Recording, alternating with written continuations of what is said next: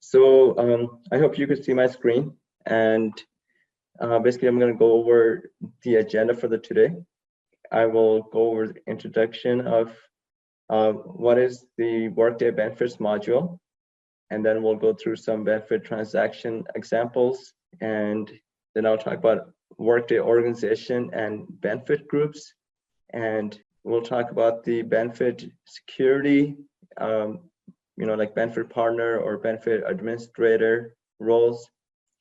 And then there's a lot of foundational setup that needs to happen for benefits. Now, I know unless you're an implementer, the foundation setup is already going to be there, but it still helps to know what was created in this module or what is created in this module, and where is, just how to navigate to the different things that are part of the benefits foundation setup. And those things include the signature setup, the provider, like medical providers or dental providers, the coverage targets, the configuration of the relationships, and then healthcare classifications such as HMO, EPO, and then one or more benefit groups, and then enrollment event rules. And then after all of these are done, in tomorrow's session, we'll go over setup of the benefit plans and benefit plan year. And there's a couple more things in which we will cover in tomorrow's session, but these are the items that we'll cover today. So the foundational setup. Now, just kind of an introduction. In Workday, the difference between compensation and benefits, and they're both benefits from the employee perspective. Compensation are things that are paid to the employee, and they're generally negotiated, whereas benefits are offered to the employee. They may have a cost to them, and then sometimes employees share in that cost. Workday allows you to manage and administer these benefit plans and enrollment events. Enrollment events include, for example, when someone joins a company in hire, so hire is actually a benefit enrollment as well as like an HCM event, because the process of someone being hired also triggers a benefit event. There might be other events such as getting married or having a child, and sometimes even transfer from one country to another. That could also trigger a benefit event. There's passive benefit events that happen as well. For example, you have a dependent, and in the US, dependents are covered up to age 26. Once they turn 26, unless there's some special condition or an exception by the company, the dependents coverage will passively fall off the plan. So being aged out is a passive event. And then obviously, one example that all of you guys may be familiar with is open enrollment. So it's that one time during the year in the US where all of the employees, they usually have a 2 to 3 week window in which they could select and make changes to their medical and dental and other benefit plans. So benefits module allows companies to administer the benefit plans and these enrollment events and any rules that are associated with this. So in a nutshell, that's kind of the introduction to it. Now I'm going to bring up our training server, and I'm going to initiate a benefit event. In order to do that, I need to proxy in as someone who has access to do that, and that's going to be Logan. .proxy. By going through the foundation setup, it will tell you what makes up the benefits module, right? So this is what I was referring to, that there's a lot of foundation setup that needs to happen. And at that time, I was showing this screen that as part of the foundation, there has to be an electronic signature that needs to be set up. The providers need to be set up, the coverage targets, the relationship types such as dependents, beneficiaries, emergency contacts, and then the healthcare classifications. So I mentioned these things because these are things that actually are required setups before you could create the benefit plans. I will get into that. That's on this tab, and I will share on that screen what those are. But basically, all of this is considered foundational setup. And when we configure all of these, they allow us to build a benefit group. And then once we have benefit group and we have the eligibility things set up, and then in tomorrow's session, we will actually build a benefit plan. Yeah. So they're also part of the, they will fall into the enrollment event rules. Okay. So you will list, you create a rule and say, okay, as far as when someone is hired, they're allowed to enroll themselves into these plans and within so many days. Okay, so I need to make sure I proxy as someone who has access to do benefit transactions and benefit administration. So in Workday training servers, it's usually Logan McNeil.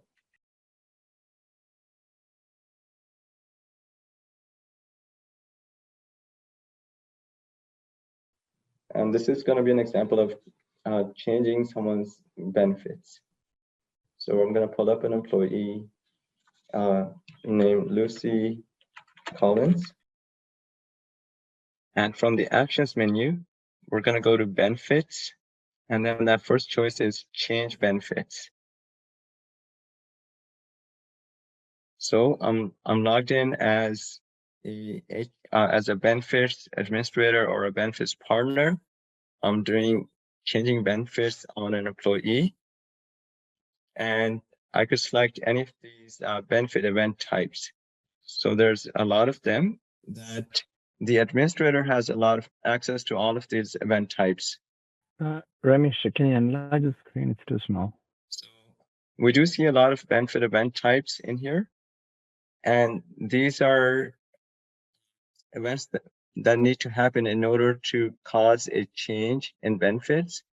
So from the benefits partner, he or she could trigger a benefits change on any and all of these benefit types, but an employee is restricted that they could come to this screen, but they would only be able to select, or they would only see certain of these events. So they may be able to select birth or adoption of a child, legal and marital status change. So in the foundational setup, we define which events employees have access to and which events the benefits partner has access to. So, but in a nutshell, the benefits partner will have access to initiate benefits change on any of these events. So in this case, we're going to say that, this person got married. So we're going to do legal marital status change. And then we have to enter a date for that.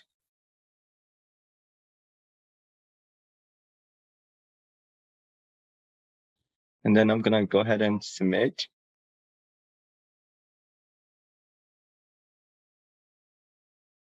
And then it goes to Logan herself to revise the benefit changes.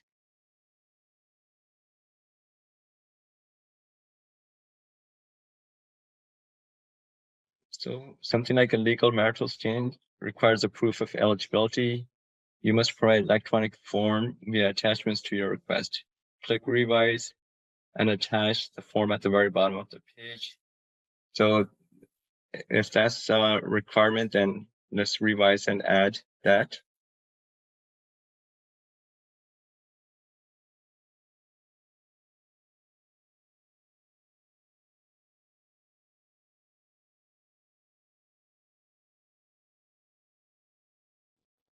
I was hoping there'd be some document that I could use to upload over here.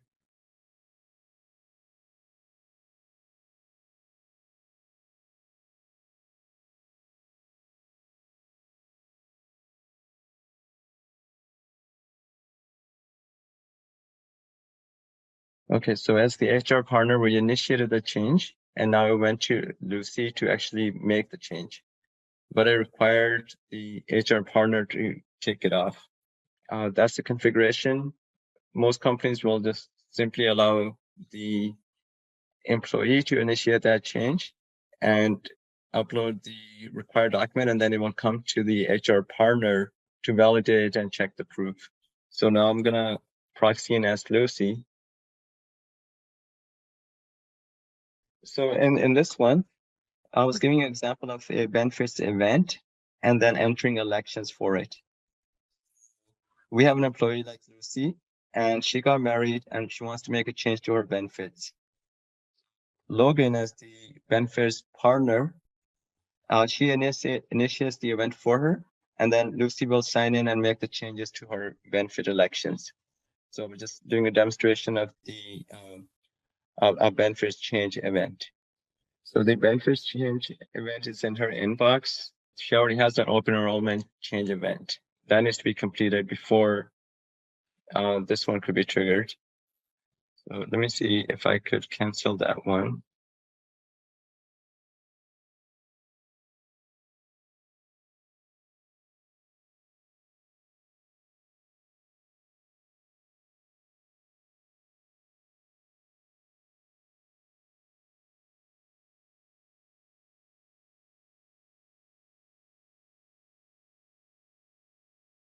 So it seemed like there was open enrollment. Someone had initiated, so that needs to be canceled before I could initiate one.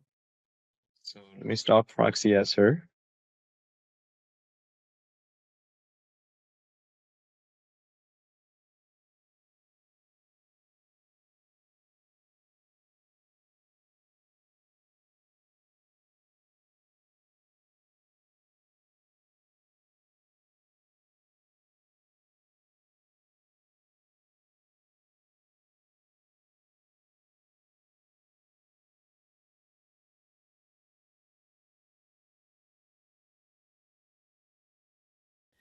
So I pulled up the open enrollment status report, and because the employee is in UK, I believe this is the open enrollment.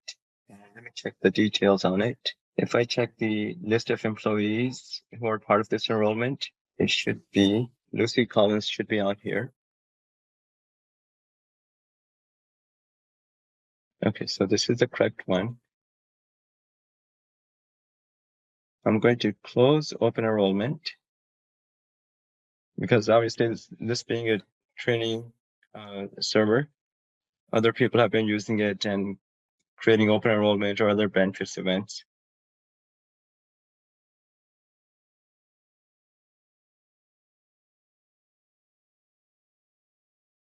Opening and closing open enrollment was actually one of the last things, but I get to demo that up front. And once I clicked on close, then I have to finalize it.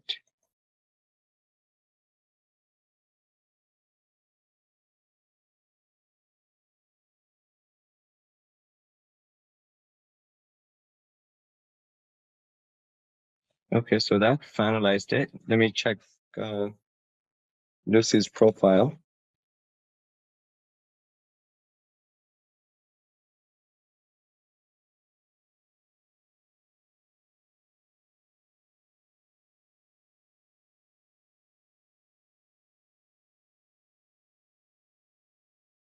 Okay, so here's the marital status change that I had triggered.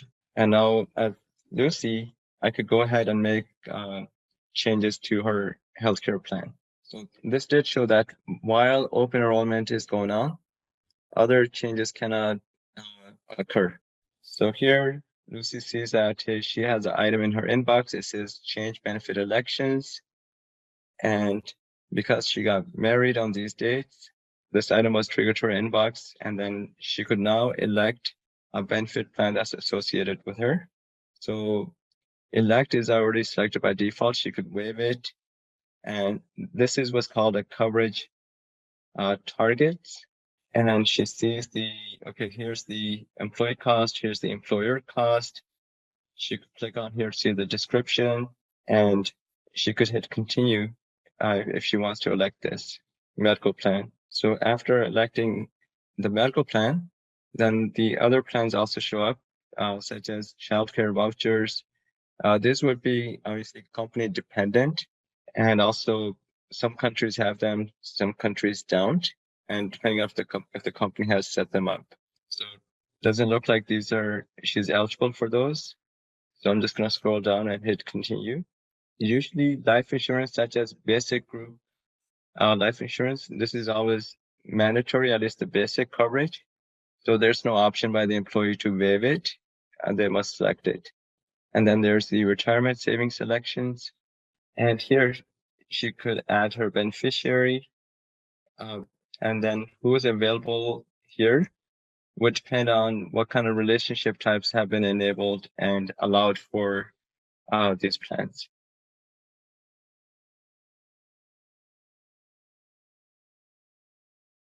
So she doesn't have any beneficiary people set up, and I'm not going to create one, but that's where it would be added. Okay, so this is a review page. It has the plan that she signed up for, things that were waived, if there was any beneficiary designations, and then she will hit submit.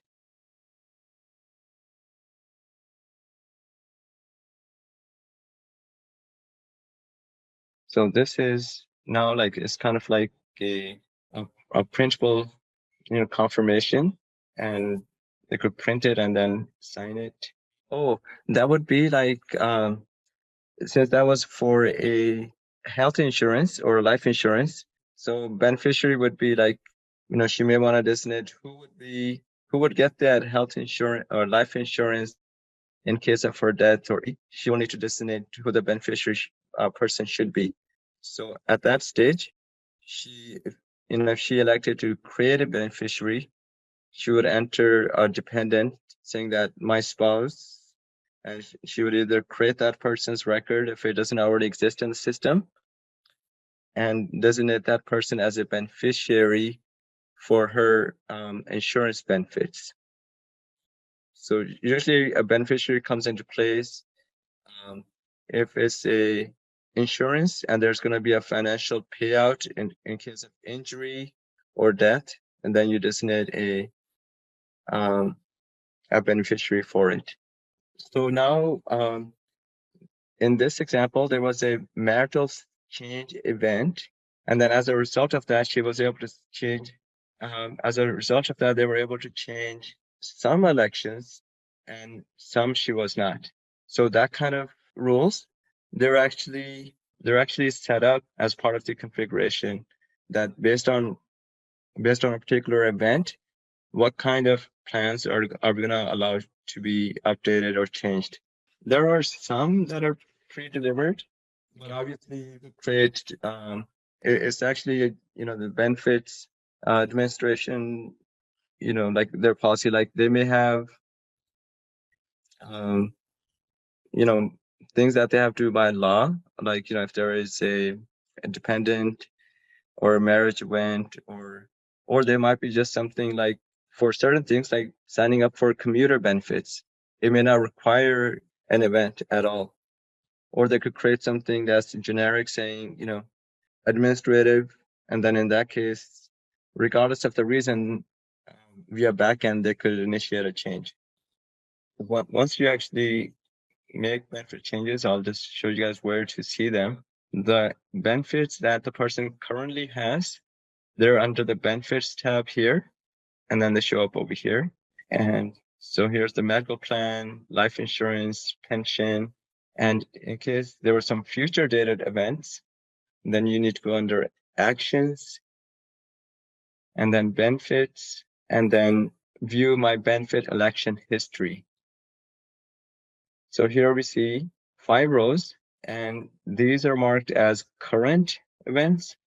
And this is something, the very top one, it says Lucy Collins benefit elections active February 24th. That's the one that we just did right now. So what we saw on the benefit screen were the previous enrollments that have been finalized. And the one we did right now is this one. So this is where we go to see the benefit election history. So a lot of this is helpful in troubleshooting, what plans that person currently have, who's covered in them, and what were the date that they're eligible for. So event date is always associated with when that happened. And then we actually click on those links, and then we can see the details of that. So like as far as the cost and the plans that are associated with that event.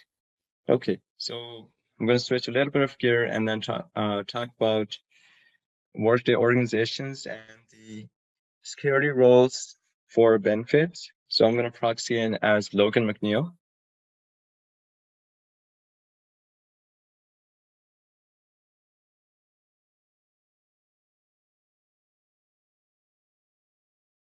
And I'm going to type the menu name.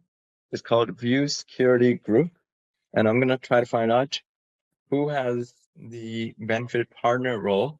And then we'll also look at who has the benefit administrator role.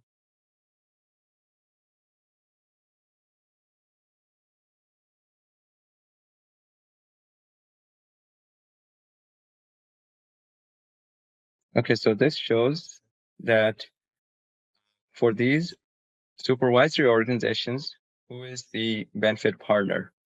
And so benefit partner is almost always assigned to a supervisory organization, even though Workday has a lot of different types of organizations, but since workers are always hired within the supervisory organization, benefit partner role is also always assigned to the supervisory org. So that's why we see all of the partners being assigned to their respective orgs or top level organizations. It could also be assigned.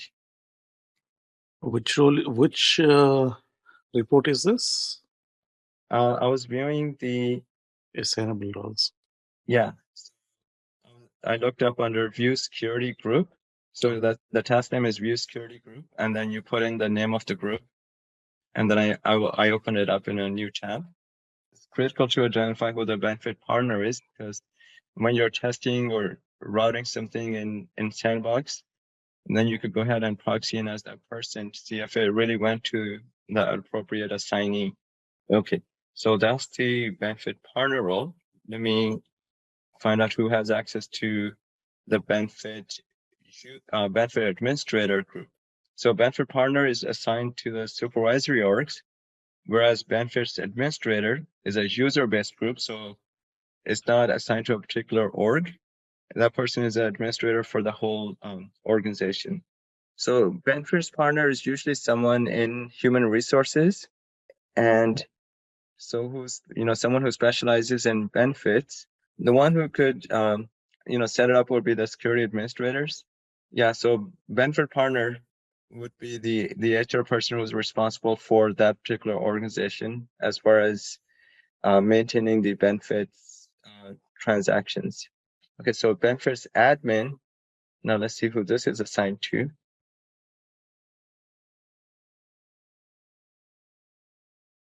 So all of these are folks like here's Logan McNeil.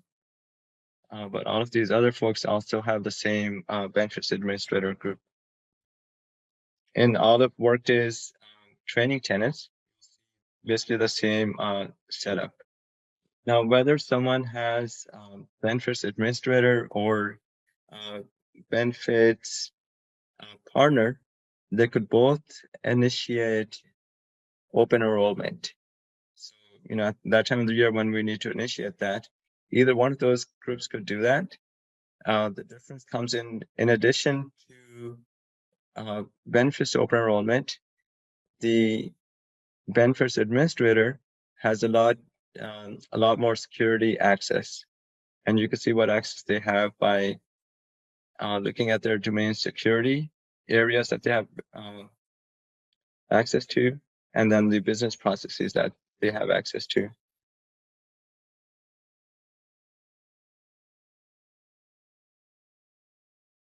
Now let me pull up a benefit group.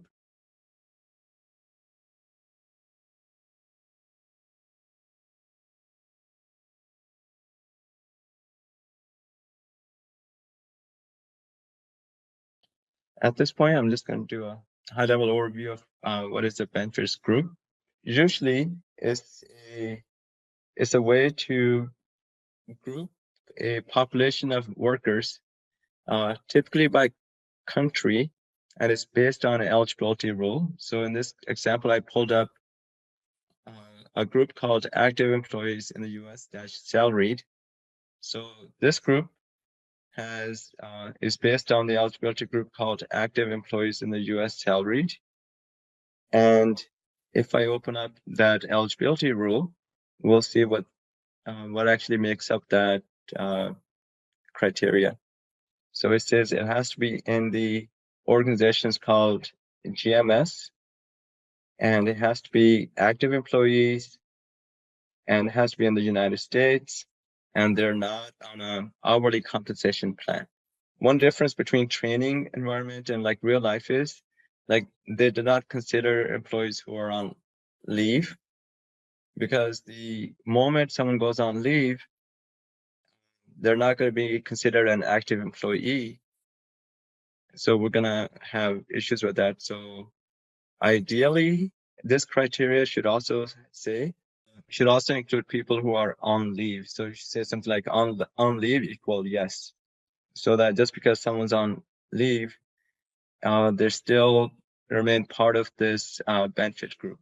You create a benefits group to group the employees for benefits processing. If everyone who is salaried and they're in the US, if they're going to go through open enrollment at the same time, or those who are going to go through open enrollment at the same time, they should be all part of one group. So since this is only for US salaried employees, that means if they were to do an open enrollment for non-exempt employees, they will have to do that as a separate event for them. So when you're creating a benefit group, like the business will tell you how to group them, but typically they will be based on salaried or non-salaried, or they could be based on country. So you'll have a group for US, group for UK, and by various countries. The employees or the workers will be automatically assigned to a benefit group based on this eligibility rule. So when you hire someone and they meet this criteria, they will automatically get assigned to this benefit group behind the scenes. So one key thing to note is an employee and a benefit group, there will always be a one-to-one relationship. An employee could always be only in one benefit group at a time. So the person cannot be added to multiple benefit groups. There are multiple benefit plans that make up the benefit group, but the benefit plans can be in multiple groups. So, like for example, you might have a medical plan that's part of the US salaried group, and you'll have the same medical plan that's part of the hourly US group as well. So benefit plans could have one-to-many relationship with benefit groups, but employees could only have one-to-one relationship with the benefit group. When setting up benefits administration, at least one benefit group is required at the minimum. You could have multiple ones for each country, depending on where is benefits deployed, but at least one group is required. Okay, so let me go through some of these fields that are on here. The benefit group eligibility rule, we just went through that. The enrollment event rule. So this is a collection of rules that is basically the backbone of the benefits configurations. This rule is the list of events, such as we saw marital status. And then it also says, okay, for marital status, what are the changes that are allowed and by when and how many days the employee has to take action within. So all of that is defined within enrollment event rule. It's actually, there's a lot of stuff in there. So I'll just briefly show it because we'll look at it in detail when we actually get to that topic. But so this rule is basically, it says that these event types are allowed to start or waive coverage. These event types are allowed to have loss of coverage or changing in coverage. So basically, for each of these tabs, starting, stopping, making changes, it's a list of events and what type of coverage could be changed based on that. So all of that, and then when does deductions start? When does coverage start? All of that is defined within the enrollment event rule. And then you tie the enrollment event rule to a benefit group. And then the benefit group also has a waiting period for calculation. And this will be, provided to you by the benefits partner. Like there's, does the coverage begin and then apply the waiting period? Or, there's another choice up here is apply the waiting period first and then coverage begins. So depending on what the company's policy is, that's what you would choose in any of these fields. Frequency is for billing purposes or taking deductions from the employee. So it's going to be done on a monthly basis. And the currency, based on the eligibility country you're in and the country itself. And then there's a field over here called enrollment signature line. That means when you are enrolled in a plan within this benefit group, should there be a signature line that showed up? And over here is selected as no. Typically it will be selected as yes, so that when someone signs up for Kaiser or something at the end of the enrollment process, there will be a confirmation that says your name, like you agree to electronically sign, this statement. So, and there will be some kind of like a checkbox, and that signature would only show up if this is marked as yes. In the next field, it says EOI takes effect on date. So EOI is a industry term. It says evidence of insurability. So this is applicable to life insurance. So before a company offers life insurance, there might be like some default coverage amount, like say $50,000, which does not require any kind of evidence or a medical exam. But any coverage beyond that basic level, it will require evidence of insurability, which means the insurance company will send you a letter offline and they will ask you to go take a medical exam. Once you take that medical exam, you'll submit the evidence of insurability either directly to the vendor or you'll upload it within Workday, and that would be your evidence of insurability. And then, so over here is configuration that says, when does EOA take effect?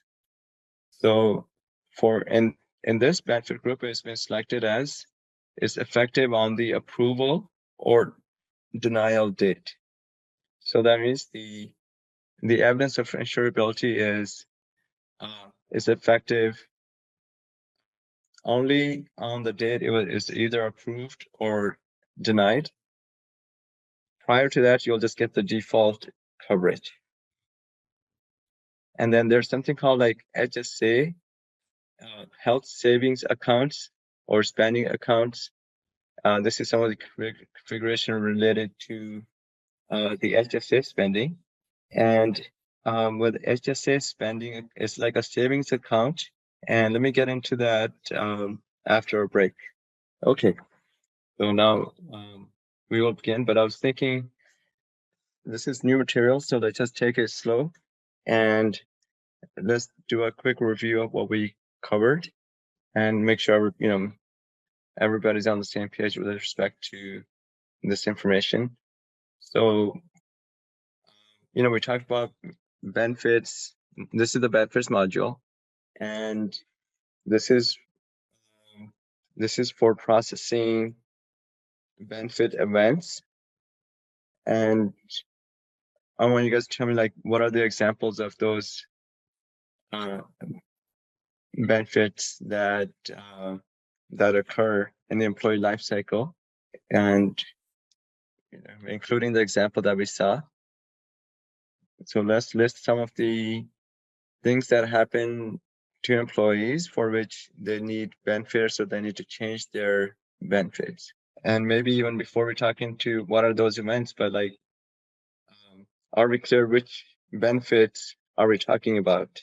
Can someone give me an example of the benefits we're talking about in this benefits module?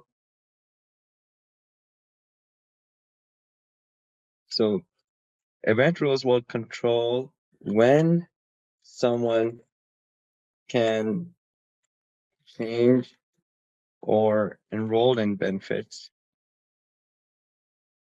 So that's good.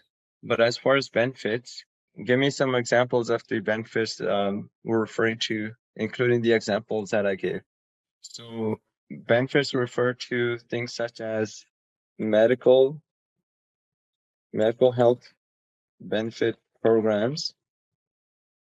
So these are the benefits that companies offer through the company, or through the company, but via a third-party provider. So it could be medical health benefit program. Another could be dental program or dental coverage. So 401k would be part of the retirement. In some countries, it would be called retirement or 401k. Give me another type. Flexible. Companies usually offer these type of plans. And so these type of plans need to be set up for the company. And once these plans are set up, these plans need to be rolled out to the employees, whether at different times. So those times where these plans are rolled out to the employees, that's called benefit events. So I'm going to write that down. Benefit event is equal to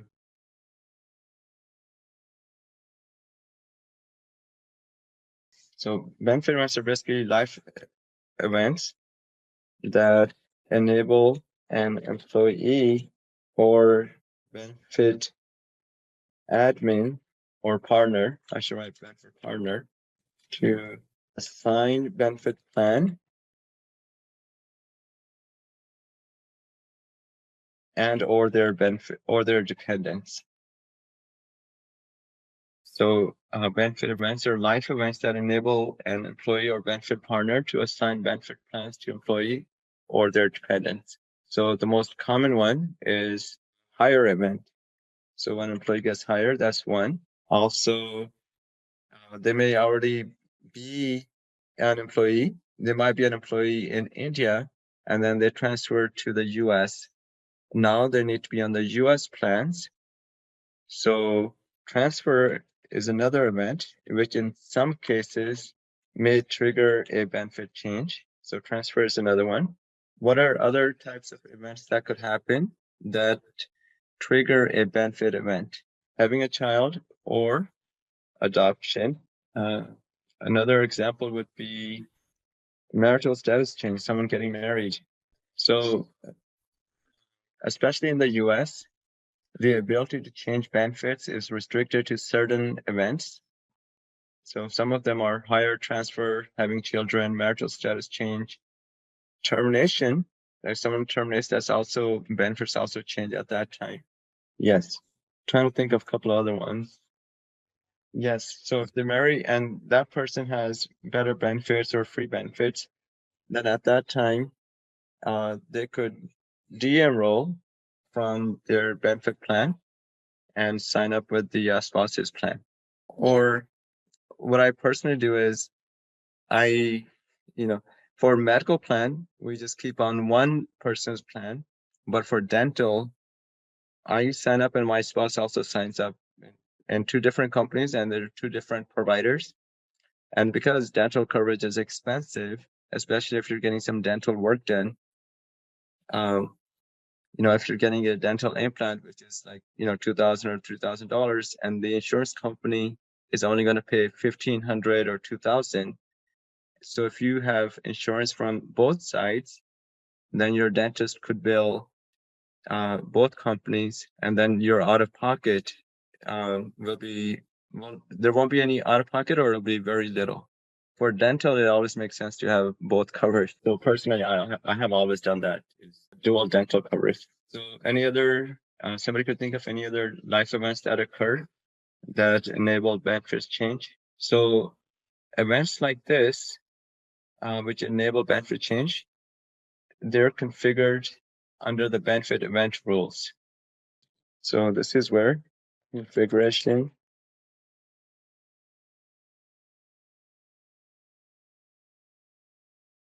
When the promotion happens, the benefits coverage, more benefits would be given to the employees, right? Sometimes. Would that be covered? It's possible, like especially life insurance, and depending, they may have a plan that's for executives. So the person, say they get promoted from a director to a VP, and now they will be on an executive. That could happen. I will list it here, but I don't think it will be a common one, but it can happen. So I'll say certain job changes. So COBRA would be on termination. A termination will trigger loss of benefits and initiation onto COBRA. So termination will trigger COBRA, which is continuation of benefits after termination. But then it will be the same insurance and the same plan, except now the person who's been terminated will have to pay for it 100% out of their own pocket. So that will be a result of termination. Yes, employee is not obligated to sign up for, but they will be offered COBRA at that time. So the heart of all of this configuration of the control and when someone could change or enroll benefits is part of the benefit event rules. So that's where the configuration of start of coverage, change in coverage, loss of coverage, and other rules are the coverage rules. And then we talked about benefit group. So what would be, what is a benefit group? Benefit group defines that group. It could be a very large group. For example, everybody in the United States could be part of one benefit group, or it could be just salaried people in the United States. Whether or not to create a separate benefit group, it should be based on these considerations. Open enrollment.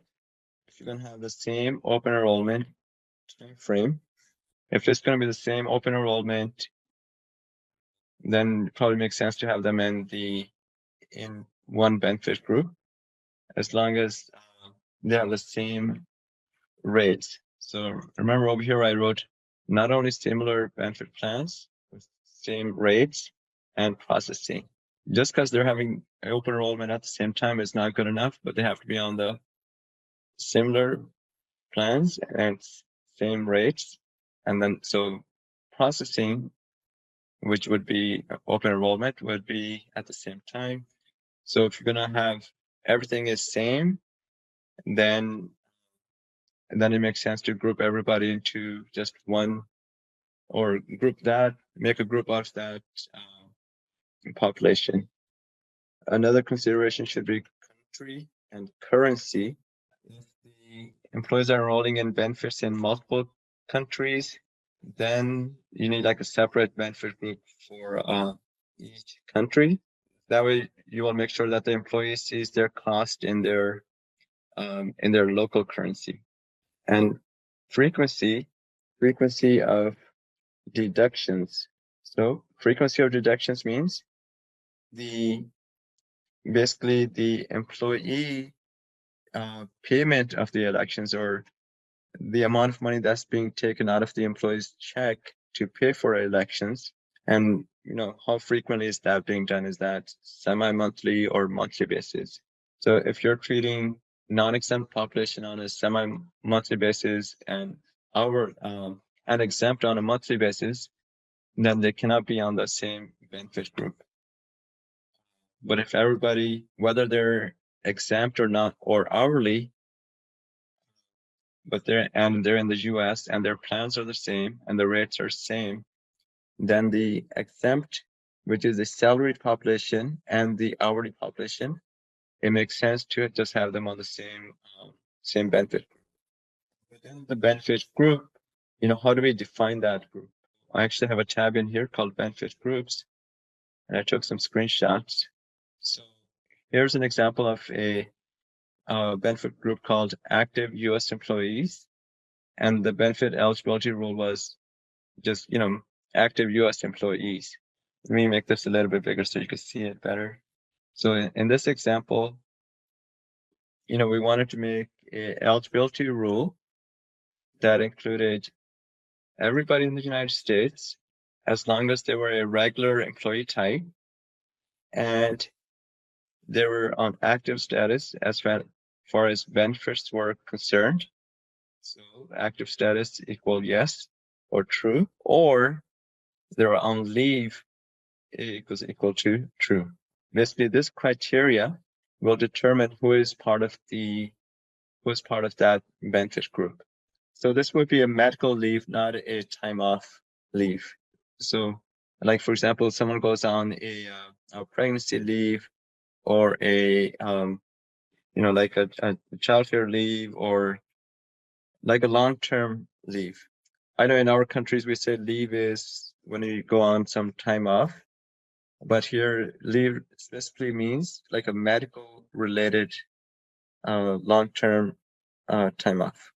Workday by default, if the person's on a regular time off, it is not considered leave within the Workday configuration. This on leave, this is just a screenshot, but if I were to click on it, if I click on those related actions, which gives us the definition of that word, it would tell us that this is someone who's been placed on a, there might be multiple types of leaves, but it has to be those type of. And so when we're creating eligibility rule like this, we have to select, the type. The task name is create benefit eligibility rule. And then we have to select, hey, this is the eligibility rule for a benefit group or a benefit plan or for dependent benefit. So since here we're talking about benefit group, when we're creating the eligibility rule, we're creating it for a benefit group. Let me just go back to kind of review first. Okay, so we create that group and we create the eligibility rule for it. So it's based on benefit eligibility rule. Then what else did we say about the benefit group? We said that that enrollment rule or the event rule, so the benefit event rule gets assigned to the benefit group.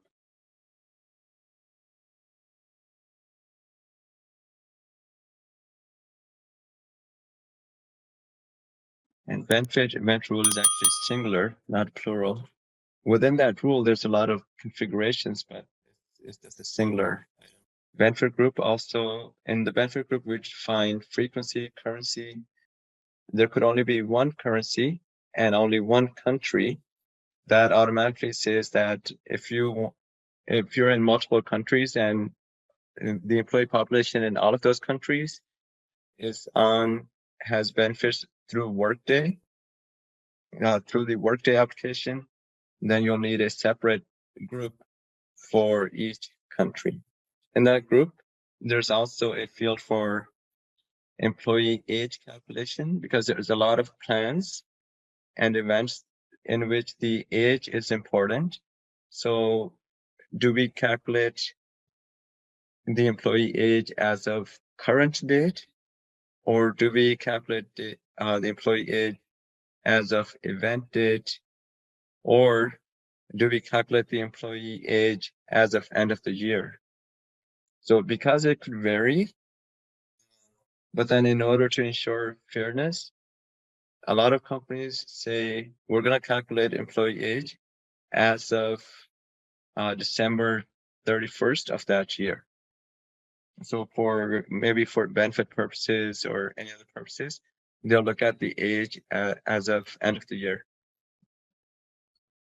There's also, you could select as of the event date. That's another selection. So someone's getting married, so at that, well, it says, well, I'll just leave it at that. It could be event date, it could be end of the year, it could be sales date.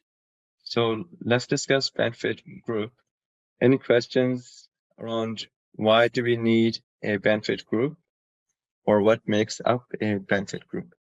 Correct. So if you have Workday payroll, then the frequency of deductions is, it's created as part of the HCM and payroll. So you define that frequency, which will be semi-monthly or monthly.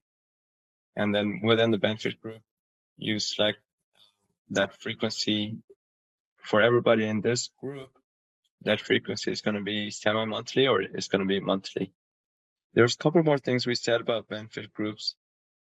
Employee can be one benefit group, or they can be in multiple benefit groups.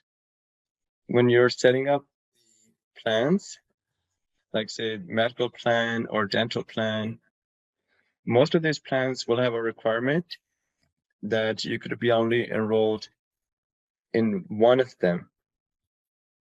So if you're in multiple benefit plans, that will allow you to enroll in multiple plans of the same type. That would not work. So employee must only be in one benefit group at the same time. So they could be in different plans, but they will only be in one medical plan. They can only be in one dental, one vision plan at the same time. Employees could definitely be in multiple benefit plans, like that. They will be in medical plan or dental plan, but all of these plans actually they're within the same benefit group. So I'm adding over here. The benefit group is assigned the following. So the benefit plans are assigned to the group. The eligibility rule is assigned to the group, and the event rule is assigned to the group. Plans change all the time, and so you may need to transition employees from one plan to another, and they will say, hey, we're going to move away from one provider, and we're going to put our employees on another provider at open enrollment. So I would say in that case, it's called provider mapping.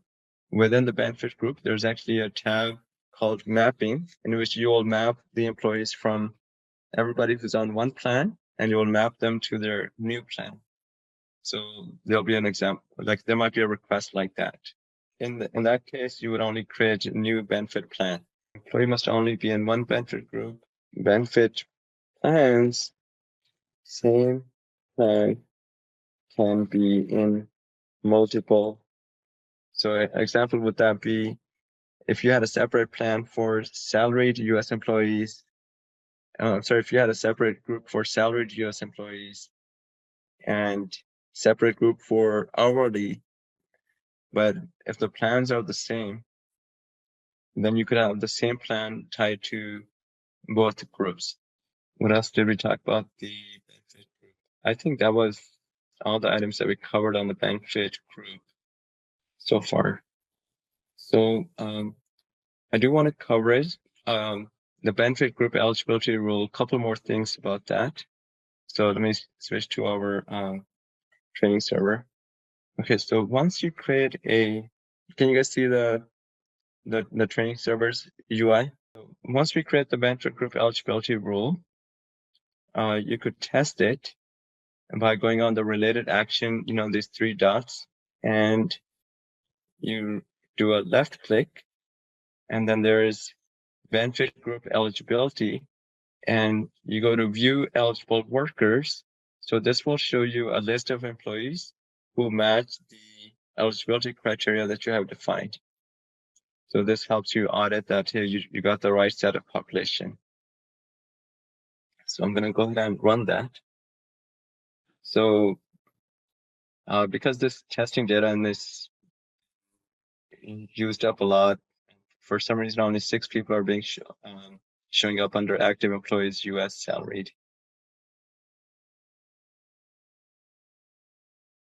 Another thing you could do right off the eligibility rules related actions is you could go to benefit and then choose view benefit eligibility rule results.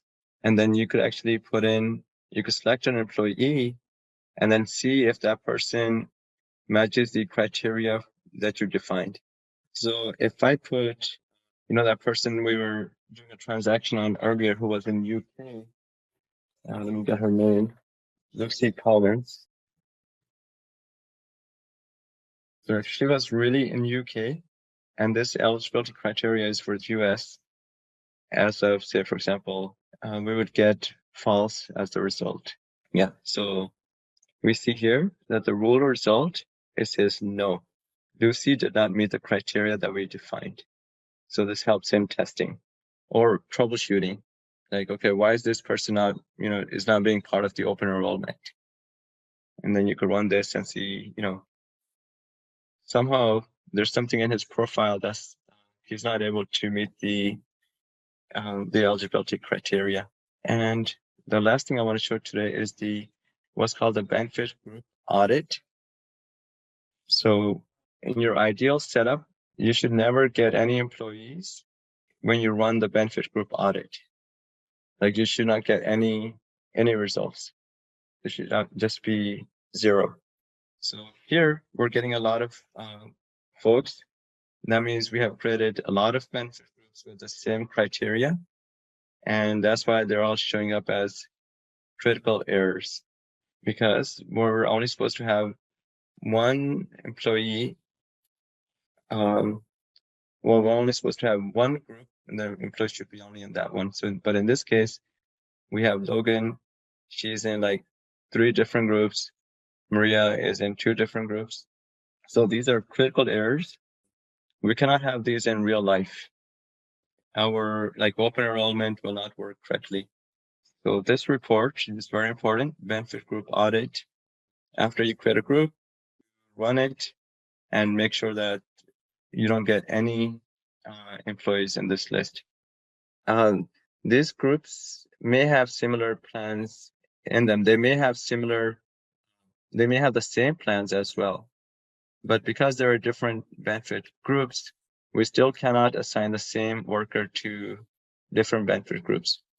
So in real life, if you see any results when you run the benefit group audit, you have to figure out why they're showing up in multiple groups and then define the criteria more precisely so that you only have one-to-one relationship between the employee and the benefit group.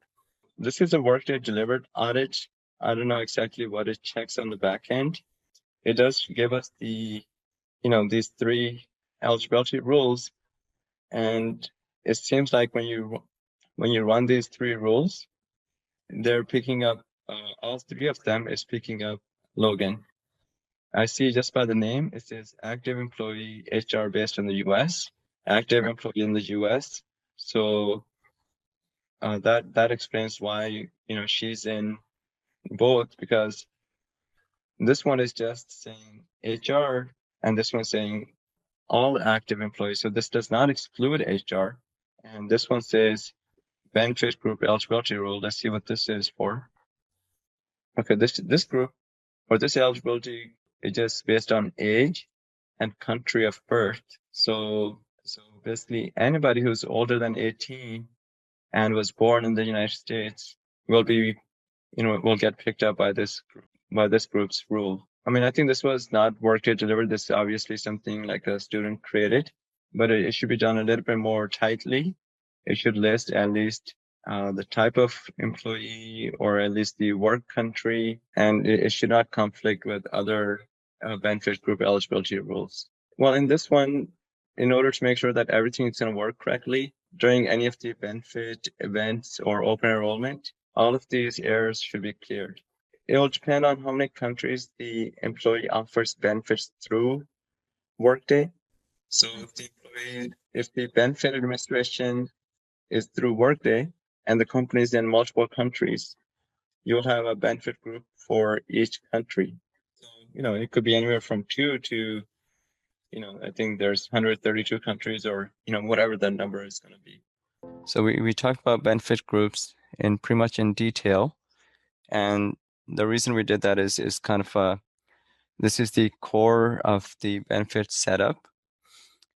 And once we have a benefit group and all of the other components, then we could make the benefit plan. But in order to make the benefit plans, there are some things that we still need to go over in class. Like, in order to make a plan, you need to know who the plan provider is going to be. So for example, for a health plan such as Kaiser, well, for a Kaiser health plan, you need Kaiser.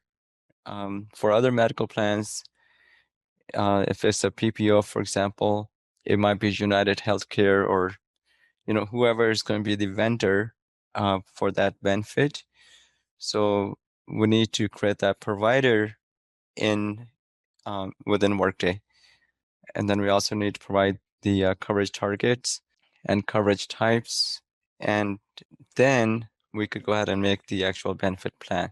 So the goal today is that at least we get to make at least 2 type of benefit plans. So the first thing we need to do is we need to make if we're starting from scratch, we need to do is what's called we need to create a benefit electronic signature task. So this is basically a text that will appear at the end of benefit sign-up form that tells the employees that says, please acknowledge that your name written electronically over here, it will be accepted as an electronic signature. So you could have one signature for all of your plans, or you could have a separate signature with separate text for each of your plans, depending on whatever the company requirement is. And some plans don't require any signature, but medical plans and dental and vision and life insurance, they should have an electronic signature text that should already be, in Workday when it was when Benefits was implemented, or if it's going to be a new one, then you could create that. So I just want to make sure everybody understands that in this task, we basically create basically this is going to be text that tells employee that they acknowledge the entry of their name as electronic signature. So I will just quickly show in the GMS tenant that particular task. So the task name is maintain benefit electronic signature.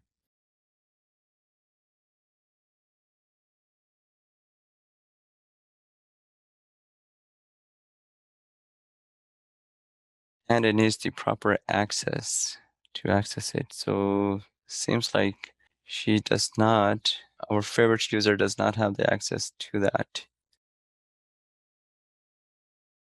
Oh, yeah, I was spelling it wrong. I had electronics or something, but it's supposed to be maintain benefit electronic signatures. So let me correct that in my Excel file. Maintain benefit electronic signature. Yeah, I put electronics. So in the system by default, in the training system, there's already existing electronic signatures, and they have been, you could create them for a country or for a plan. So here we see electronic signature for Japan, and it's in Japanese, and it has a restriction that is only for Japan, and it has a restricted to benefit group. We could create a new one, and we give it a name, and we could say RM. We could say Kaiser, and an example of this text could be something from above over here.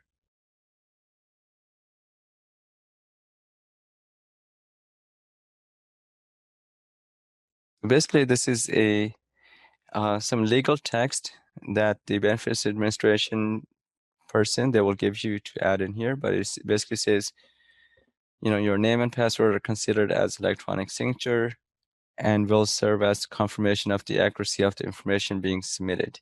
So when the employee, either at the end of open enrollment or whenever they sign up for benefits, they're confirming that whatever they have selected is correct. And by entering their name, they're basically saying that is allowed as a electronic signature. And then you can restrict that to certain countries or to groups. So I will create this for, there should be a group in there already for United States.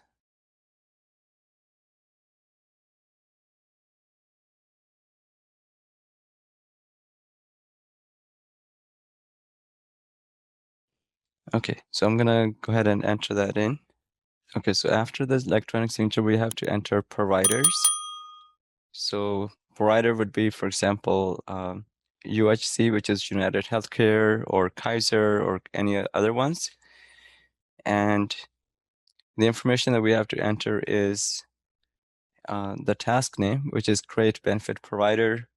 We have to enter an effective date, the name of the provider. If we have their website, we can enter their URL. These are not required fields. If we know their provider ID type, we could enter that, but it's not required. And the actual provider ID. This will be required, like even though it's not required on the screen, but if you have an integration going to that provider, you have to make sure you consider that the integration field provider ID may be required. So we do need to ask the benefits administrator what is the ID for that particular vendor, and then if there's going to be a signature field at the end of that, then you add the signature that we created in the previous section. Okay, so we're going to create a provider in our training tenant.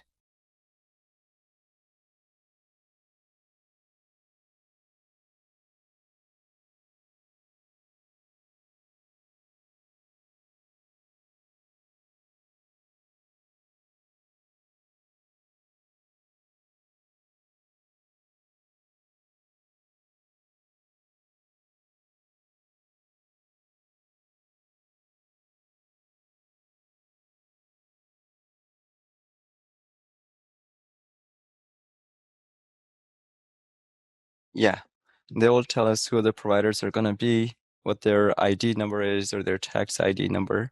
And they will also tell us if we need an electronic signature or not. So I'm going to go ahead and attach the electronic signature that we created, the one that was RM Kaiser plan. I misspelled it, but I'm going to go ahead and select it here. Correct, because benefit plan needs to know who the provider is, and it's going to need to know whether there's an electronic signature or not, and a couple other things. We actually, like the signatures that we sign here, they're there because this is a training tenant, but at an implementation time, we actually have to create them ourselves. And so you get the text. The text will come from the HR partner, and then you basically add that text into that field, where I entered some generic text. Okay, so I'm gonna go ahead and create this UHC. UHC is a health provider in the US. So actually, I'm gonna abbreviate this as UHC. So I'm gonna click OK. So we have created a provider. Sorry, some message came in text, in chat. Okay. This question is that if there is no in-house benefits and only the integrations are implemented, and then what are all the setups we have to do? So if you don't actually have benefits within Workday in-house, then you only need to send the employee demographic data to the benefit providers. So in that case, there will already there will be third party benefit provider that exists. We have to send data to them, and you have to send employee data or terminated employee data and any changes that happen through an integration. And that integration could be just a simple, either an outbound EIB or Cloud Connect. So if the benefits is not being administered through Workday, and then we just create a file of the employee data and send it to whoever is administering it. Okay, so in this example, we just created the provider. In real life, you're gonna have more than one provider. Like this is a UHC as a provider. If the company also has Kaiser, then we'll need to create one for Kaiser. You'll have to create it for your dental provider, your vision provider, life insurance, and if you have any other kind of benefits, as for example, you may have pet insurance. So you'll need a provider of whoever's offering that pet insurance. So after we create the signature and provider, we need to create what's called the coverage targets. So example of a coverage target is the categories of the coverage types, like for example, it's going to be employee plus spouse, or it's going to be employee plus child, employee plus family if there is a spouse and a child or multiple children. They're all considered.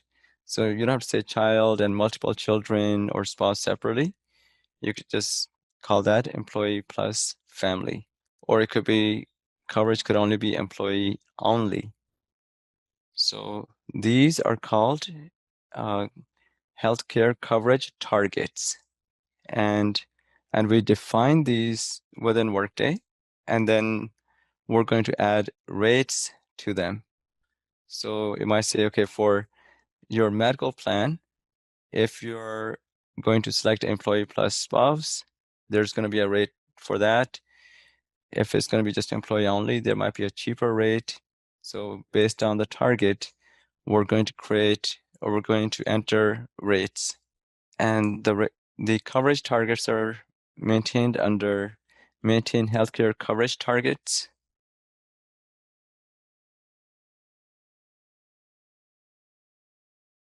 So this screen, there's a lot of stuff on here, but it's basically these targets. And then, it has the name of the target. So in this example, it's going to be employee plus spouse, minimum count, like how many,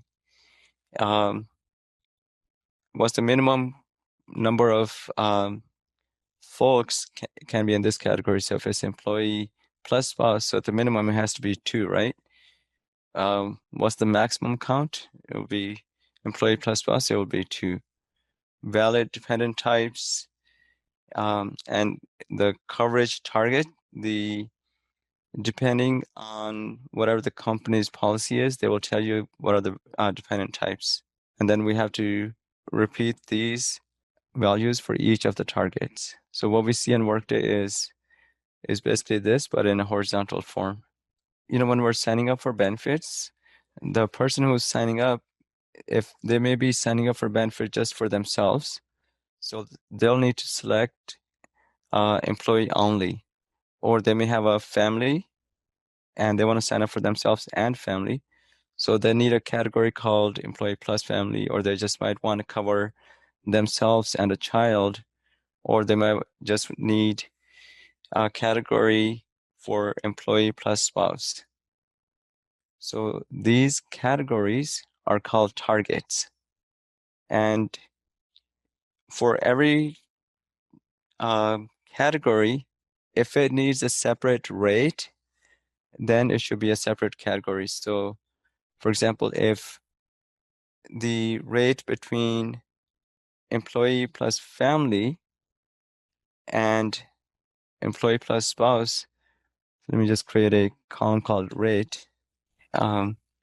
Say, for example, if it cost $60 for the benefit, if employee plus spouse is selected, for family, it might be 75.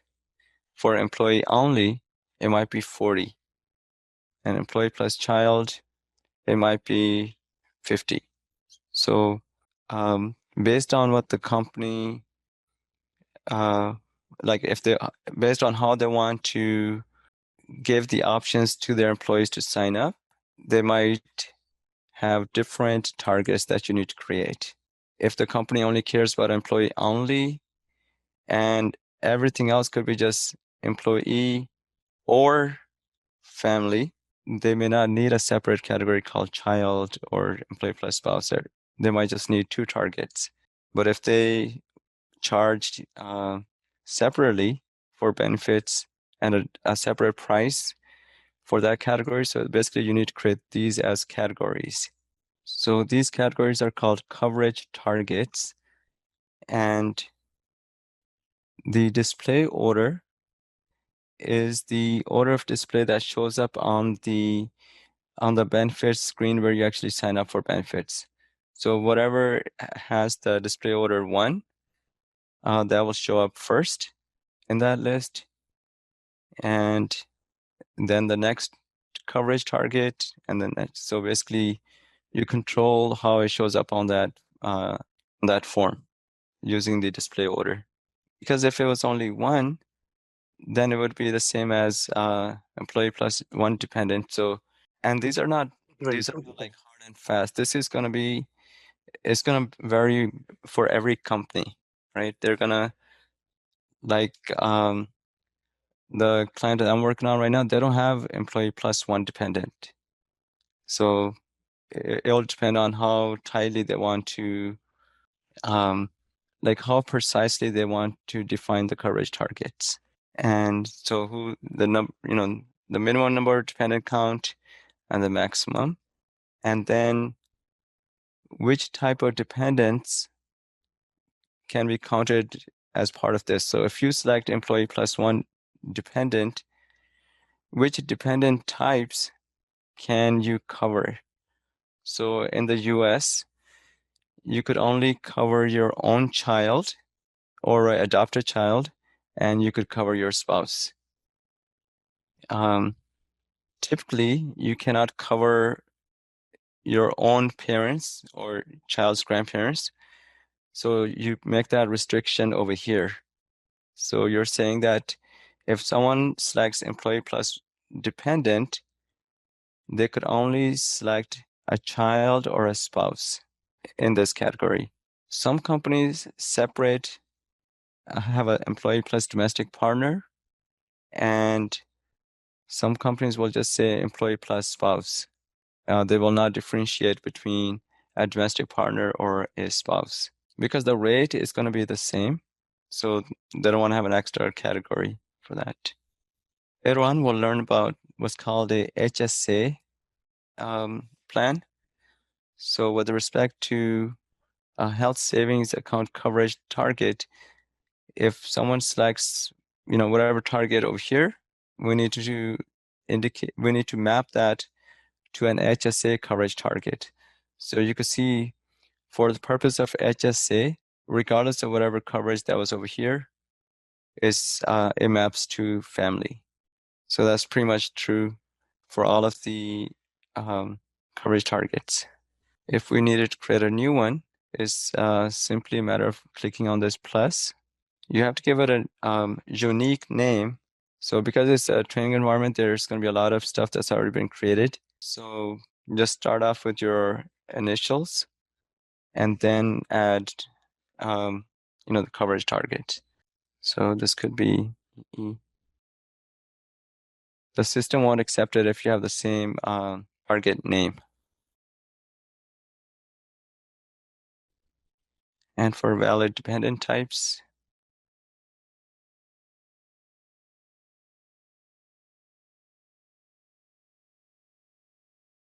and then if you need to make them inactive, the inactive column is to the very right-hand side.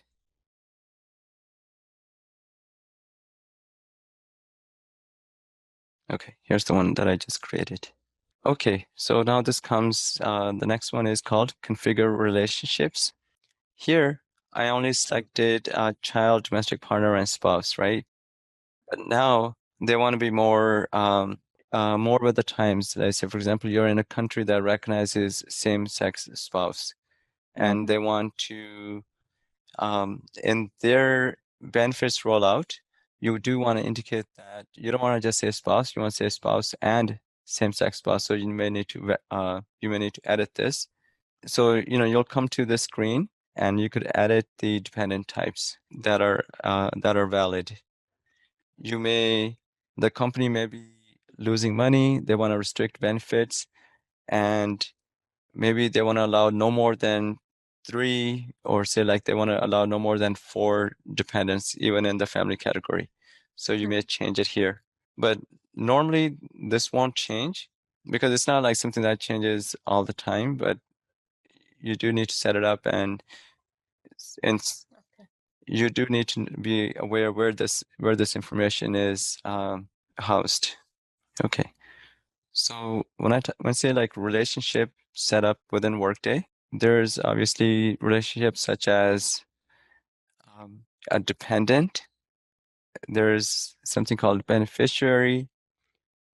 And then so we have to indicate like who can be a dependent and who could be a beneficiary. So for dependent, like a spouse could be considered a dependent, a child could be a dependent, or a domestic partner could be a dependent. But a grandparent cannot, or a parent, they cannot be a dependent.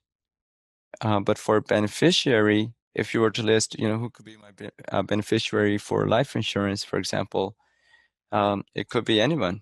So I could even list the neighbor down the street as my beneficiary. So that type of restriction of that relationship type. Another example would be like, for the category of, say we have child, for a relationship type of child, it doesn't need to be restricted to anything, because a child could be a beneficiary, a child could be a dependent, a child could be an emergency. No, I meant to say emergency contact. So a child could be beneficiary, dependent, or emergency contact. But like I said, a grandparent, it could only be a beneficiary or an emergency contact, but it cannot be a dependent. So defining that type of relationship is done under the task called maintain related person relationships. But this is more likely to be changed than the coverage types. Okay, so over here we see the relationship name and the order they will show up and what are they mapped to within Workday, and if they have any restrictions on it.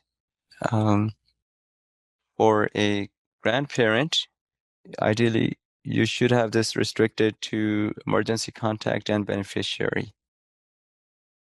Same thing for aunt, uncle, friend. None of these can be dependents. Child, like we spoke of, we don't need to restrict it because there could be all 3 of these.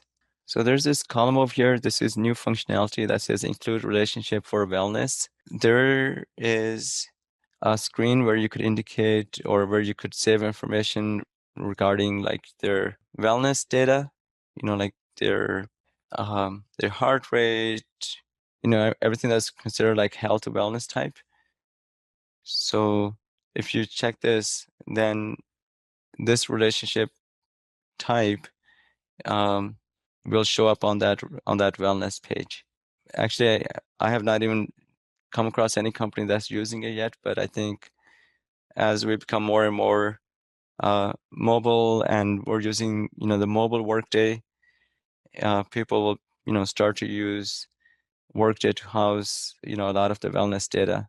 But basically, we do need to populate this at one time, or at least review it to make sure the restrict to relationships are selected properly.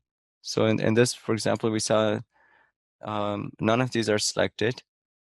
So we should select them as spouse could be a dependent, beneficiary, and emergency contact. Ex-spouse, it could only be an emergency contact or a beneficiary, like that. Okay, so now we have to create the healthcare classifications. The classifications are basically for US. I don't think other countries use them, and they refer to the type of provider organization. So most of the healthcare providers are called preferred provider organizations. So they're PPO, or they're health management organizations, HMO. So Kaiser would be an HMO. United Healthcare is a PPO, and there's VSP for vision, and they're called VSP, Vision Service Provider.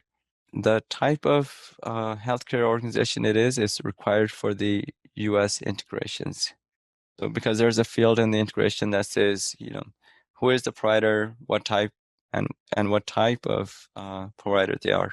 So we need to go to maintain healthcare classifications, and this will change.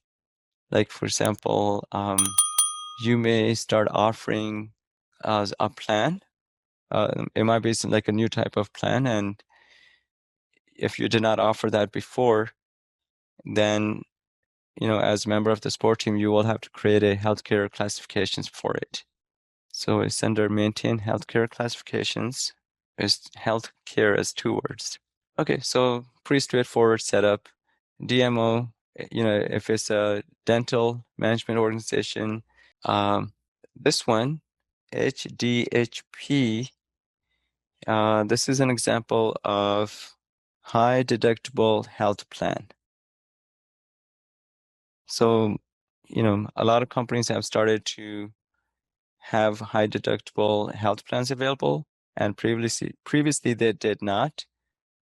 So this was actually something I had to create recently as part of the last open enrollment, because they did not have HDHP.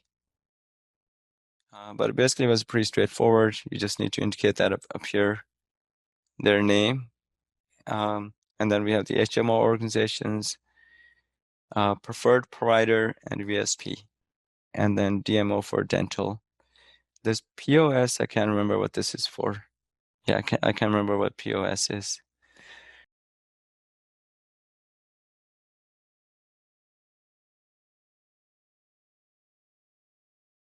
Okay, those are the healthcare classifications, pretty straightforward. We also need to indicate coverage types that are available, because every benefit plan, you need to have the coverage types for it. The menu for that is maintain coverage types. And then, so once we go there, we're going to select the type of coverage type and enter appropriate classifications as requested by the benefits administrator. Check only one election if only one plan can be selected at a time. Check other columns based on business decisions. So let me show you guys what that page looks like. Okay, so this page has a lot of information, but don't be scared. It's just actually pretty straightforward. There's healthcare coverage types, health saving account coverage types, which is HSA. Then there's spending account coverage types, which is FSA. Insurance coverage types, retirement savings, and if there's any additional benefit coverage types. Most of the time you'll be working with just all the top ones, probably not the additional benefit coverage type. Okay, so under healthcare, this would be the medical, dental, vision, international medical would be an example of that. So medical is already created over here, and assume I was going to create it again. Well, more than actually creating a new coverage type, which is not likely, would actually modify the classifications that go under that. So I'm not going to create a new one, because under healthcare, it's going to be medical, dental, vision, health, and if it may be international medical as well. The classifications, the company, like I said, they may not currently have high deductible health plan, so that may not be there. But going forward, they are going to offer a high deductible health plan. And so before you could create that plan, you need to come to the healthcare coverage type and enter high deductible health plan as part of the healthcare coverage types. This column called icon, we have selected by default heart. So this icon in the shape of a heart, this will show up on the benefits enrollment page, whether you're doing enrollment at time of hire or at open enrollment. So these images or whatever icon or image you have selected, it will show up as an image on that screen. Only one election. This indicates, can you, by checking this checkbox, you're restricted to only having one medical plan. So you cannot be an HMO and PPO at the same time. You will have to select one. And this column enforces that rule. And if it's a mandatory, then this will be checked. And then if you want to display the employee cost, you will check this.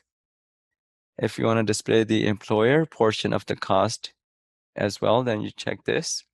If the company has flexible credits, then you select that. And if it's a medical coverage type, this will be checked only for the medical coverage type. The next column, use coverage from plan year end. So if you're going to use the whatever coverage existed at the previous plan year and you're going to take it forward, you will check this. And if this plan is going to be eligible for COBRA, you want to make sure this is selected. Not all plans are going to be eligible for COBRA. So only the medical, dental, and vision are the ones that are eligible for COBRA. So while it looks like there's a lot of stuff on the screen, it's actually, you're just basically telling the system that under the medical coverage type, what are the classifications that are allowed? So whatever the coverage that employee had at the previous plan year end, and then you want to allow, you don't want to mandate that, but you want to allow that same coverage to default in as the new coverage for the next year. So just like medical, we have dental, and then the classifications that are allowed for that, for vision. Let me minimize this area. Okay, so these were the healthcare coverage types. There's also the health saving account. There should only be one. Yep, only a health saving account. HSA is like a financial money account where if a company offers it, you indicate how much money you want to set aside from your paycheck, and you actually set up a bank account with the provider, and the company will also put money into that account. I believe it's like $1,500 per year for employee only, and like $2,500. So typically the icon that was used, for that is bank. Like it would be like a symbol of a bank or a symbol of a dollar sign. And then these columns would be checked as appropriate. So this is for HSA. And then similar to HSA, it is a different category altogether, is a FSA. So there's two types of FSA. There's healthcare FSA, and then there's dependent care FSA. And then there might be, childcare vouchers, but these two are the most common: healthcare FSA and the dependent care FSA. And then insurance coverage types. So we have here is the basic group life coverage, who is eligible for that.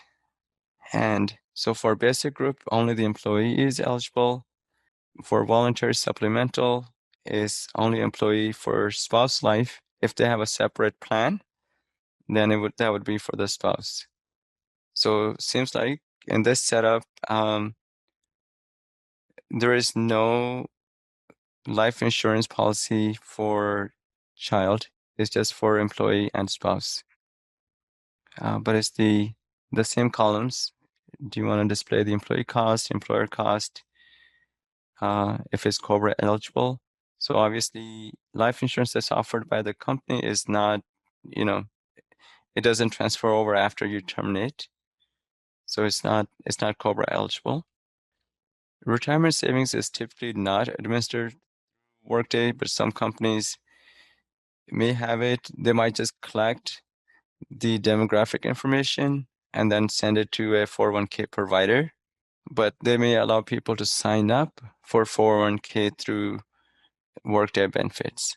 So that's why in this case, we have a 401k as a retirement saving coverage type.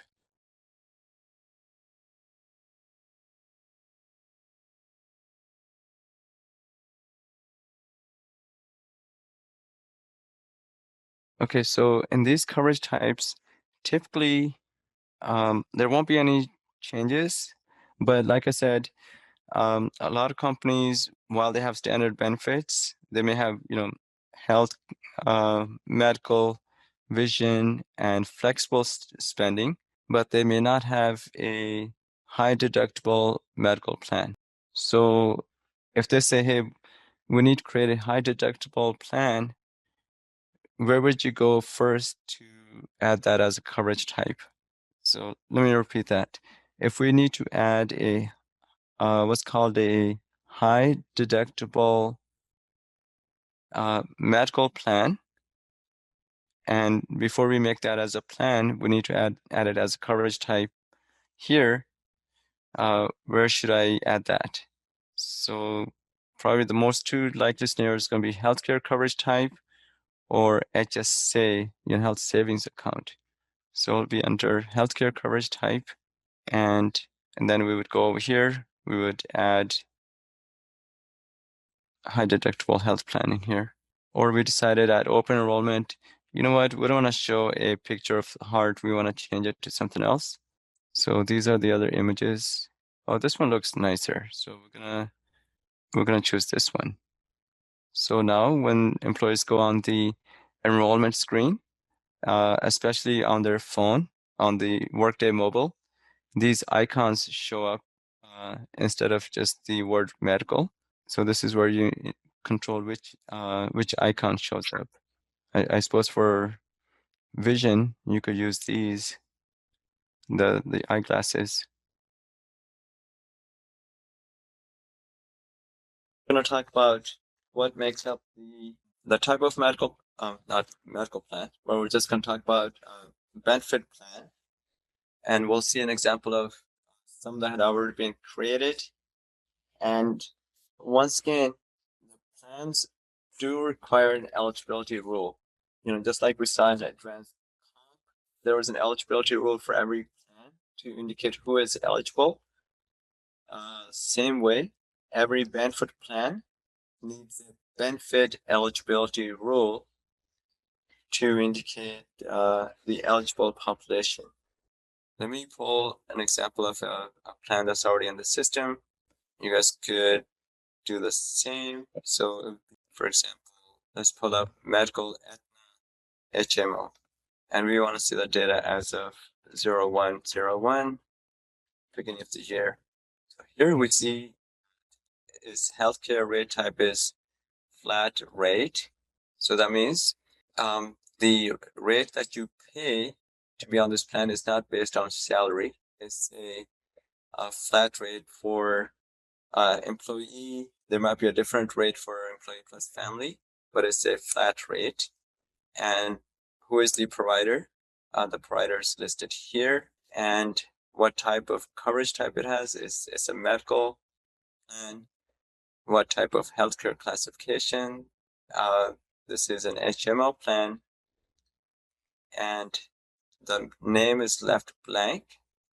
The reason it's left blank is because on the enrollment screen, this name right here, the medical Aetna plan, is derived from the coverage type is medical, then it has the provider, and then the healthcare classification. So you would automatically already by default see medical Aetna HMO on the benefits page. So if you were to just write HMO, then you'll basically just duplicate, the name that you already have. You're not going to have a plan name because unless the plan name you're going to give it is something very different than the default combination. It has some description you can write on there. The description shows up on the enrollment screen, so it's good to have like what this plan is about. And if there was a group policy number, you would enter that up here. Some integrations will require it if you're sending this data, some won't.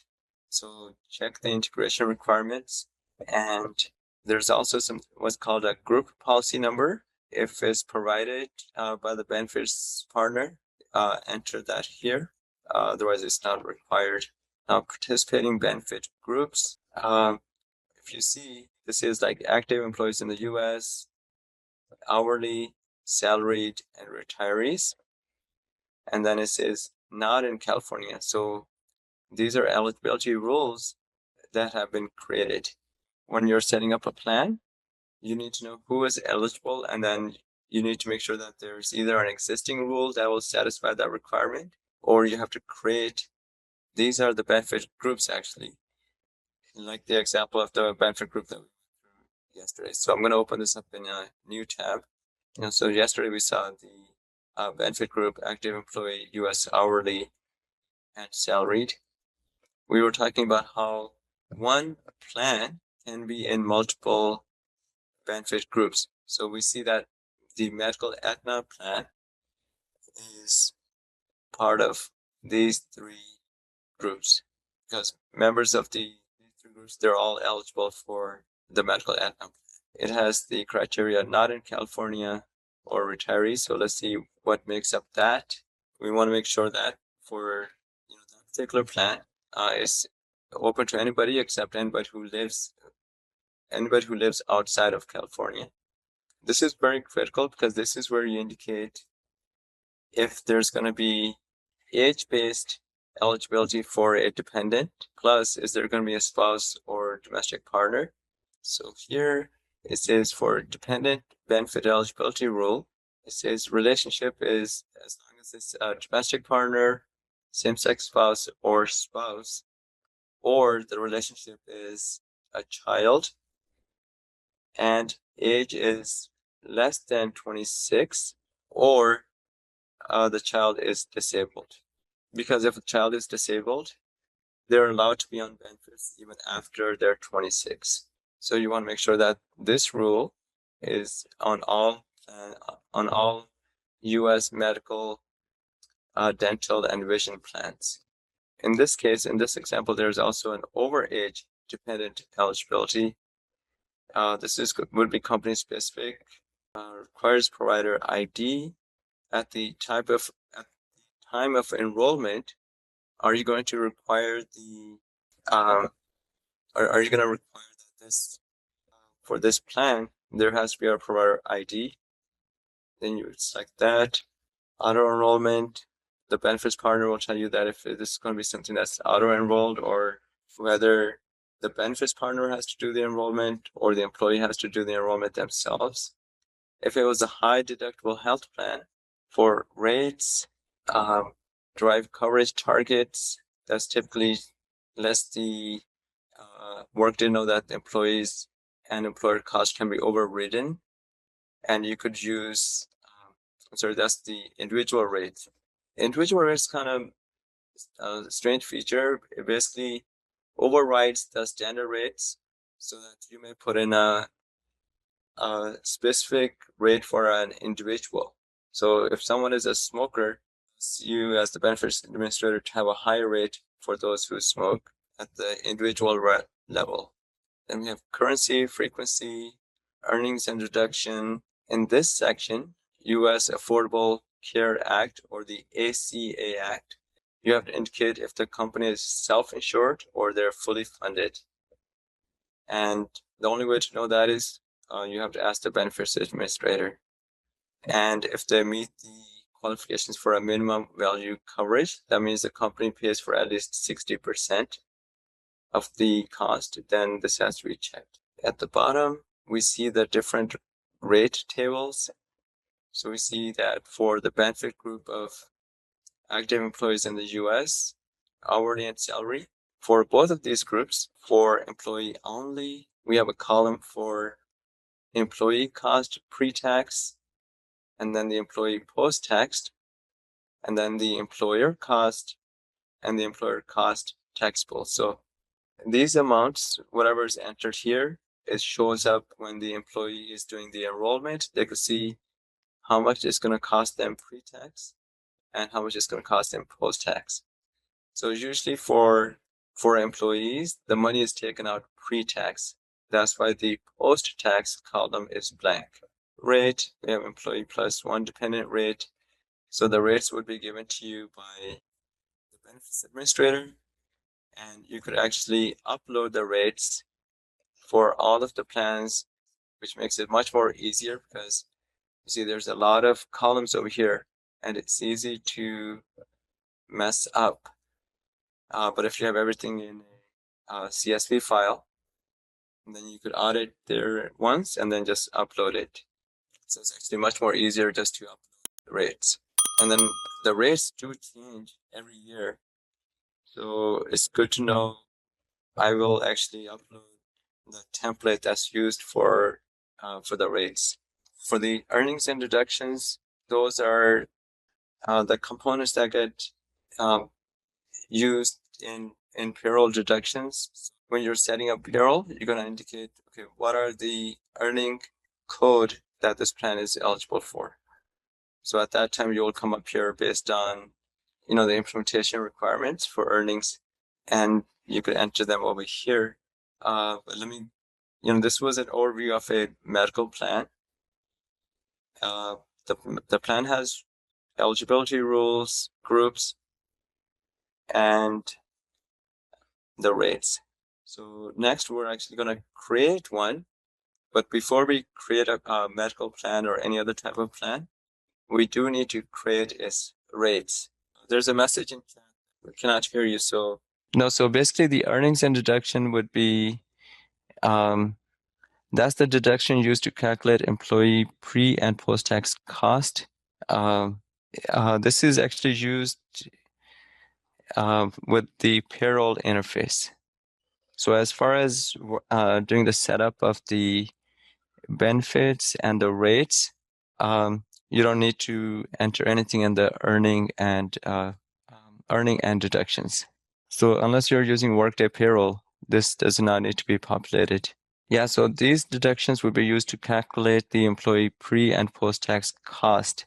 Deductions used to calculate employer cost that are not taxable to the employee, and like any earnings that are used to calculate the employer costs that are taxed to the employee.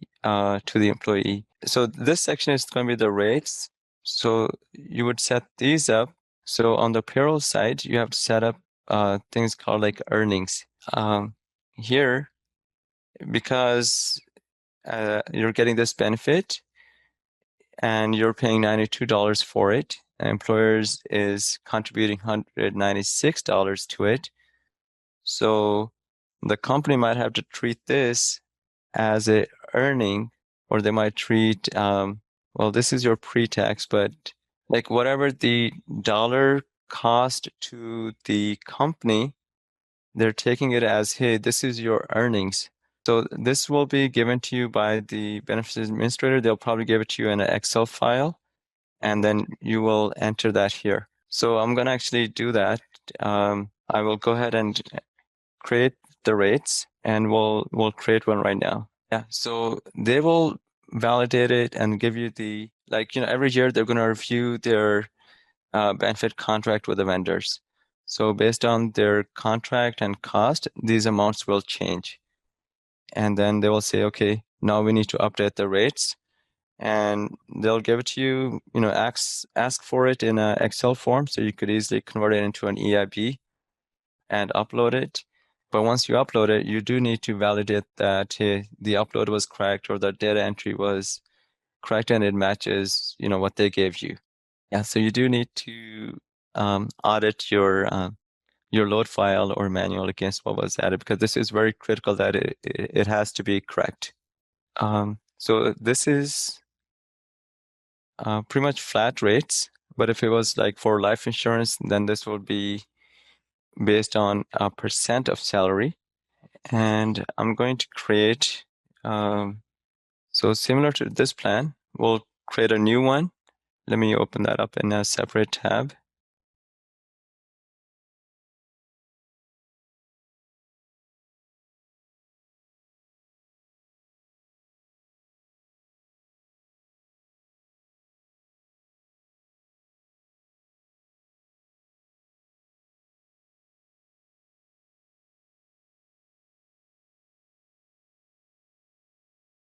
We saw one here that was in our, training environment. That's, created by either by another student or by our Workday as part of training. I want to show you some screen of a real life one first, and I have some screenshots in this one. But basically the same thing. In this example, this is a medical HMO. Once again, even in real life, we left the benefit plan name blank because system is going to show medical and then it's going to show HMO. There is a group policy number, but typically no description or plan description. The benefit group, so in this case, it was active US employees, and who's eligible for it is going to be, in this case, because this is HMO, medical, so means this is Kaiser, and Kaiser is only for California residents. So the rule was California residents who have at least 20, who work at least 20 hours per week. And if you want to see how that rule is made up, because this is a very common rule for California, so I took a screenshot of that. So it would be like right now, this says view benefit plan eligibility rule. But if you're creating it for the first time, then it would be create benefit plan eligibility rule. And then you'll give it a name and then the logic, the rule conditions. So in the source field, it would be primary home address state.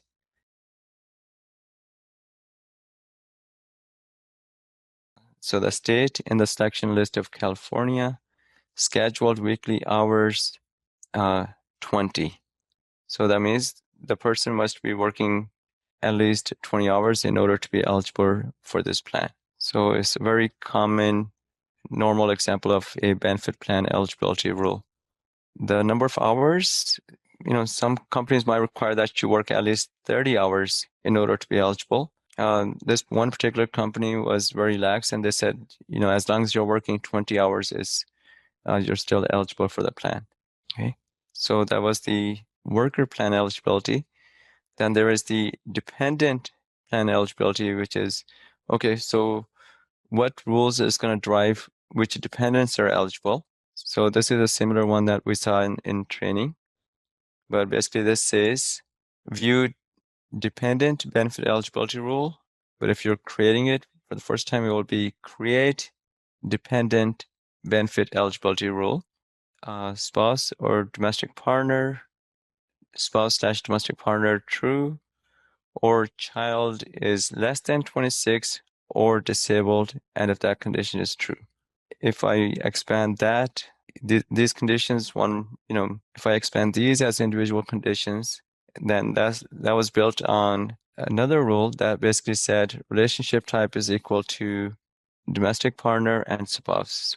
And the age 26 rule, that's based on saying that, hey, if the relationship is a child or a domestic partner child, and the age is less than 26, or disabled equal yes, because disabled is a field on the dependent contact form. So if that's checked as yes, or if the age is less than 26, then the person is eligible.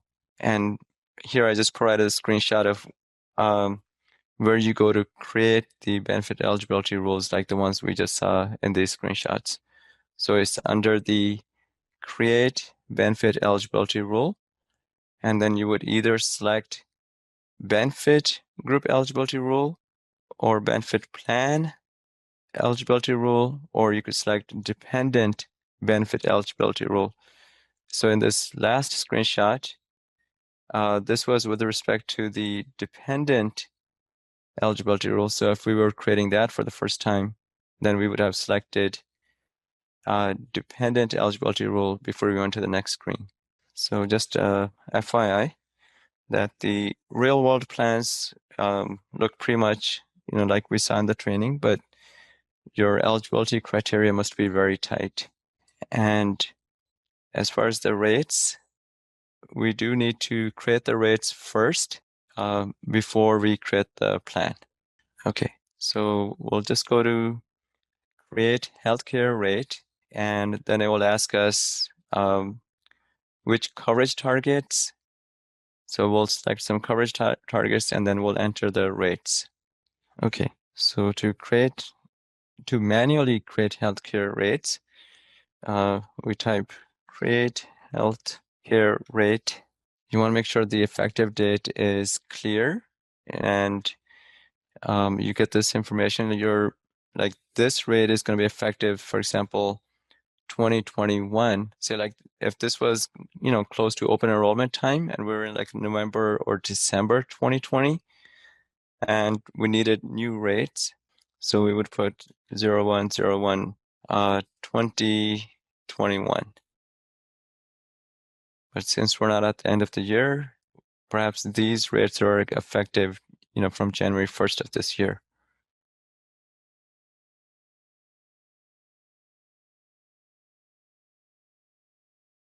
The method for rate calculation is if the rates are given to you for employee and employee plus family, and here's a rate for employee plus child, that is called a flat amount.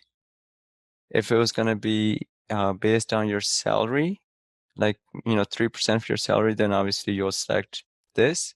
But unless you're dealing with like life insurance, it's going to be flat amount. And life insurance or some medical plans in Hawaii, they use percent of salary with a flat amount. But that's a very small use case. Typically, I only heard of it in the state of Hawaii where they use percent of salary and a flat amount.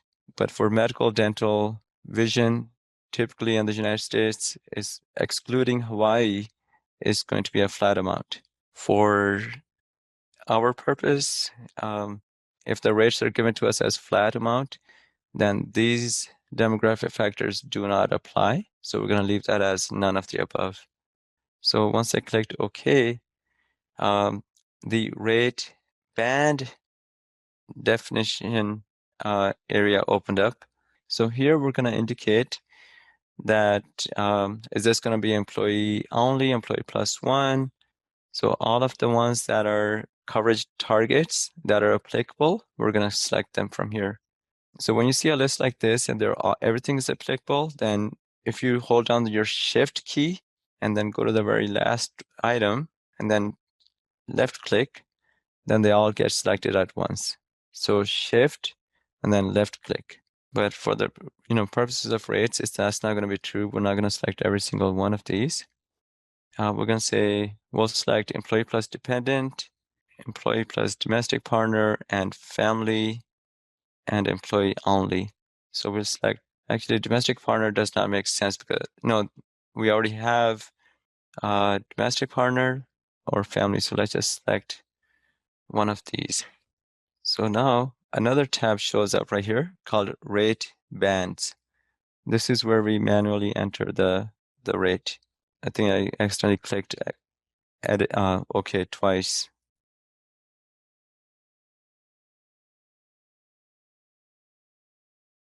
So the coverage targets that I selected on the previous screen, the employee plus domestic partner, family, they're listed over here, and we get to enter their employee cost pre-tax.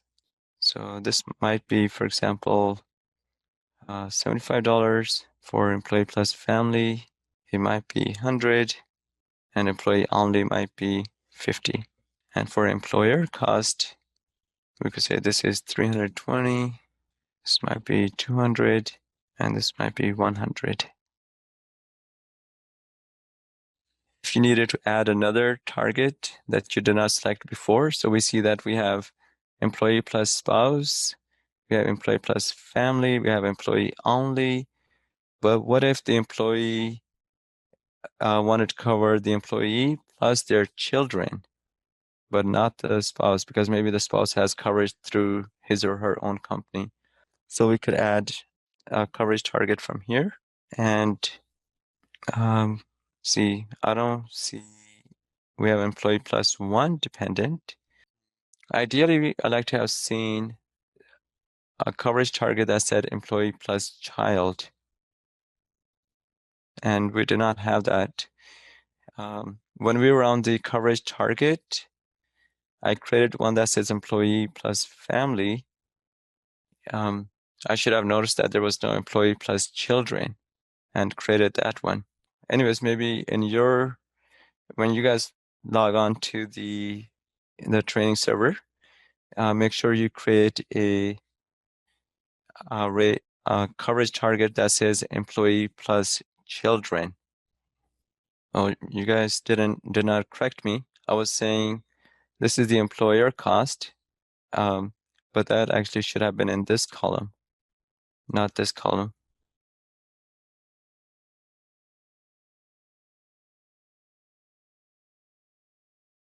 Okay, so we got the employer cost, and so now, and the rate is called RM, Kaiser rates. So we'll create a Kaiser plan and use it in that one. Okay, so the rates have been created. It's typically going to be 1-to-1. Like this is the rate for the Kaiser plan. I'll have a separate rate table for the vision plan, a separate rate table for the dental plan, and a separate one for the PPO. I mean, by chance, it might be the same rates, or somehow, based on the benefit cost, it might end up being the same. And in that case, you might be lucky and you just need one, but I've never seen it the same for more than one plan. You'll change them at two times. One would be if the company changes the carriers, and they could do that. Well, they usually do that at the time of open enrollment. And because they're changing carriers, in that case, you will have to create a new plan and the new rates, as well as the provider. If they're not changing carriers, but because it's a new year, new contract negotiations, new cost, so you will have to change it at that time as well.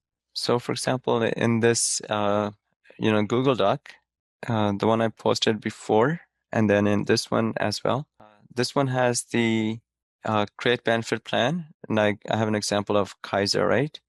So you could take this one.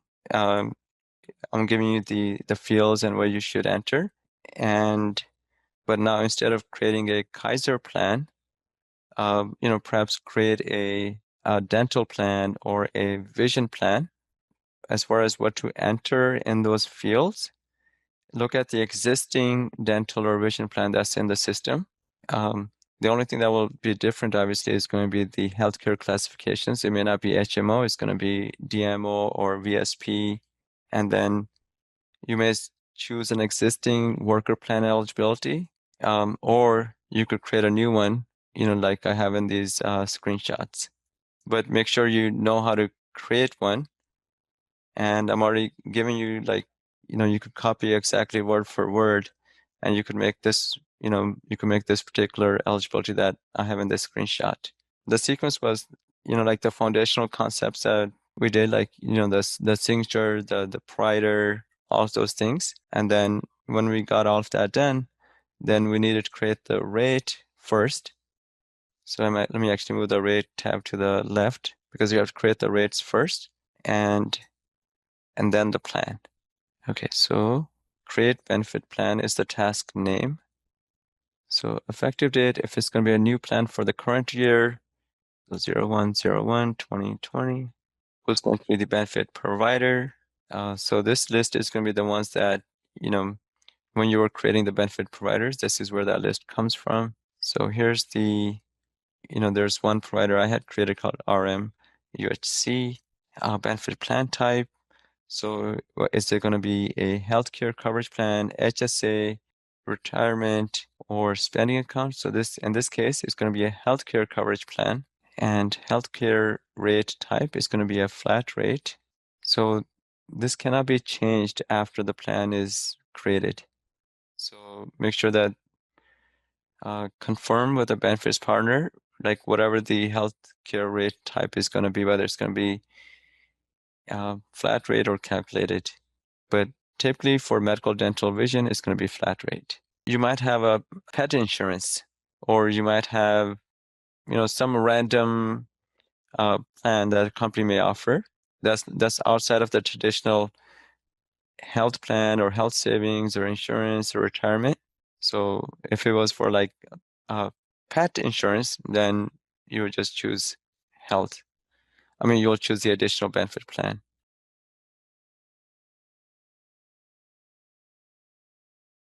And healthcare coverage type. So since we're talking about a medical plan, I'm going to choose health. Healthcare classification. This is a PPO.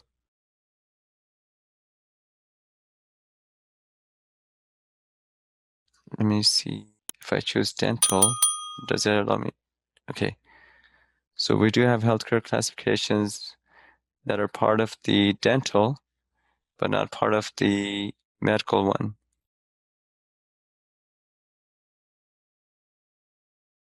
Let me try to set it up as a Kaiser plan.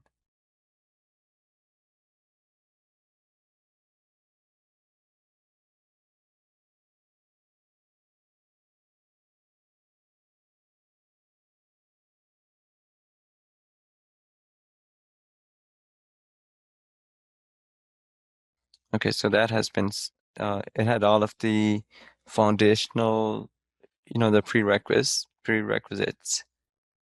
So now, UHC or United Healthcare, that could be a PPO, or it could also be a high deductible plan. So I'm going to choose PPO for now.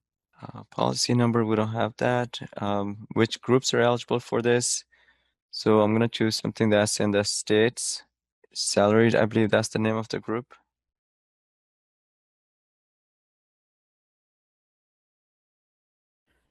Active employees in the US, salaried and hourly. Worker plan eligibility.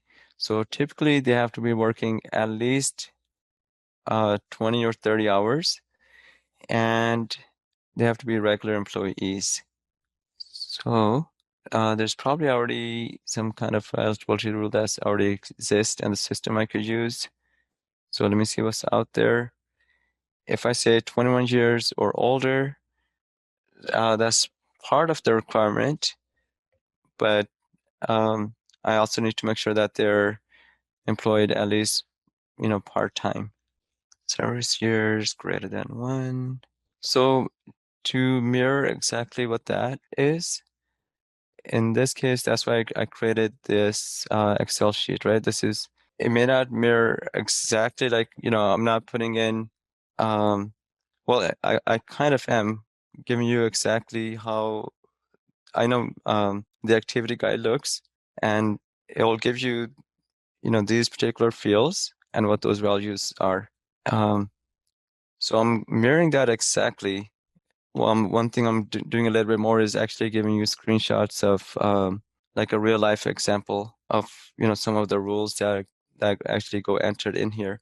I could have spent the time and just list these fields out like I listed the first 4, but that really doesn't add any value, right? You could see what the fields are going to be and what the, like if you were creating an HMO, what values to enter in one particular field. So this is supposed to be mirroring that as your lab, right? You're going to create a plan. Here's what that task name is, create benefit plan. And this is the information that you would enter. This one, so instead of, for the rates, I didn't type it out, but I'm giving you a screenshot of, this is how you create the healthcare, the task name to create the rate and what the fields that show up and the values that you need to enter. I do have the, the Workday provided guide for it, but this is exactly what that is in a screenshot manner. If I were to now like list it, instead of giving you the screenshot and list it, like field by field, then it will just, it would not be an efficient or productive thing to do, right? Because I'm going through like each screen and we're going through almost every single field what that value is going to be. But certain times when actually, if you just put it in the typical field by field, like I did for the healthcare coverage target, it doesn't make sense because when you look at the screen is not aligned. The screen doesn't look like this. The screen is actually a horizontal grid. But I think you do have to, go back to the video and see how it's laid out. I guess both ways it got is pros and cons. But at least in this module, I'm giving you every single step as a separate tab that you need to configure. We saw where the rates were created, and then we have to enter them, and then we create a plan using the create benefit plan, and then we indicate the type, the classification, and then we select the rates that we created, and they become part of this particular plan. And so after we have the rates and the plan, all of the plans that are active for that year, they should be grouped in what's called a plan year definition. So plan year definition is a collection of benefit plans that are active for the year. Now, this is critical support task that whenever there's any benefit offering that needs to be changed, Workday support usually edits the plan year definition, and then they add the new plan to it, and they also remove any discontinued ones. So whatever's in the plan year, like all the plans, those are the plans that will show up on the benefit election screen. So in a sense, even though we have eligibility rules on the plan, the first level of eligibility is whether the plan itself is included in the plan year definition. If the plan is not in the plan year definition, then that plan is not going to show up. So this is one of the few issues that I've actually seen is, when you create the plan and then you go ahead and do an enrollment, whether as a benefit partner or as an employee, the plan is just not showing up. And it's likely that you have not added the plan to the plan year definition. For those companies that have open enrollment, the next year's plan year definition should exist before you could open enrollment. So you create the plan, a brand new plan year definition for the following year.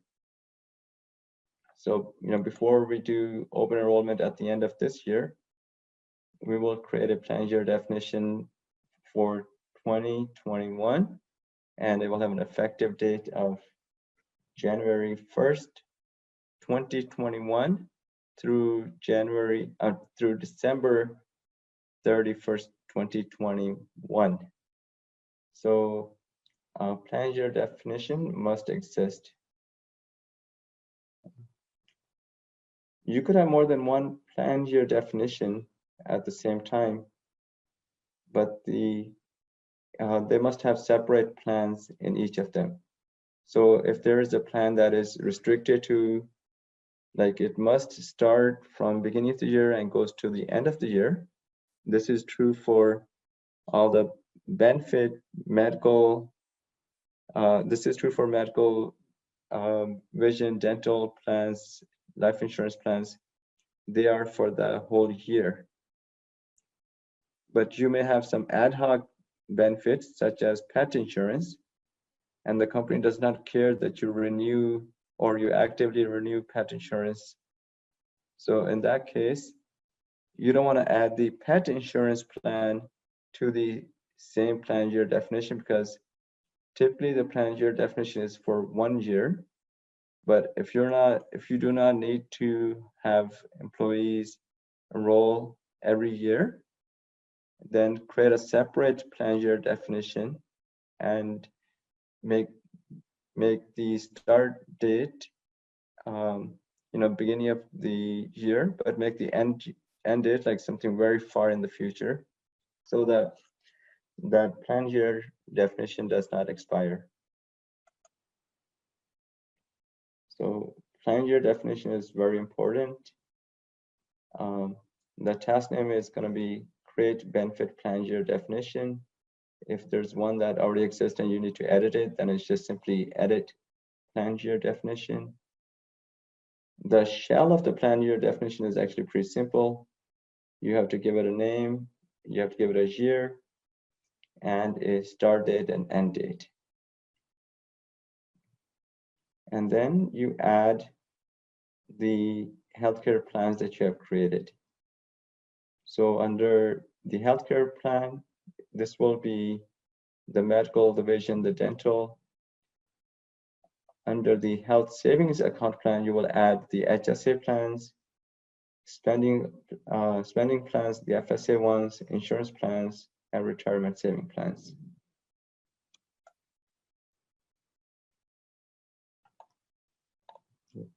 So this does get edited a lot during the year, especially if there's any offerings that gets changed.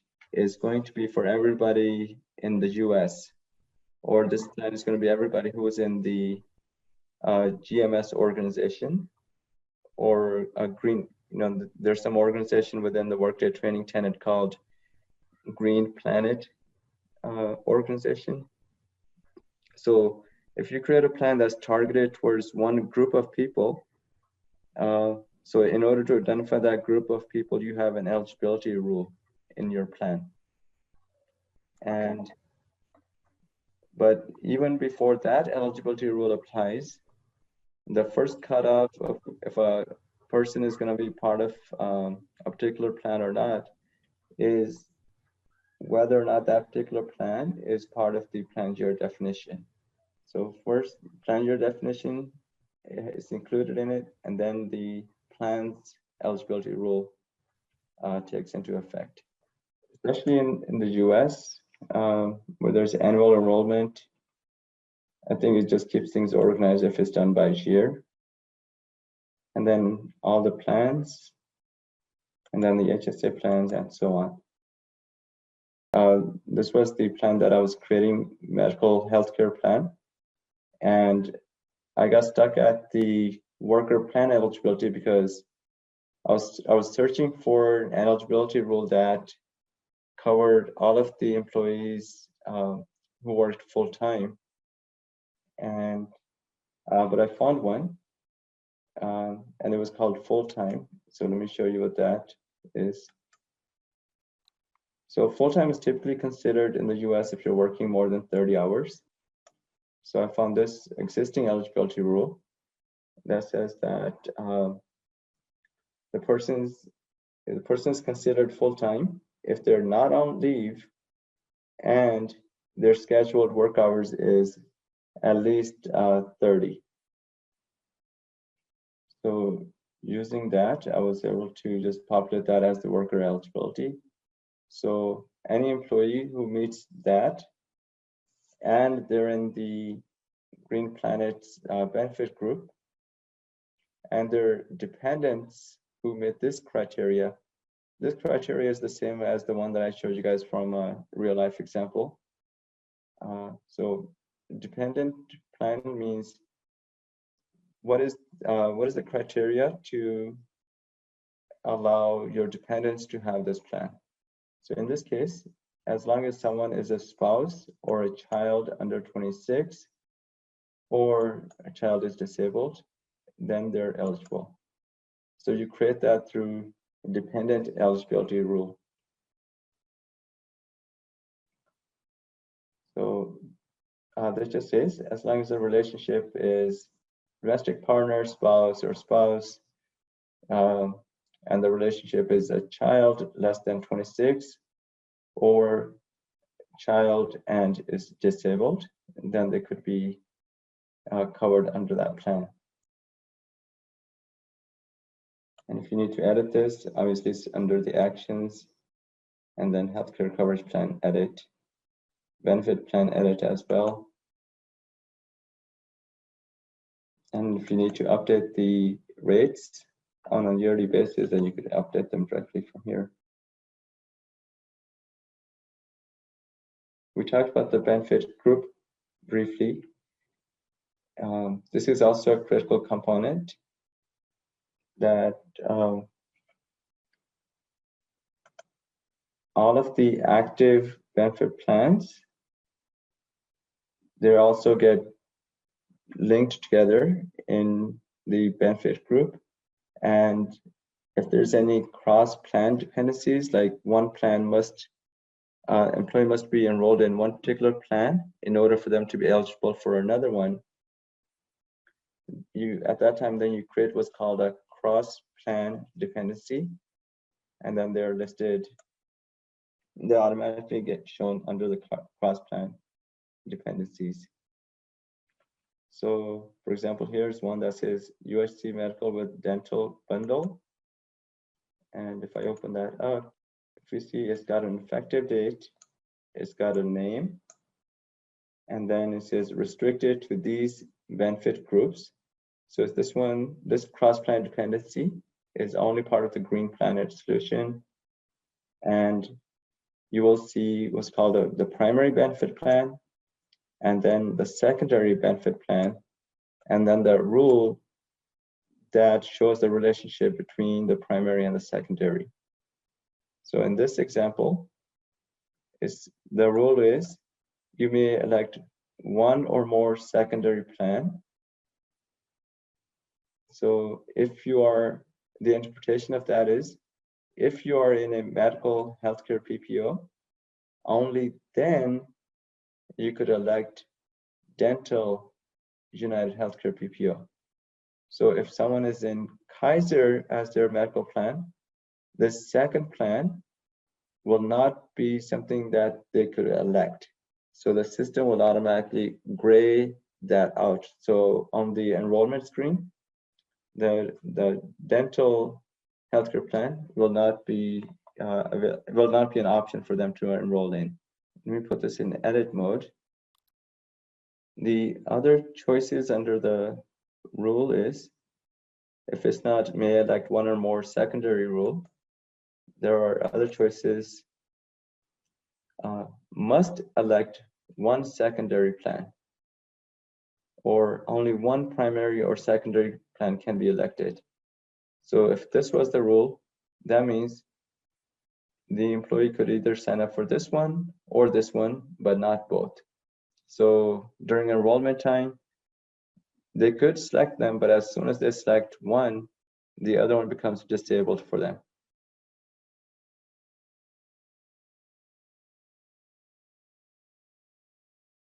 To create this one is actually also very simple. It's just create cross-plan enrollment. You give it a name, which benefit group, the two or multiple plans that, if there's any kind of dependency, like if you have a high deductible plan, only then you could sign up for a HSA plan. So over here, you would choose high deductible. If there's one exists, it will show up. So I selected a high deductible plan as the primary benefit plan. And then my requirement is that only if someone is in the high deductible, only then they could sign up for a health savings plan. That's a real life requirement. So let me see if there is a health savings plan. There is. So I'm gonna choose this one. And then there's also this one. So the requirement is that employee must sign up for the high deductible health plan in order for them to sign up for HSA. So if they don't sign up for high deductible, they should not be allowed to sign up for these. So the setup is actually very simple, even though it's kind of like a complex requirement. You put your primary benefit plan here and your dependent plans here, and then you select the appropriate rule. So this one says must select at least one secondary plan, which in this case is not true, right? We cannot, in this example, we're not mandating that the employee select one of these, but the employee may select at least one here. So in this case, we'll choose may elect one or more secondary plan. Actually, it should be only must elect at least one secondary plan. No, only one primary or secondary plan can be elected. No, so the closest one is this condition. Okay, so this one says may elect one or more secondary plan. So basically you see that how these two plans are dependent on an employee enrolling in this plan first. So that's called cross-plan, it's called cross-plan dependencies, and relatively easy to set up. The reason I gave this example is while the in real life, while this might be true, the benefit administrator may not know that this needs to be set up. And they would only become aware of this after they actually see, when they're doing testing, and then they'll realize, oh, I did not sign up for the high deductible as the law requires, but I was still able to sign up for HSA.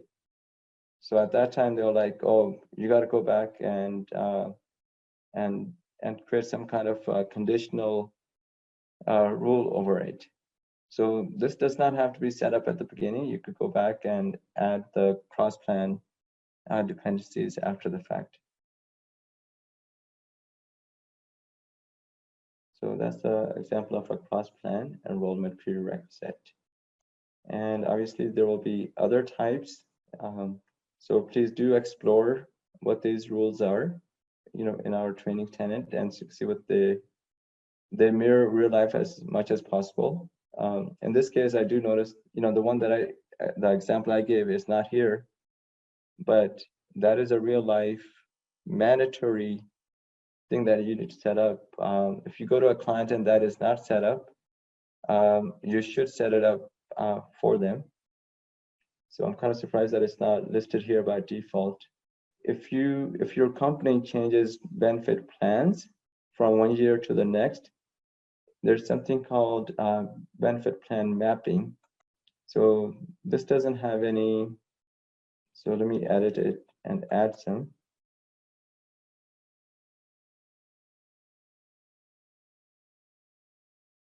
So let's say, for example, previously we used dental Aetna PPO, and now starting in 2020, we're not going to be using dental Aetna PPO, but anybody who was on this plan, we want to automatically move them to a new plan. So that requirement of automatically shifting them to the new plan could be met by from the benefit plan mapping tab. So this will take everybody who's on this plan and put them on a, say now we're using Blue Cross. And if I click OK, anybody who's in this plan after open enrollment, or when they go into open enrollment, they will see that they're automatically now members of this plan, because I have changed I have added in a benefit plan mapping. So that is the purpose of this particular tab. Yeah, so this means like the company is replacing Aetna, their dental program with Aetna with Blue Cross. So instead of having to update everybody's profiles manually, providing a mapping over here will, at the time of open enrollment or any other election, they'll see that instead of seeing Aetna PPO in their profile, in their benefit profile, they will see dental Blue Cross. This will be immediate effect based on the effective date. So as long as the effective date is in present or in the past, then this will be in effect. This will have its own rate plan. So this had a particular rate plan, for example, but when you create this plan, you also create the rates with it. So this has its own rate and this has its own. So the rates from here don't transfer to there. It's only the employees who are in this plan are now part of this plan. Since open enrollment is typically in the late November, December timeframe, you will find out about this in, maybe like if you're lucky, you'll find out about this change 1 month earlier than that. So hopefully in September or October, you'll know about this. And then you could make these changes and then you could start testing it and you could open up open enrollment in, in preview or your training tenant and start testing it. Unfortunately, that's also the same time that they're doing the contracts. So the contract may not be signed with a new vendor until just a few days before open enrollment. But at least if they tell you a heads up that we're trying to get to, then you could make up your own fake plan for testing purposes. Okay, so that's the purpose of the benefit group. Let's go to enrollment event types. So there's a concept called enrollment events. So what is an enrollment event? It is any event in the employee's life that results in an increase or a decrease in benefit eligibility. It is also something that could enable an employee to change current elections. Because in the US, you cannot just change your benefit elections willy-nilly. So there has to be some kind of a qualifying event that needs to happen in order to change your benefits. So those qualifying events in Workday are called enrollment events. And enrollment event can be open enrollment. This is the period when employee can make additions and changes to their benefit elections. There could also just be benefit events. So this could be, for example, a specific event that happens like getting hired by a company or some other type of administrative change. This will allow you to change benefits or something that could either the benefits administrator can change benefits based on the type of event, or you could, as an employee, initiate that change. And then there is passive events. So passive events are things that result from the passage of time rather than from a specific change to employee data. So for example, a dependent child reaching 26, that's a passive event. And based on that passive event, they would automatically be removed from their parents' plan. So what kind of enrollment events there are? There's open enrollment, benefit events, such as hire, term, family change, marriage, birth of a child, or there's passive events. So these are enrollment events. A lot of times when company will realize, oh, we need to create a new enrollment event. Like if someone transferred into the United States, they need to track that accurately. So they need a enrollment event called transfer to the US. So if someone transfers to the US, they want to enable the employee at that time to enroll in US benefits.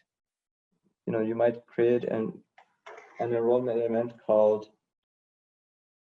so if someone transfers to the US, we want to allow the employee to sign up for benefits.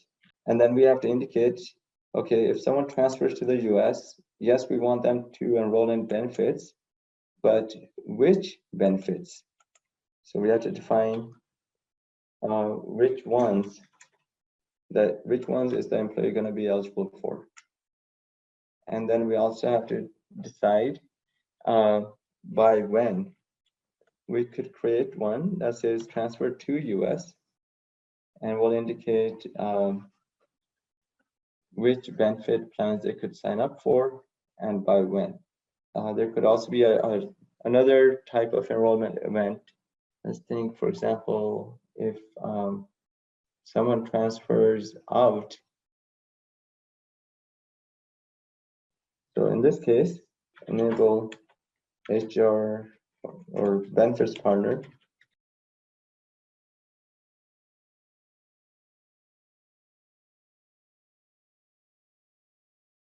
So if someone transfers out of the US, then we must create an event that they could use that enables the benefit partner to remove the US benefits from the employee.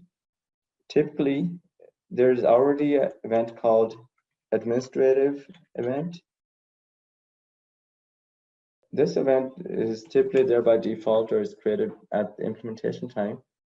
So the administrator, like the benefits partner, they could always use this event to take care of these scenarios, right? But then just by calling it an administrator event, it doesn't allow them to track like what was the reason behind it.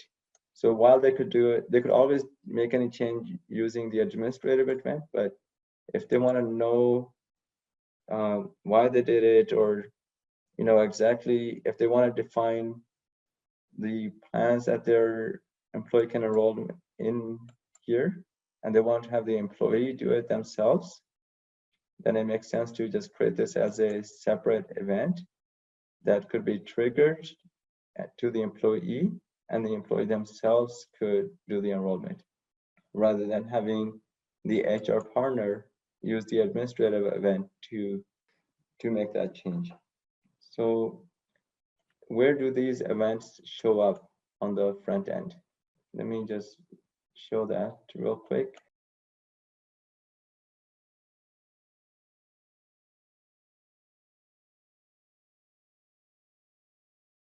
So those events that we were just talking about on that Excel file, these are examples of events.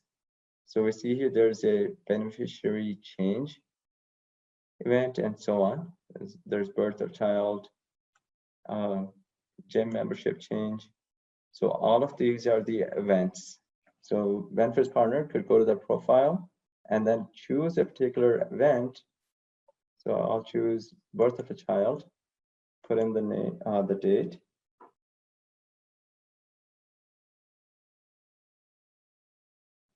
I was about to put in a future date. If this event happens, what are the plans that are now enabled for enrollment? So those are what's called offering types. And when we create the event, you also have to indicate which enrollment offering types are going to be available when that event occurs. So that's why we see this huge list that says that, hey, if there's a birth of child, the employee now could change their group life insurance, they could change their dental, they could change any of these plans. But if a plan is not listed here, then they cannot change that. So when we create the event, we also indicate the offering type status that's going to be enabled along with this event. So depending on how this is set up, if I trigger this, this might go to the employee to update their elections. So once again, it says you have to provide the electronic form as proof of eligibility. So some type of like a birth certificate or some documentation. So beneficiary change, commuter plan, gym membership, etc. And actually, I pulled a list from one of my clients, and I was going to load it in there so that here you see that at least these are like the minimum, requirement that we should have these beneficiary, domestic partnership, LOI change. So I'll go ahead and upload this to our portal. And that would be a good check to make sure all the events are covered.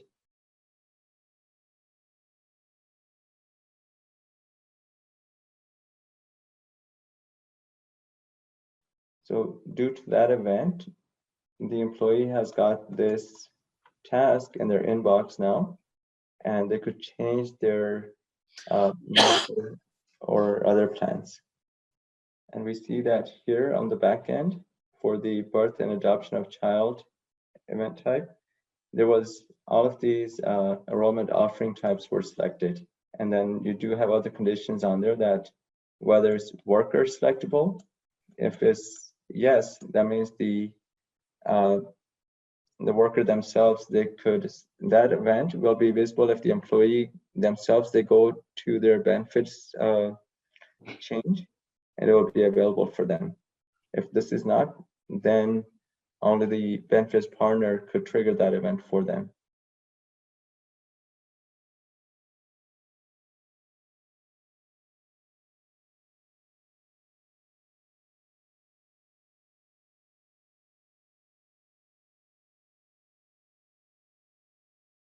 Let's create our own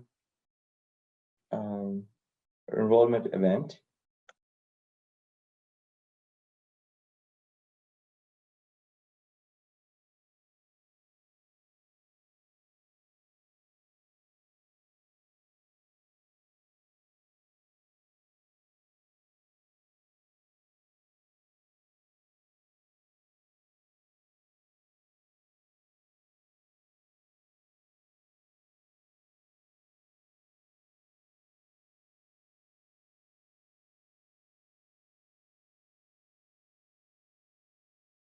I could definitely discuss it, but I'm looking at the LMS portal and let's see what they have been uploaded. So this only says module 1 through 4. So I know we do have the additional ones also. So I'll see what they're waiting on to post them, because the content is ready. I think they might be putting it in the in the same format as this one. Okay, so I'll check with the support team and we'll try to get that uploaded. Back over here.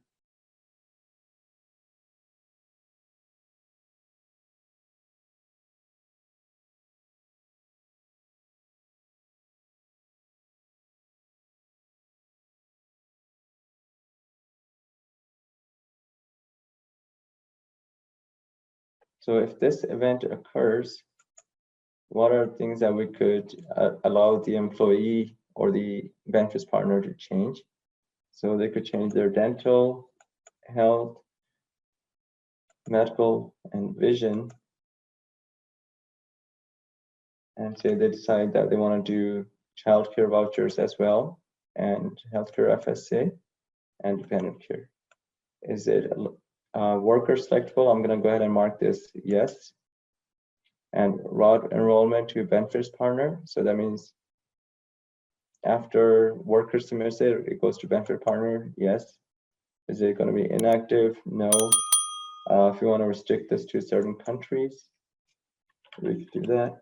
We're not going to select reinstatement, but reinstatement event would be an event that occurs that brings back all of their enrollments that they had before that event. Like say they went on leave, and this would be a return from leave, and then in that case it would be a reinstatement event.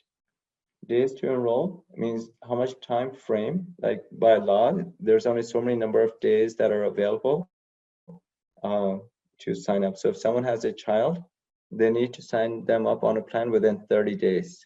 So, and that is from the date of the event. So not from the date that you initiate the transaction, but from the date of the event.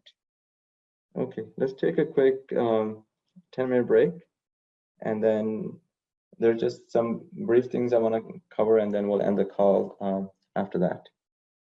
We had just created the enrollment event type, basically replicated what we had seen for the birth / adoption of a child.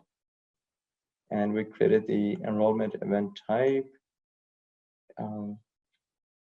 You could also create it directly from here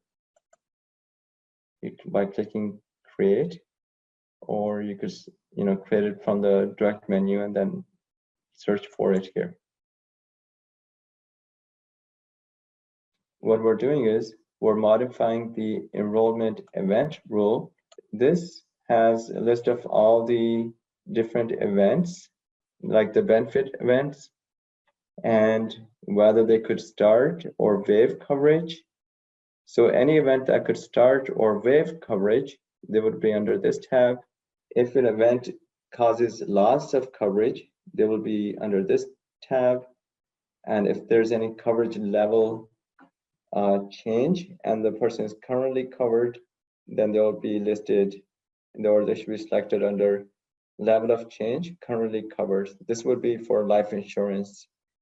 Same thing, level of change, but if you're currently waiving, but now you're going to sign up, now you're going to allow employees to sign up for it. And then levels of change and coverage rules. So this is basically a complex matrix of all the events and what could occur as far as benefits are concerned. So based on the event, you could start coverage. So in this example where we created the event called birth of a child, if someone has this event, then in the next tab right here, we indicate the type of coverage types that's going to be available to them. So for this event, we're going to say they're going to be eligible to change their medical and dental and dependent FSA. And if there was any waiting period, so maybe the company had a waiting period policy. So, and then you needed to wait like 30 days or 1 month. So this controls if the enrollment could happen before that waiting period or not. But I'm not going to add any waiting period. You could select it, but then you could also click on ignore waiting period. When does coverage begin? So if someone has a birth of a child, the coverage will begin on the event date. The other option would be, the first of the month following the event date. But typically for medical, dental, or vision, it's always going to be on the event date. When do the deductions begin? This is the money that gets taken out of your paycheck of the employee. And so the deductions begin on coverage begin date.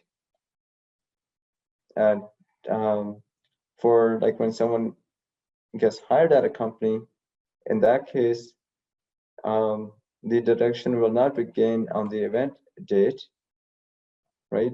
Because the person just got hired. You're not going to have the first deduction taken out on the date of hire. So it will typically be pay period after the event date. So there must be some section over here that says pay period following event date. There's a lot of information on this tab. You have to look at it real slowly. It doesn't really make sense to go through every single one of these because you kind of have to understand what's listed under the events. But basically the bottom line is this matrix is that says, hey, based on the type of event, what kind of benefit change can occur, and when does the coverage start, and when does the deductions start.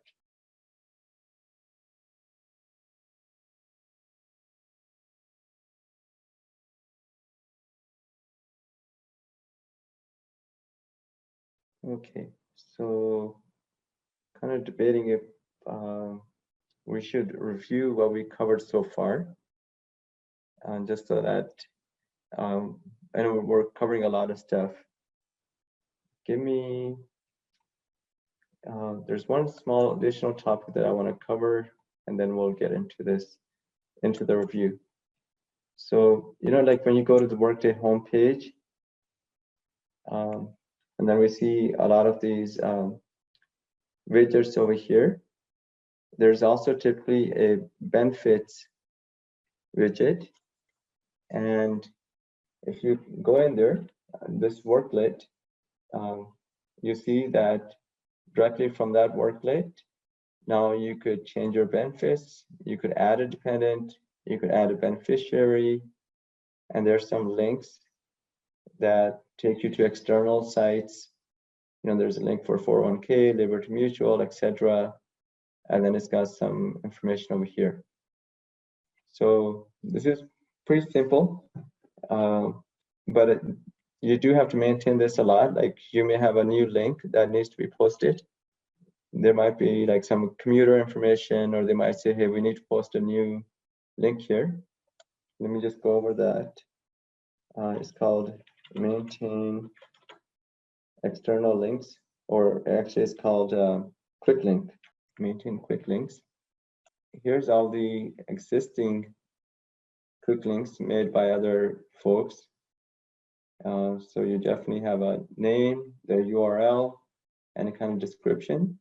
And then the links are conditional, right? They don't show up for everybody. They'll show up for whoever meets this condition. And if you want to add a new one,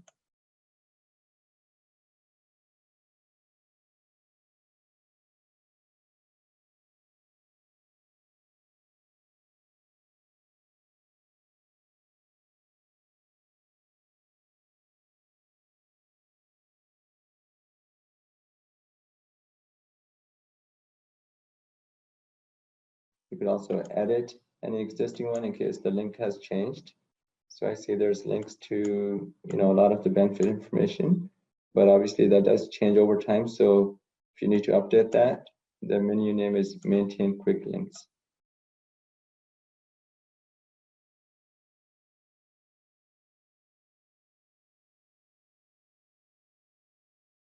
There's also configure worklet.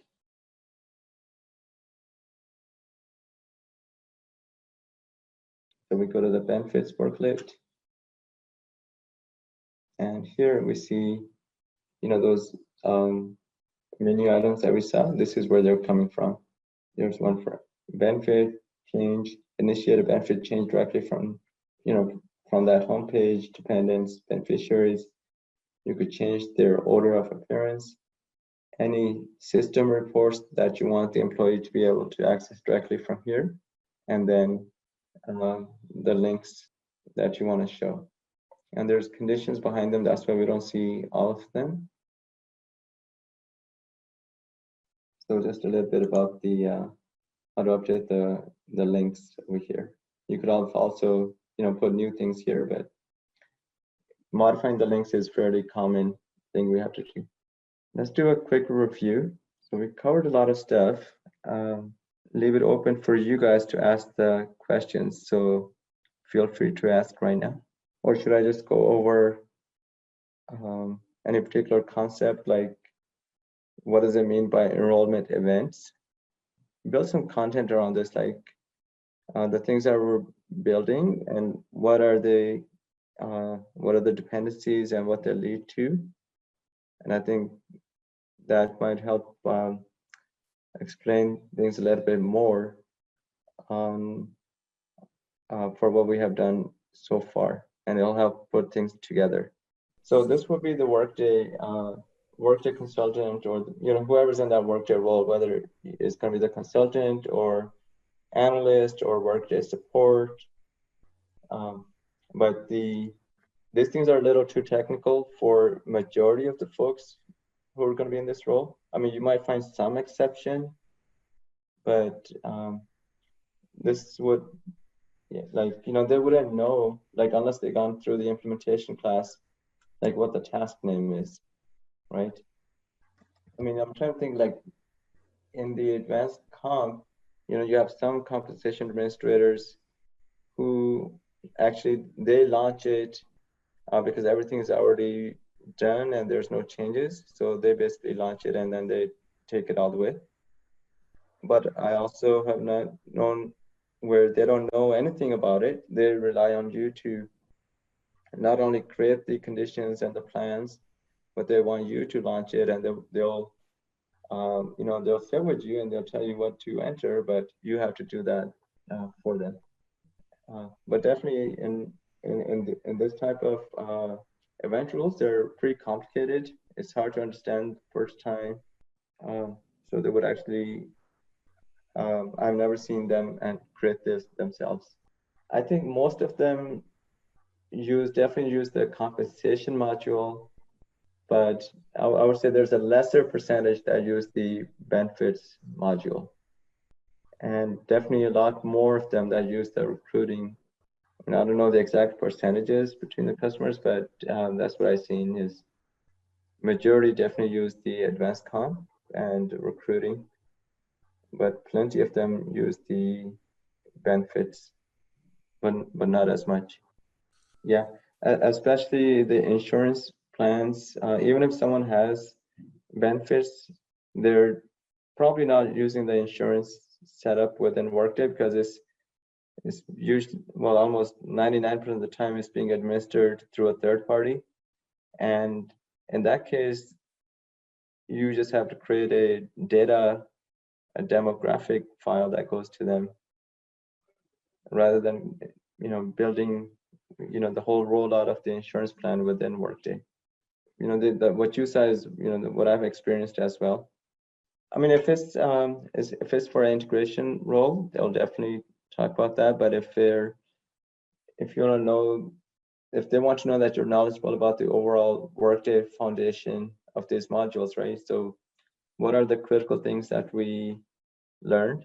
Every single thing, whether it was compensation or benefit plans, do you know how to set up the eligibility behind them? Do you know how to test for that your eligibility is correct? And if there is an employee who's supposed to be on a plan, whether it's a bonus plan or whether it's a health plan, if they're not showing up where you expect them, at this point, you guys should be able to tell me what are the things, where would you check to see if the employee is not showing up? So first of all, to answer that question, you'll look at the eligibility of that plan and see, when you view the eligibility, it says right from the eligibility rule, from the action items, there's one menu item that says view eligible group, or so here's the eligibility rule. Right from this, we should be able to see why, or if the employee that in question is part of this or not. So from actions, view eligible workers. So every eligibility, you just click here, you can see who's eligible. Whoever meets this criteria, right? To make sure that you have this criteria correct. And this was true for comp and it's true for the benefit plans as well. And that's 80% of the cases are like, this employee is supposed to be on this plan. How come they're not eligible? How come the plan is not showing up for them? And it's because there's something wrong with the eligibility. Maybe the person is in the US, but they're not salaried, or some other rules. So always look at the eligibility criteria. Learn how to create your own eligibility criteria. In the practice tenant, there's so many different types of criteria, right, that either Workday has created or other students have created. Just look at them and take screenshots, because you'll definitely have to use them someplace. Another area that's always needs fixing is the rates. They will give you the rates and then you will enter them and the data will match. Like you entered exactly what they told you, but maybe they give you rates that are semi-monthly, right? But here we have selected, I don't know where the rate is. Oh, here. Monthly. Frequency. Yeah, so it's monthly. So, when they're going to look at it, it's going to be off. Like, even though the numbers match, but these were semi-monthly rates. The plan is based on, you have selected monthly. So obviously it's not going to be, well, mathematically it's correct, but it doesn't match with the properties of the plan. So you're not going to have the correct rates. And then obviously the rates do change every year. So you need to be able to edit them. So you will ask them, hey, are these monthly rates or semi-monthly? Because the plan says, the plan frequency is monthly.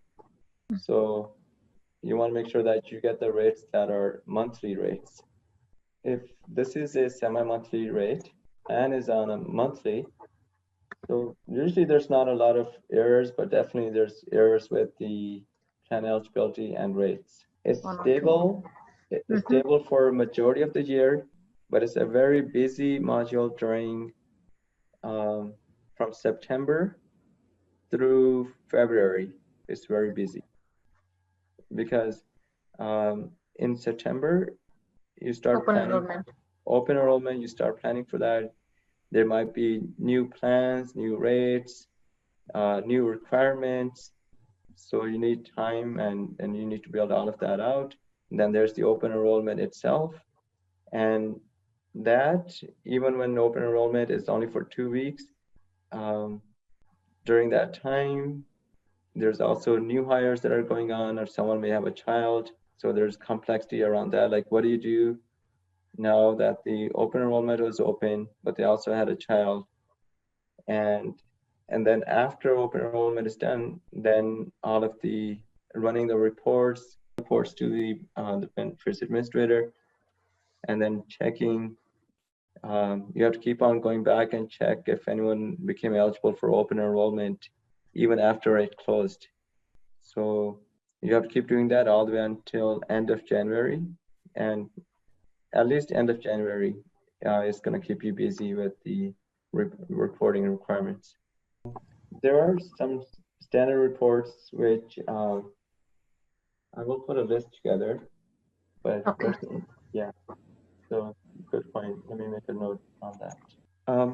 So there's definitely some good ones, but you'll definitely have to make some also. There is I don't know if this system has it, but there is one integration system for rates, for loading rates. Yeah, here we go. Employee benefit annual rate.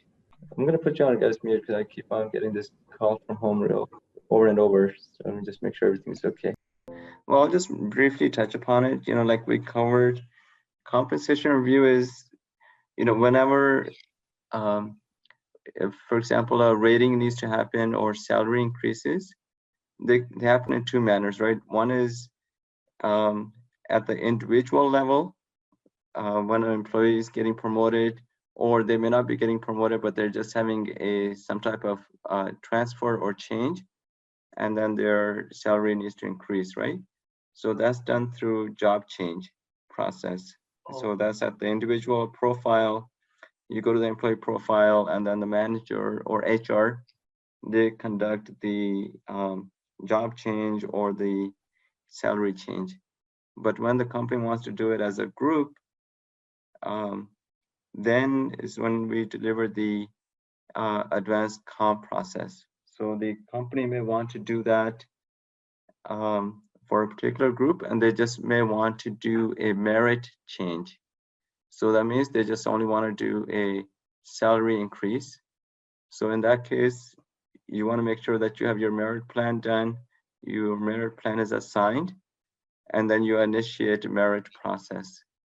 Sometimes they want to do the merit and bonus and stock all at the same time. So in those scenarios, you want to make sure all three plans are assigned to the population. Your grid is configured for all three plans, and you have the fields that you need. And then you initiate merit, and the system will automatically detect that you have a bonus plan and a stock plan, and it will kick off a consolidated merit process. So today I want to make sure that we kind of group the things together that we covered in benefits.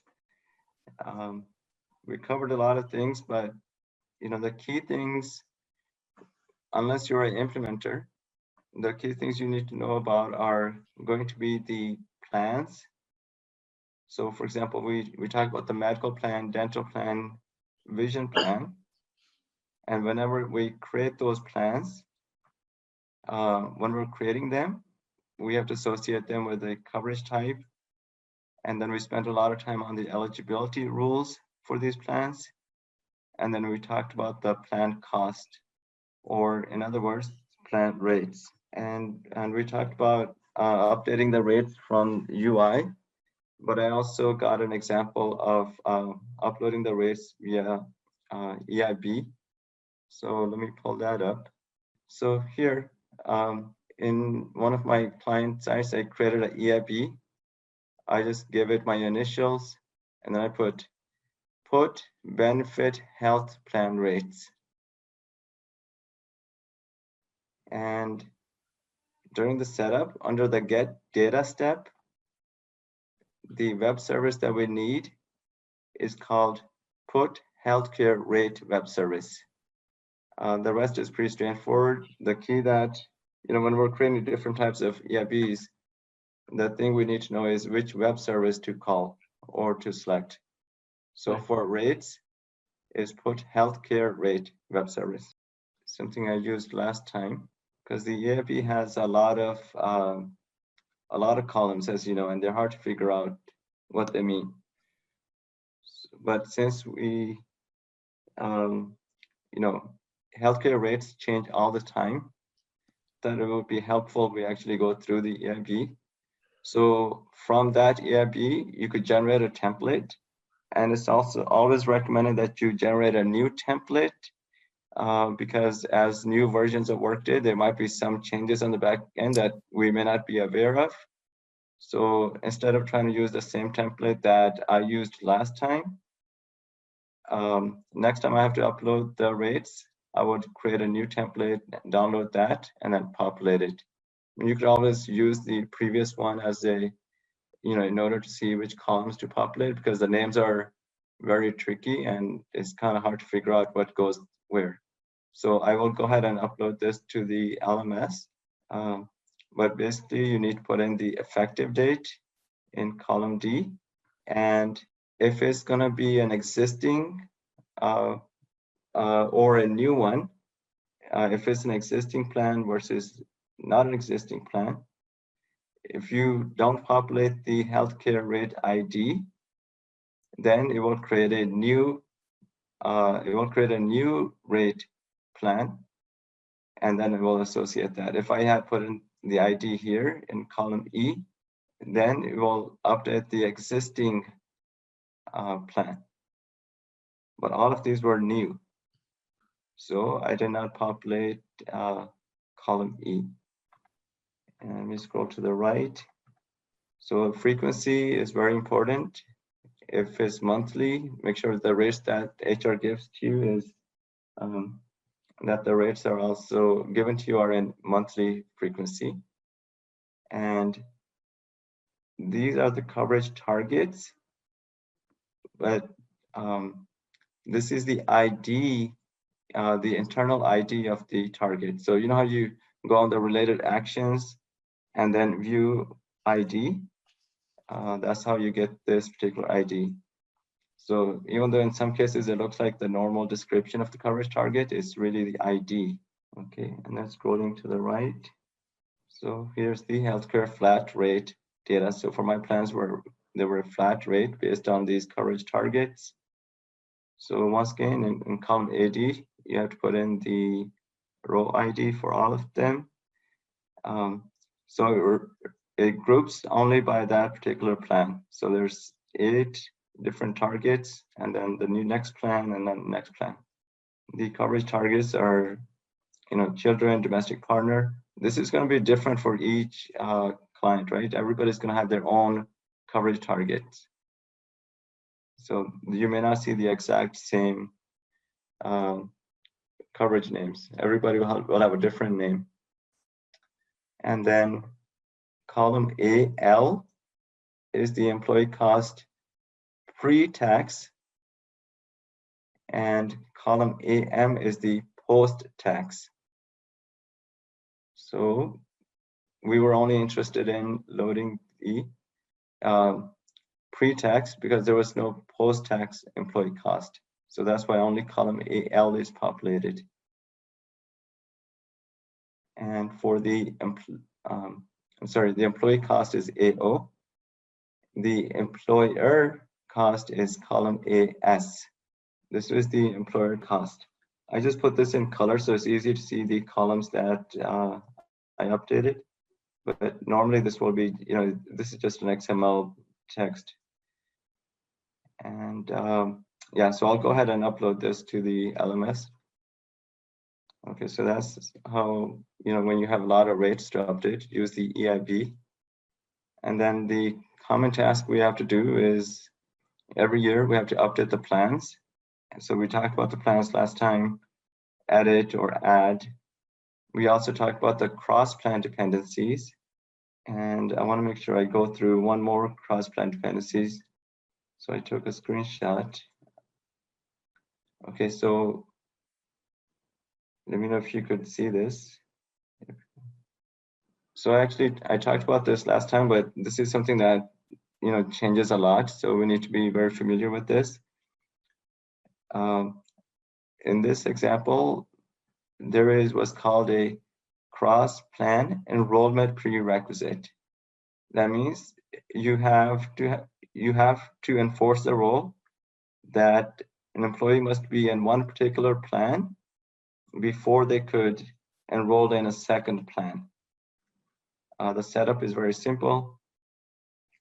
You select the first plan, and then you enter the you enter the benefit group for which this rule applies to, and then you select the first plan, and then the potential secondary plans.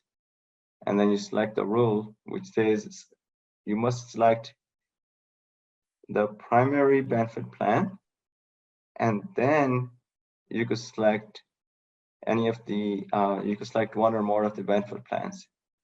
So as more and more companies are offering HSA, which is health savings account, a lot of companies don't, but there are more and more companies are offering it.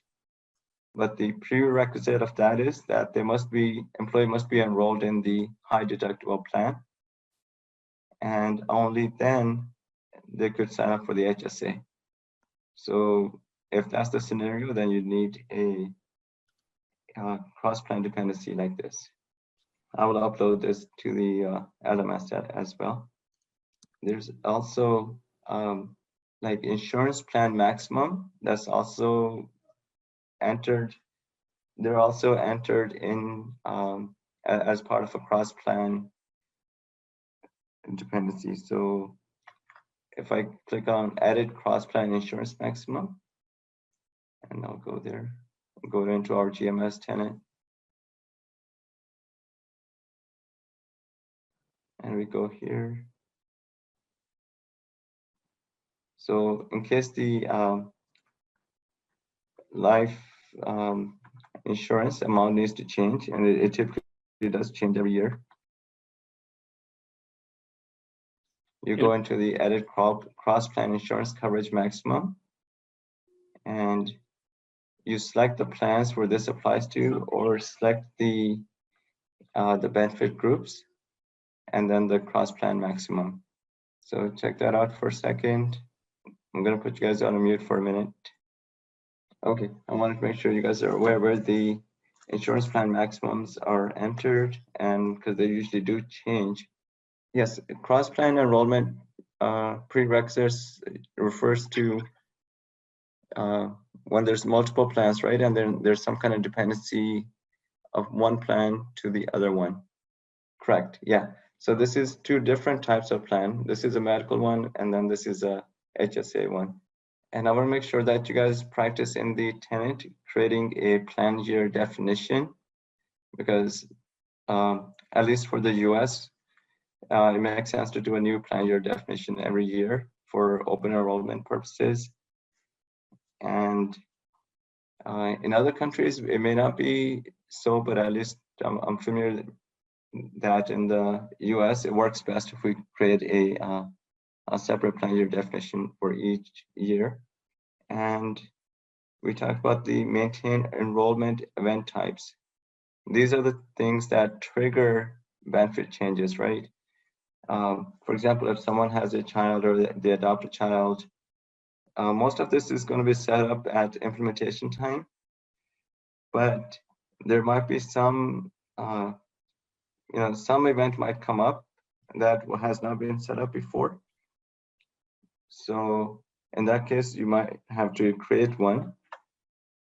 And I want to show you guys the one that I created.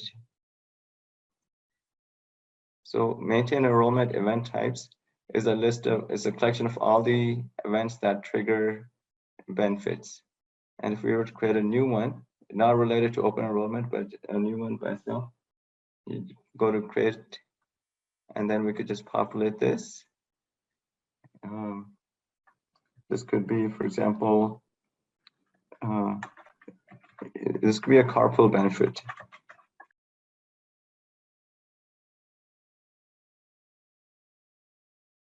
And where it says enrollment offering type, these are all the different types. And if I were to select healthcare coverage type of medical or health, that means when this plan, when this event gets triggered, it will open up the plan. It will open up the plan that's associated with this enrollment type.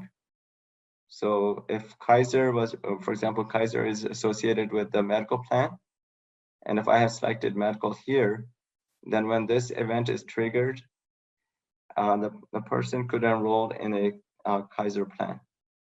This seems to be more of like a third-party benefit, so it's not going to be health or benefit. It might be, you might have to create like an additional benefit coverage type, like commuter spending or fringe benefit. And then if it's something that the worker could select, you have to select worker selectable, so the worker could initiate that. And then if it needs to route to the benefits partner, you would select this. And then if there's any restrictions by country, you could select those as well. And then if there's any restrictions by how many days the person needs to enroll by, so from initiate date or from event date, you could put those in here. So for example, for child, you have 30 days. In this case, I'm just going to put 14 days. And coordination of events means that if there's any additional event after this one, that might affect this one, how do you want to process that? So if there's for example, if it's open enrollment time, and during that time frame, someone gets married.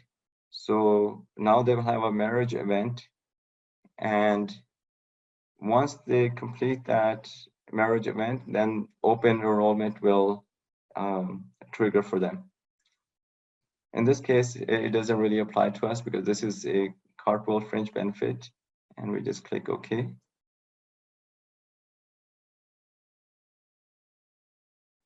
Okay, so there's our carpool benefit. We also have one that already exists. It's called add child/adoption event. Make sure you create an enrollment event. Give it a name that starts with your initials, and then just copy it exactly like the child adoption event that we saw last time. I want to make sure that you know how to create it. And then once you actually create that, do actually initiate a benefit change using the event that you created. So what I mean is, any event that we create, like I did here, now as an employee, well, Logan is employee as well as an HR partner. But once we create that event, you go to actions and benefits and change benefits. So the event that you created, it should show up over here. Here's our carpool one. And then here's the one that I created, which basically it was just a copy of the birth adoption of child, but I just wanted to make my own. And it will work exactly the same way. You just look at this one and then create your own. And then, right when we're creating that benefit type, right below that where was the enrollment types. So since dental, dependent care, healthcare, medical, and vision were selected, so these plans will not be available after submitting this to the employee to enroll in.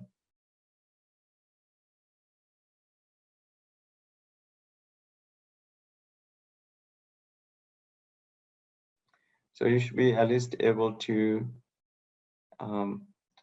launch that event, and then in our GMS tenant, you should be able to proxy as the benefits partner, and then kick it off, and then as the employee to actually make those benefit changes. Next, I want to cover the enrollment event rule and talk about where the insurance coverage is kept, and then also the concept of evidence of insurability. Okay, so I'm gonna review the enrollment event rule. Is basically the core of all the rules. We did go through it, but we didn't go through the changing the levels of the insurance.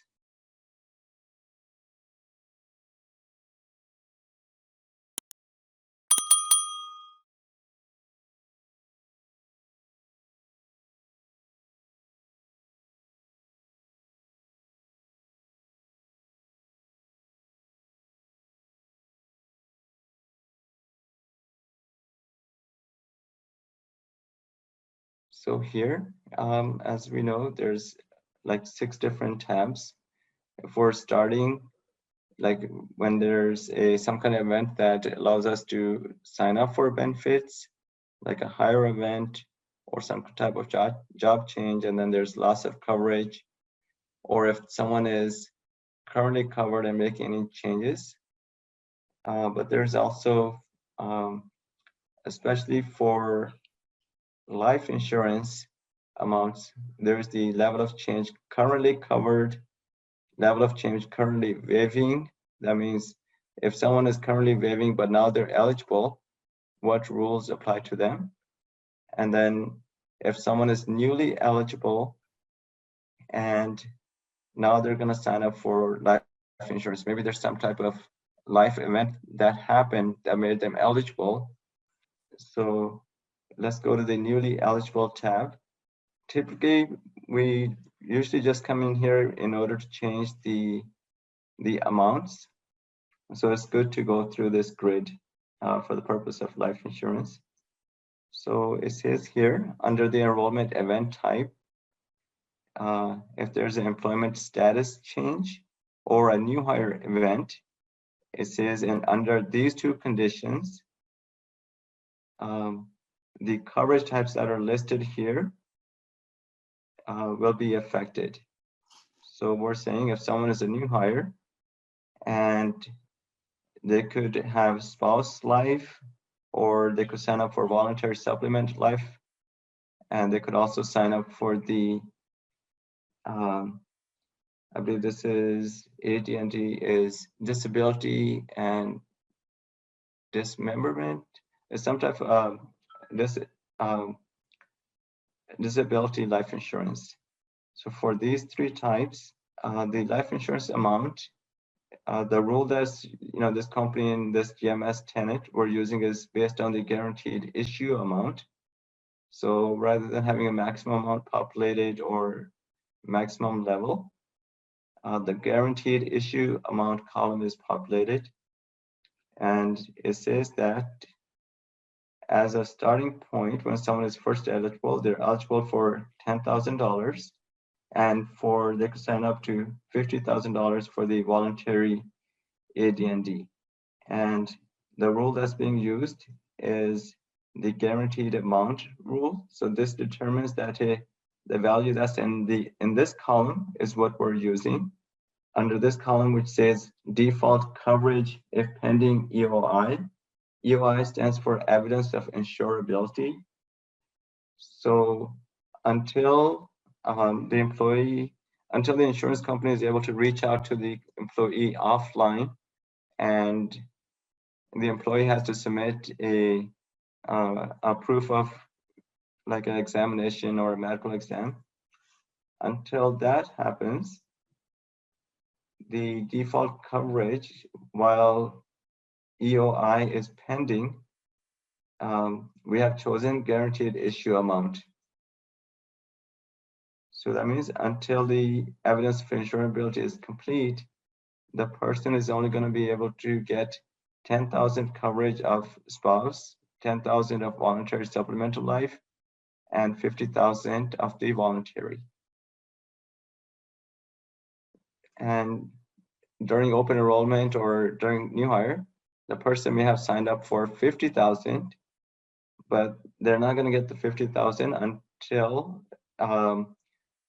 their EOI is complete. And EOI is something that the insurance company will they'll send a letter to the employee like offline through their third-party process. So usually every year we have to come over here and we have to change the amounts. So like say, for example, previous year was 10,000. This year it might be 20,000. One thing that I noticed over here is that under this category of newly eligible, I only see the event types of employment status change or new hire, but I don't see anything that will allow the benefit admin to make a correction on behalf of the employee. Like there's usually some type of administrative correction, or what's called like from the back end, the benefit partner could sign up for the employee or on the employee's behalf. So I will go ahead and set that up. So we're gonna select another enrollment event type that would allow the benefit partner at the time of new hire to act on behalf of the employee for life insurance purpose. So I'm gonna click on the plus button. I'm gonna choose, there might be something already exists, something called like admin correction or admin administrative task. Okay, so there's administrative task, and that's gonna be for the coverage type of spouse life and voluntary AD&D. So I'm gonna go ahead and select those.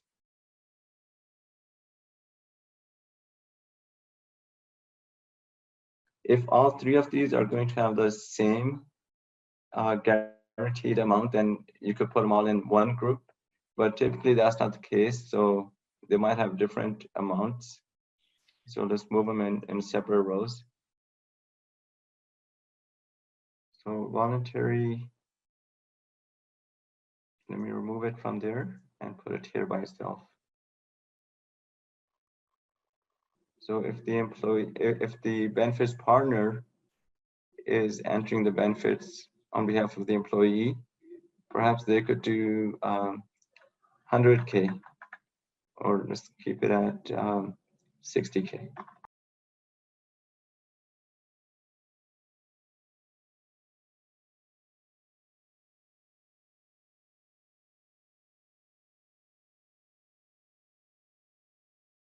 So here's the event that we added here, administrative correction, and then the amounts we entered, and the default processing rule, which says the employee will get the guaranteed issue amount while the EOI is pending. So they will get this amount.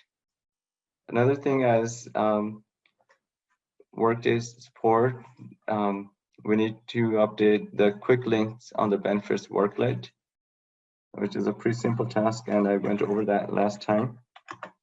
But basically this notes tab is the things that we commonly have to do, right? So you want to make sure that you're able to do these tasks in our GMS tenant. So a couple more things to add to that is instructional text. Now that we got everything else done, we got the plans, their eligibility rules. We want to make sure that we add some instruction text. And if we have the right instruction text and we explain to the employee like what step they're in and what's going to happen next, or what kind of prerequisite they have, that kind of information is provided under instruction text. And there's two places where instruction text is provided. One is right within the business process. And there is a help text. And then there's also maintain enrollment instructions, which has instruction text that you could update. So let me show you the one that's under the BP change benefits. Okay, so there's a lot of change benefit business processes, but the two most likely the ones that we're going to interact with is change benefits, which is the default definition. And then because this is the GMS tenant, it may be using the change benefit for global modern services, which I'm abbreviating as GMS. So, and then there's change benefit for life event for GMS. And then there's going to be the open enrollment business process as well. So let me check this one. So we go to the BP, and if we open it up,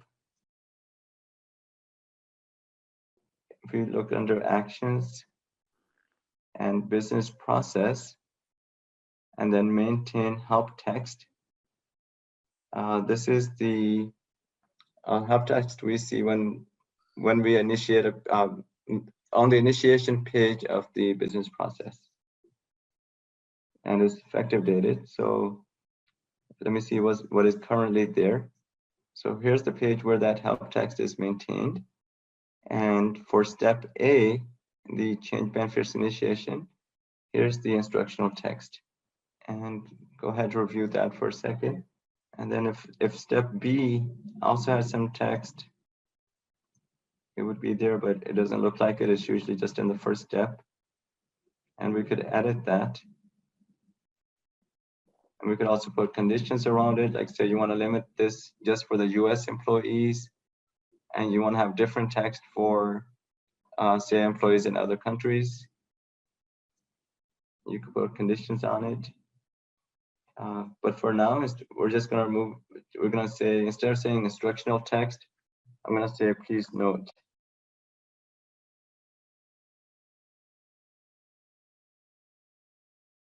And if I selected the correct business process, we should be able to see this new text at the initiate benefit stage. So I'm going to go to change benefit screen again.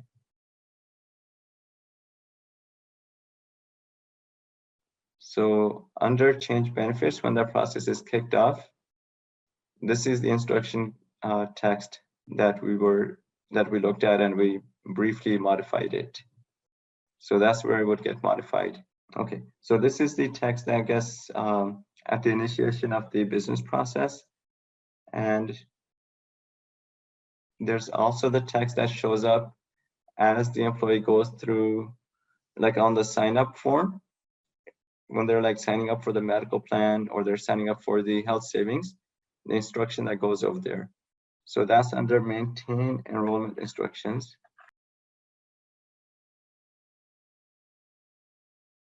So there is the general enrollment section, which has instruction for all of the plans. And then there is a tobacco use section for those companies that do track tobacco use. They might have you put in some default text for tobacco use. So first, let's look at the general enrollment section. Under healthcare, we see a lot of text over here, and it has a condition for the benefit group. So this text could be restricted by benefit group, and it also could be restricted by certain type of events. and then its text over here will be shown to everybody. So every year there's always some kind of changes to the text. Maybe there might be a link that changes or some other things, but this is where you come to change the text. The help text that we saw at the initiation of change benefits, that was under the business process. And I'll go back to that again. But on the actual enrollment page for healthcare elections, that text is over here. Okay. And so for health savings plan, it's here, and then so on. This would be both scenarios, right? Okay. Even like a new hire, when they're going to go through the enrollment at the time of hire, they will also see this text if they're in that particular benefit group, or they're a new hire. So there's different text based on the different type of event that occurs. And then there's the benefit elections review. So this is the information text that shows up on the review page. And it usually just has something like indicate your agreement with the elections via the electronic signature checkbox at the bottom of the page, and then on the confirmation page. So all of that instruction is under maintain enrollment instructions. Okay, so that part is pretty easy, pretty fun. Let me go back to the benefits business process.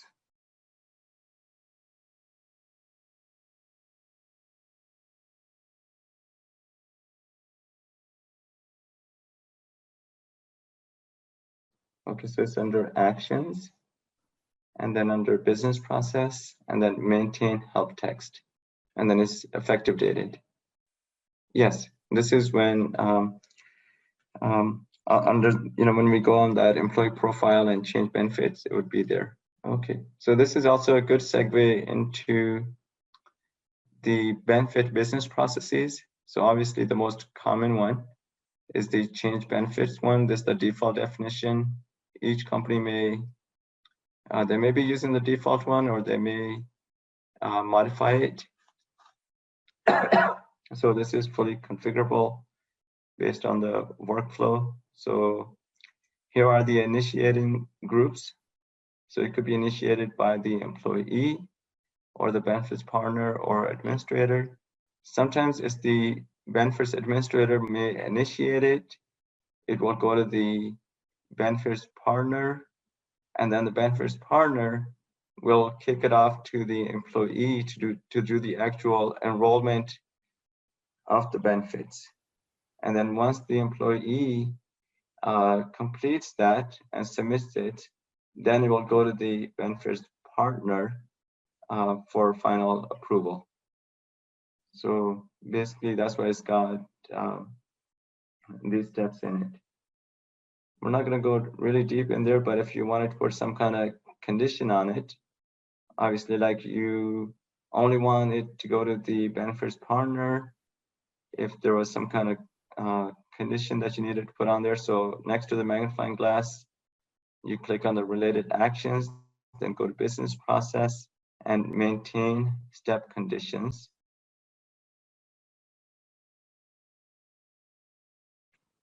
There might be some rule about reprocessing. Like if something needs to be reprocessed or something should not be reprocessed, in that case, we need to send it to benefits partner. Okay, event is being reprocessed, event is not being reprocessed. Okay.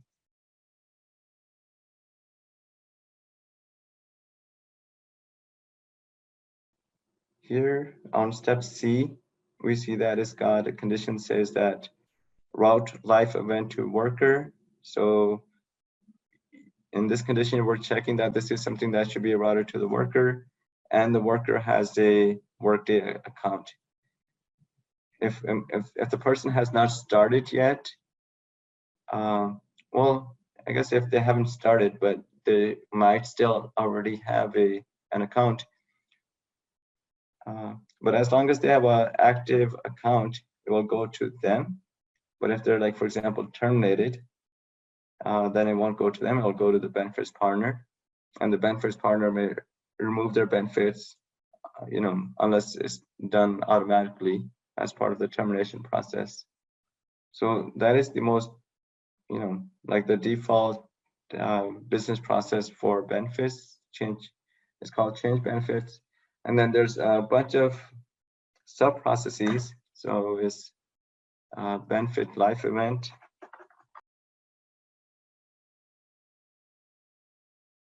So there's the change benefit for life event.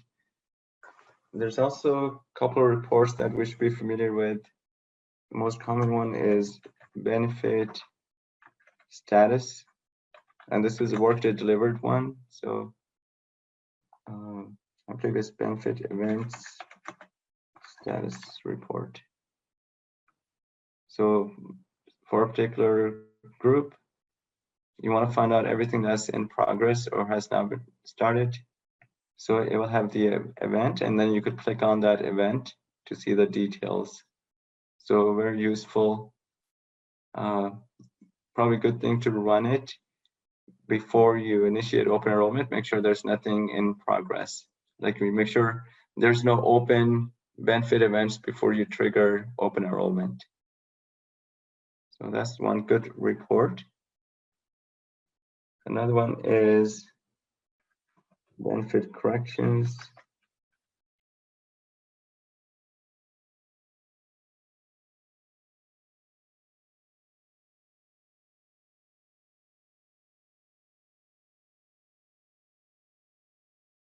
Okay, there's no benefit corrections.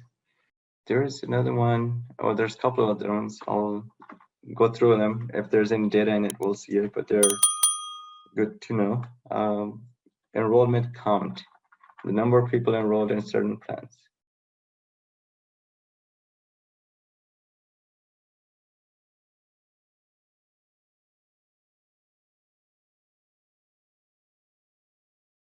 So this report is good when you need to audit the data that you have in your system, and you have sent this data to a benefits vendor or a provider, and you want to make sure that the number of people you have enrolled matches the number of people enrolled in that third-party system. So you could get the data from in the enrollment count report. So definitely very useful.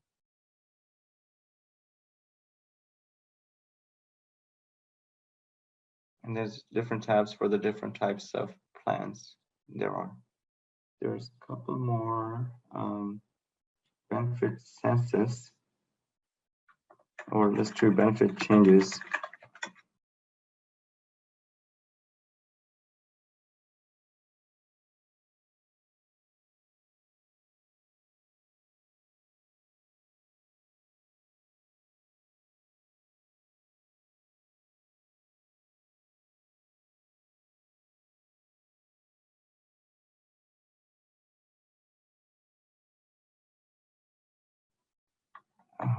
There's one audit report for terminated employees who still may be on benefits. Terminated employees with benefits.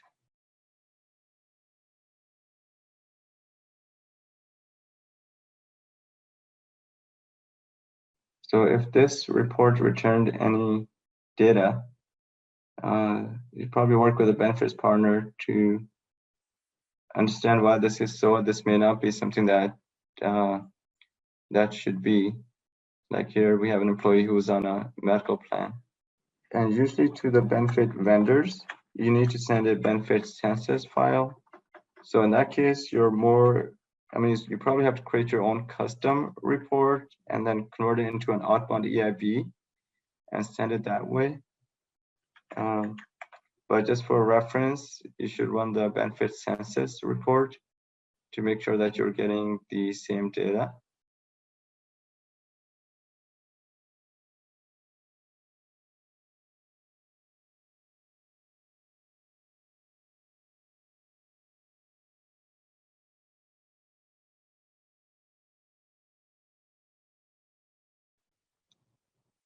So the census report has the employee name and all of the benefit types and providers and the level of coverage they're signed up with, and who their beneficiaries or dependents are. So these are like 5 really useful reports that are good to be aware of. I'll have to type it up. I was just getting it from memory, but I'll put it in the LMS. So this whole, this second worksheet that has the screenshots and the different things that we did, I'll add the reports to the reports tab, and then I'll go ahead and post it to the LMS. Okay, I'll do that, but I want to make sure instead of covering more stuff, that we are familiar with the stuff that's on the screen. I know if there's like, from all the sessions we had, like we need to make sure that we are easily, able to go in there and change plan rates. We know how to update the benefit groups. And when we update the benefit groups, that means the plans that are within that group. And here's all the tasks that need to occur. And then at the end, we talk about the instructions and help text.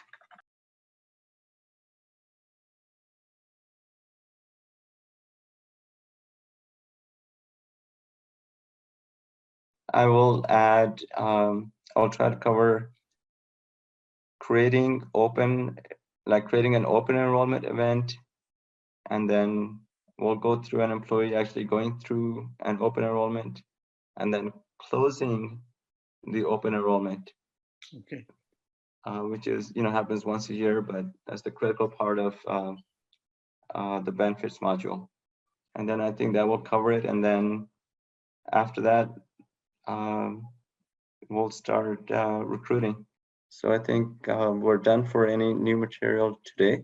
It's a lot of stuff. I try to cover not a lot of stuff. I'm trying to focus on the things that you need to be aware of for interviewing purposes, and stuff that you could talk about at the interview stage. And then there's some detailed stuff that I do go into, but everything that I have to make sure that I could cover it in that small amount of time. So if it gets too deep, just post a question. All right, let's test your knowledge. Here is a question for you. Which of the following is generally considered a qualifying life event that allows an employee to make changes to their benefits mid-year in Workday? Option A, buying a new house. Option B, having a baby or adopting a child. Option C, getting a promotion. Option D, turning a certain age. Take a moment to think, and when you're ready, choose the correct option.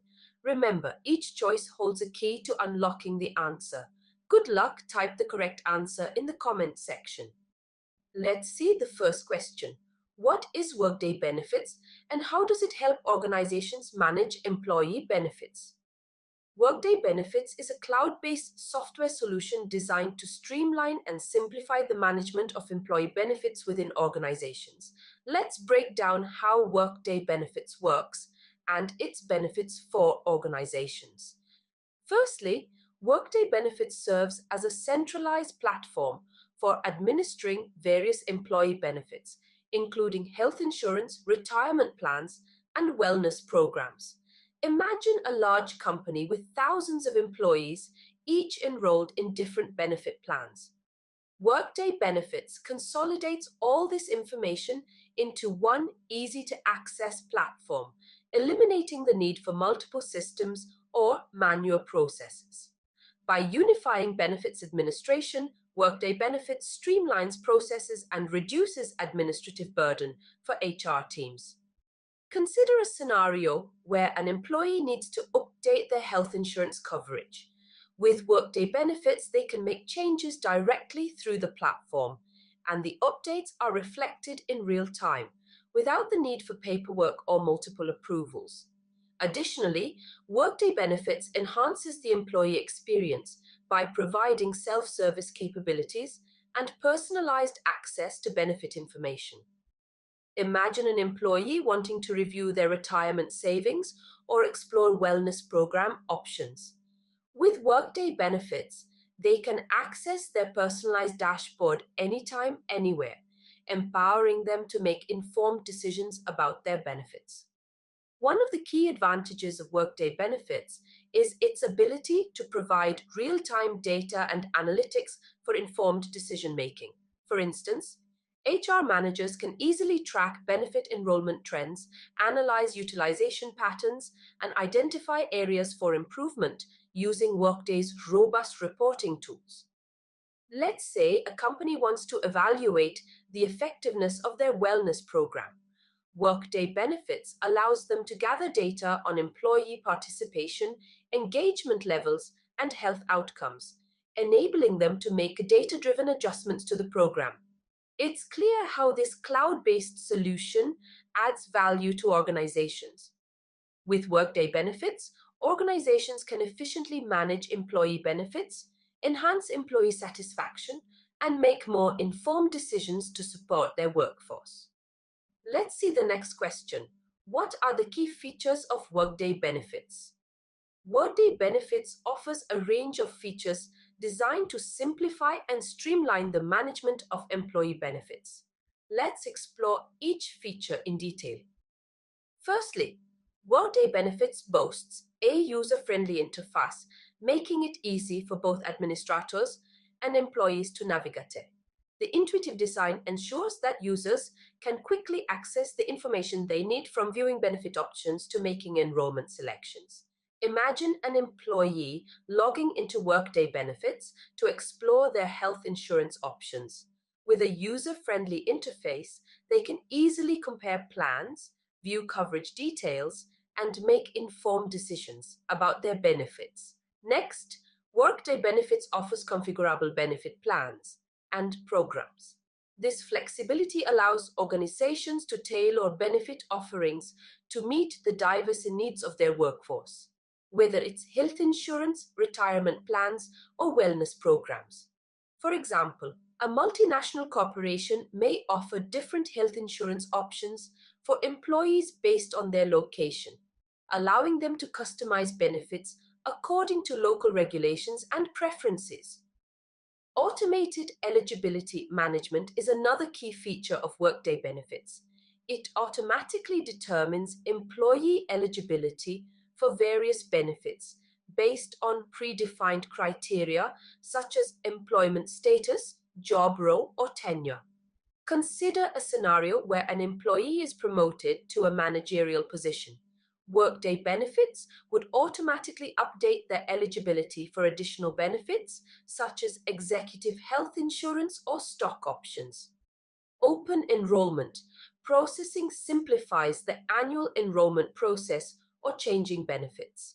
Workday Benefits guides employees through the enrollment process, ensuring that they understand their options and make selections within the specified timeframe. Imagine HR administrators launching an open enrollment period in Workday Benefits. Employees receive notifications prompting them to review their current benefits and make any necessary changes, all within the system. Life event management allows employees to make changes to their benefits outside of the open enrollment period in response to qualifying life events such as marriage, birth of a child, or relocation. For instance, if an employee gets married, they can update their spouse's information and enroll them in the company's health insurance plan directly through Workday Benefits, ensuring seamless coverage transitions. Compliance management ensures that benefit programs adhere to regulatory requirements and industry standards. Workday Benefits automatically monitors and enforces compliance rules, reducing the risk of penalties or legal issues. Consider a scenario where a company operates in multiple states with different regulations governing employee benefits. Workday Benefits would automatically adjust benefit offerings and eligibility criteria to ensure compliance with each state's laws. Lastly, Workday Benefits offers robust reporting and analytics capabilities. HR administrators can generate detailed reports on benefit usage, enrollment trends, cost analysis, and more, providing valuable insights for strategic decision-making. Imagine HR executives reviewing a report generated by Workday Benefits that highlights trends in employee benefit preferences. This data-driven approach enables them to optimize benefit offerings and allocate resources effectively. It's evident how these features contribute to streamlining benefits administration and enhancing the employee experience. Workday Benefits empowers organizations to manage employee benefits efficiently, ensuring that employees receive the support they need to thrive in the workplace. Let's see the next question. How does Workday Benefits handle different types of benefit plans? Workday Benefits is designed to support a wide range of benefit plan types, catering to the diverse needs of organizations and their employees. Let's delve into the various types of plans that Workday Benefits accommodates. Firstly, there's health insurance. Workday Benefits allows organizations to manage various health insurance plans, including medical, dental, and vision coverage. For example, an organization might offer different health insurance options to its employees, such as a preferred provider organization plan, a health maintenance organization (HMO) plan, or a high deductible health plan (ADHP). Workday Benefits enables administrators to set up and administer these plans with ease. Next, we have dental and vision plans. Workday Benefits provides tools to manage separate dental and vision benefits, allowing employees to enroll in coverage tailored to their specific needs. Consider a scenario where an employee prefers a comprehensive dental plan but opts for a basic vision plan. Workday Benefits allows them to make individual selections based on their preferences. Workday Benefits also handles life and disability insurance plans. Organizations can set up and manage various life insurance options, including term life, whole life, and supplemental coverage, as well as disability insurance plans. For instance, an employee may choose to enroll in a basic life insurance plan provided by the company and opt for additional coverage to protect against disability-related income loss. Workday Benefits facilitates the enrollment and management of these plans seamlessly. Retirement plans are another key feature of Workday Benefits. Organizations can offer employees access to retirement savings plans such as 401k, 403b, or pension plans through the platform.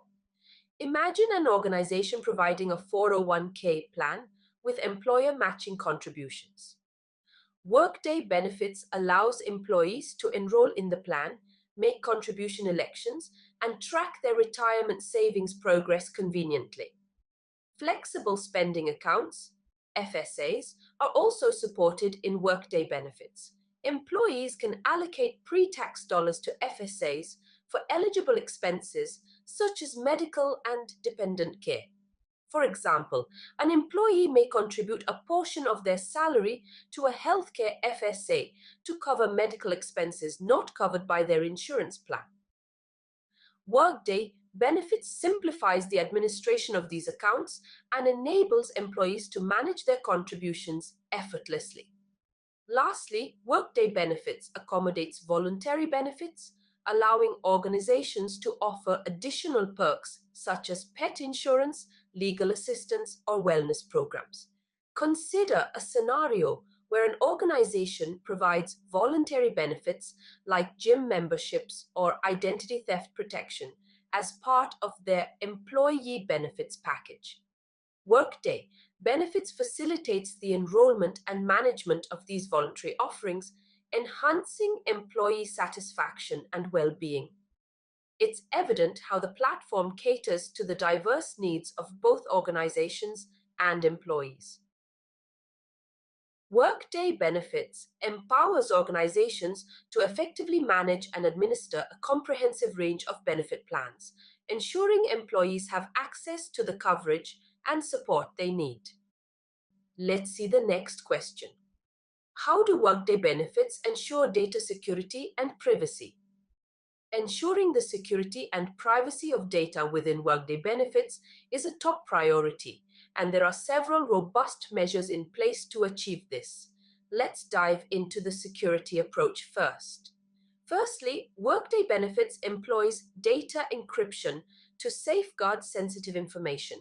This means that data is transformed into an unreadable format using encryption algorithms, making it unintelligible to unauthorized users. For example, imagine an employee's personal health information stored in Workday Benefits. Through encryption, this data is scrambled into a ciphertext, ensuring that even if it's intercepted, it remains indecipherable without the appropriate decryption key. Role-based access control is another vital aspect of Workday Benefits security. This means that access to sensitive data is strictly controlled based on the roles and responsibilities of individual users within the organization. Consider a scenario where HR managers need access to employee benefits, information for administration purposes. With role-based access control, only authorized HR personnel have the necessary permissions to view and modify this data, reducing the risk of unauthorized access. Multi-factor authentication adds an extra layer of security to Workday Benefits. This authentication method requires users to provide multiple forms of verification, such as a password and a one-time code sent to their mobile device, before accessing the system. Imagine an employee logging into Workday Benefits from a new device. With multi-factor authentication enabled, they would need to verify their identity through both their password and a unique code sent to their registered mobile number, enhancing security against unauthorized access attempts. Regular security audits are conducted to assess and enhance the security posture of Workday Benefits. These audits involve comprehensive evaluations of security controls, processes, and protocols to identify vulnerabilities and ensure compliance with industry best practices. For example, security experts may conduct penetration testing to simulate cyber attacks and identify potential weaknesses in the system's defenses. This proactive approach helps Workday continuously improve its security measures. In addition to these security measures, Workday Benefits also ensures compliance with industry standards and regulations to further protect data privacy. For instance, Workday Benefits complies with the General Data Protection Regulation, GDPR, which sets strict guidelines for the protection of personal data of individuals within the European Union. Similarly, Workday Benefits adheres to the Health Insurance Portability and Accountability Act, HIPAA, in the United States, which governs the security and privacy of healthcare information. Workday Benefits also undergoes audits for compliance with SOC 1, SOC 2, and SOC 3 standards, which assure the effectiveness of internal controls over security, availability, processing integrity, confidentiality, and privacy. Data security and privacy are taken seriously. These measures ensure that sensitive data within Workday Benefits remains protected, giving organizations and their employees peace of mind when it comes to their privacy and security. Let's see the next question. What is the role of a benefits administrator in Workday Benefits? The benefits administrator plays a crucial role in managing and maintaining the Workday benefits system to ensure employees receive their entitled benefits efficiently. Let's break down the duties of a benefits administrator in detail. Firstly, configuring and maintaining the system is at the core of the benefits administrator's responsibilities. This involves setting up and customizing the Workday Benefits module to align with the organization's benefit plans and policies. For example, if an organization offers health insurance, retirement plans, and flexible spending accounts, the benefits administrator would configure the Workday system to accommodate these benefit offerings and ensure they are accurately reflected for employees to enroll. Next, Setting up benefit plans is a key task. The benefits administrator defines the parameters of each benefit plan, including coverage options, contribution amounts, eligibility criteria, and enrollment periods. Imagine an organization introducing a new dental insurance plan for its employees. The benefits administrator would work closely with insurance providers and HR to set up the plan within the Workday system, specifying details such as co-pays, deductibles, and network providers. Defining eligibility rules is essential to ensure that only eligible employees can enroll in specific benefit plans. The benefits administrator configures eligibility criteria based on factors such as employment status, job role, and tenure.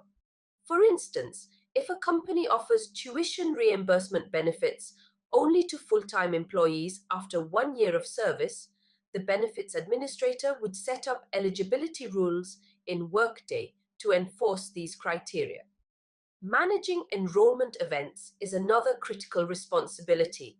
The benefits administrator oversees open enrollment periods, new hire enrollments, life events, and other enrollment-related activities to ensure employees have access to benefits when needed.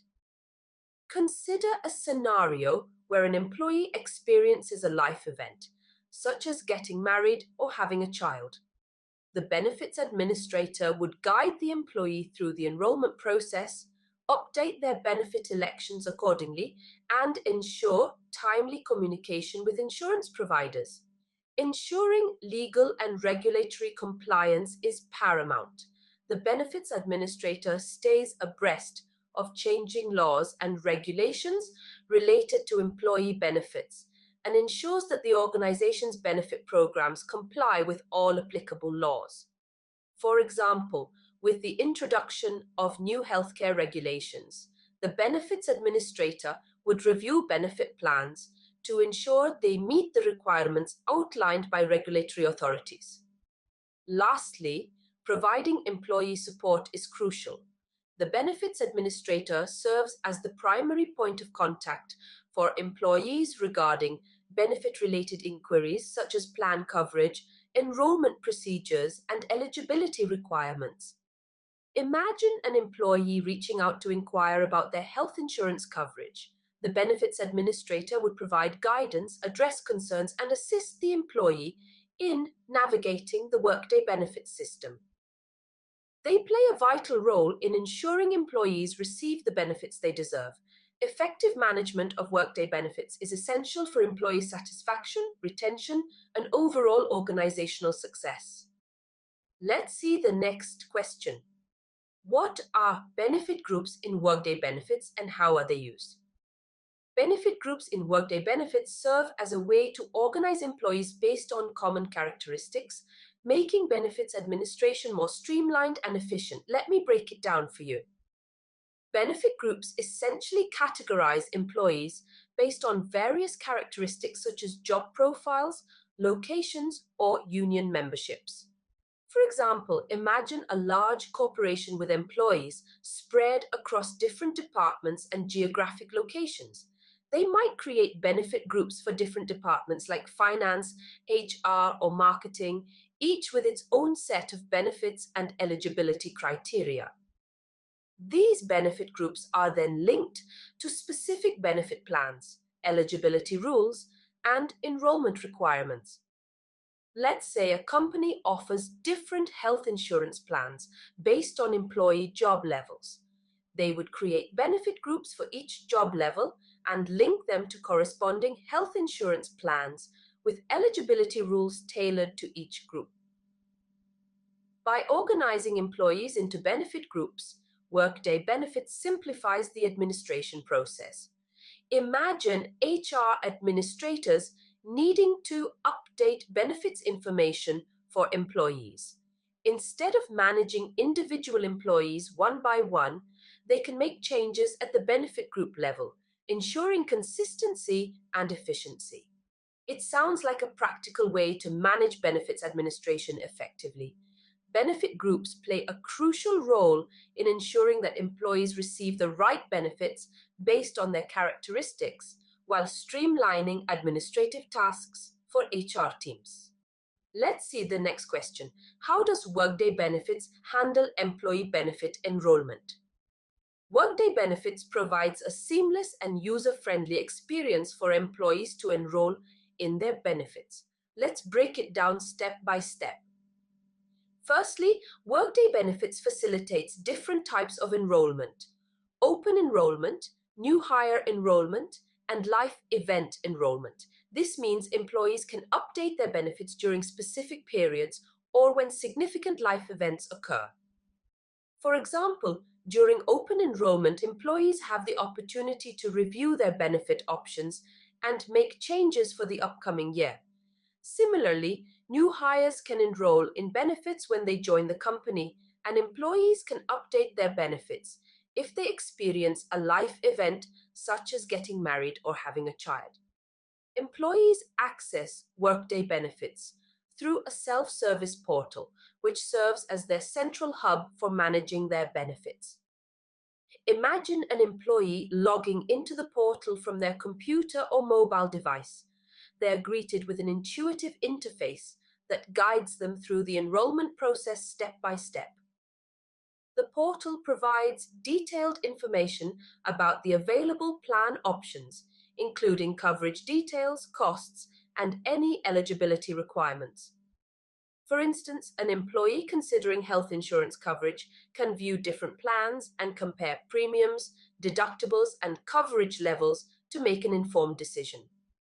Throughout the enrollment process, employees have the flexibility to review their choices and make adjustments as needed. Meanwhile, benefits administrators have access to tools that allow them to monitor enrollment progress and track employee participation. Think of it as a dashboard where administrators can see real-time updates on who has enrolled, which benefits they've selected, and any pending actions. Administrators can also review and approve enrollments as necessary to ensure accuracy and compliance with company policies. For example, if an employee selects a benefit option that requires additional documentation or approval, the administrator can review the request and take appropriate action. It's clear how it simplifies the experience for both employees and administrators. Workday Benefits streamlines the enrollment process, empowering employees to make informed decisions about their benefits while providing administrators with the tools they need to manage enrollments efficiently. Let's see the next question. What are coverage targets in Workday Benefits? Coverage targets in Workday Benefits are essentially the individuals or groups who are eligible to receive specific benefits offered by an organization. Let me break it down for you. Firstly, coverage targets are defined by eligibility rules set by the organization. These rules determine who qualifies for which benefit plans based on factors like employment status, job role, and hours worked. For example, an eligibility rule may specify that full-time employees are eligible for health insurance benefits, while part-time employees are not. Coverage targets can include various individuals such as employees, their dependents, domestic partners, or designated beneficiaries. Imagine a scenario where an employee is eligible to enroll not only themselves, but also their spouse and children in the organization's health insurance plan. These individuals would be considered coverage targets for that specific benefit plan. Additionally, coverage targets are associated with particular benefit plans offered by the organization. For instance, an organization may offer multiple benefit plans such as health insurance, dental coverage, and retirement savings. Each of these plans will have its own set of coverage targets based on eligibility criteria and plan rules. It's clear how they play a crucial role in determining eligibility and administering benefits within organizations. Understanding coverage targets is fundamental for effectively managing and administering benefits programs in Workday, ensuring that eligible individuals receive the appropriate coverage they need. Let's see the next question. How does Workday Benefits manage benefit events and processes? Workday Benefits offers a robust framework for managing various benefit events and processes in a streamlined manner. Let me break it down for you. Firstly, Workday Benefits employs a customizable business process framework. This means that organizations can tailor the benefit processes to fit their unique requirements and workflows. For example, a company may have different approval hierarchies or documentation requirements for different types of benefit events. With Workday, they can easily configure the processes to align with their specific needs. Workday Benefits effectively manages a wide range of benefit events and procedures, including enrollments, life events, and terminations. Imagine an employee who just got married. They need to update their benefits to include their spouse. Workday streamlines this process by guiding them through the necessary steps and documentation required for the life event. These processes in Workday Benefits are structured with steps, approvals, and notifications, all of which are adaptable to organizational needs. Let's say an employee requests to change their health insurance plan. Workday can automate the process by routing the request through the appropriate approval channels, sending notifications to relevant stakeholders, and ensuring that all necessary steps are completed. One of the key advantages of Workday Benefits is its ability to maintain a comprehensive audit trail of all benefit transactions.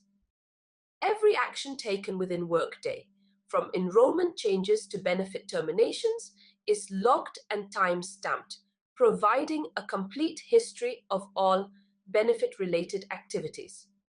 For instance, if there's ever a dispute or discrepancy regarding a benefit transaction, administrators can easily trace back to the exact steps taken, approvals obtained, and notifications sent within Workday. It sounds like a robust system that can adapt to the needs of any organization.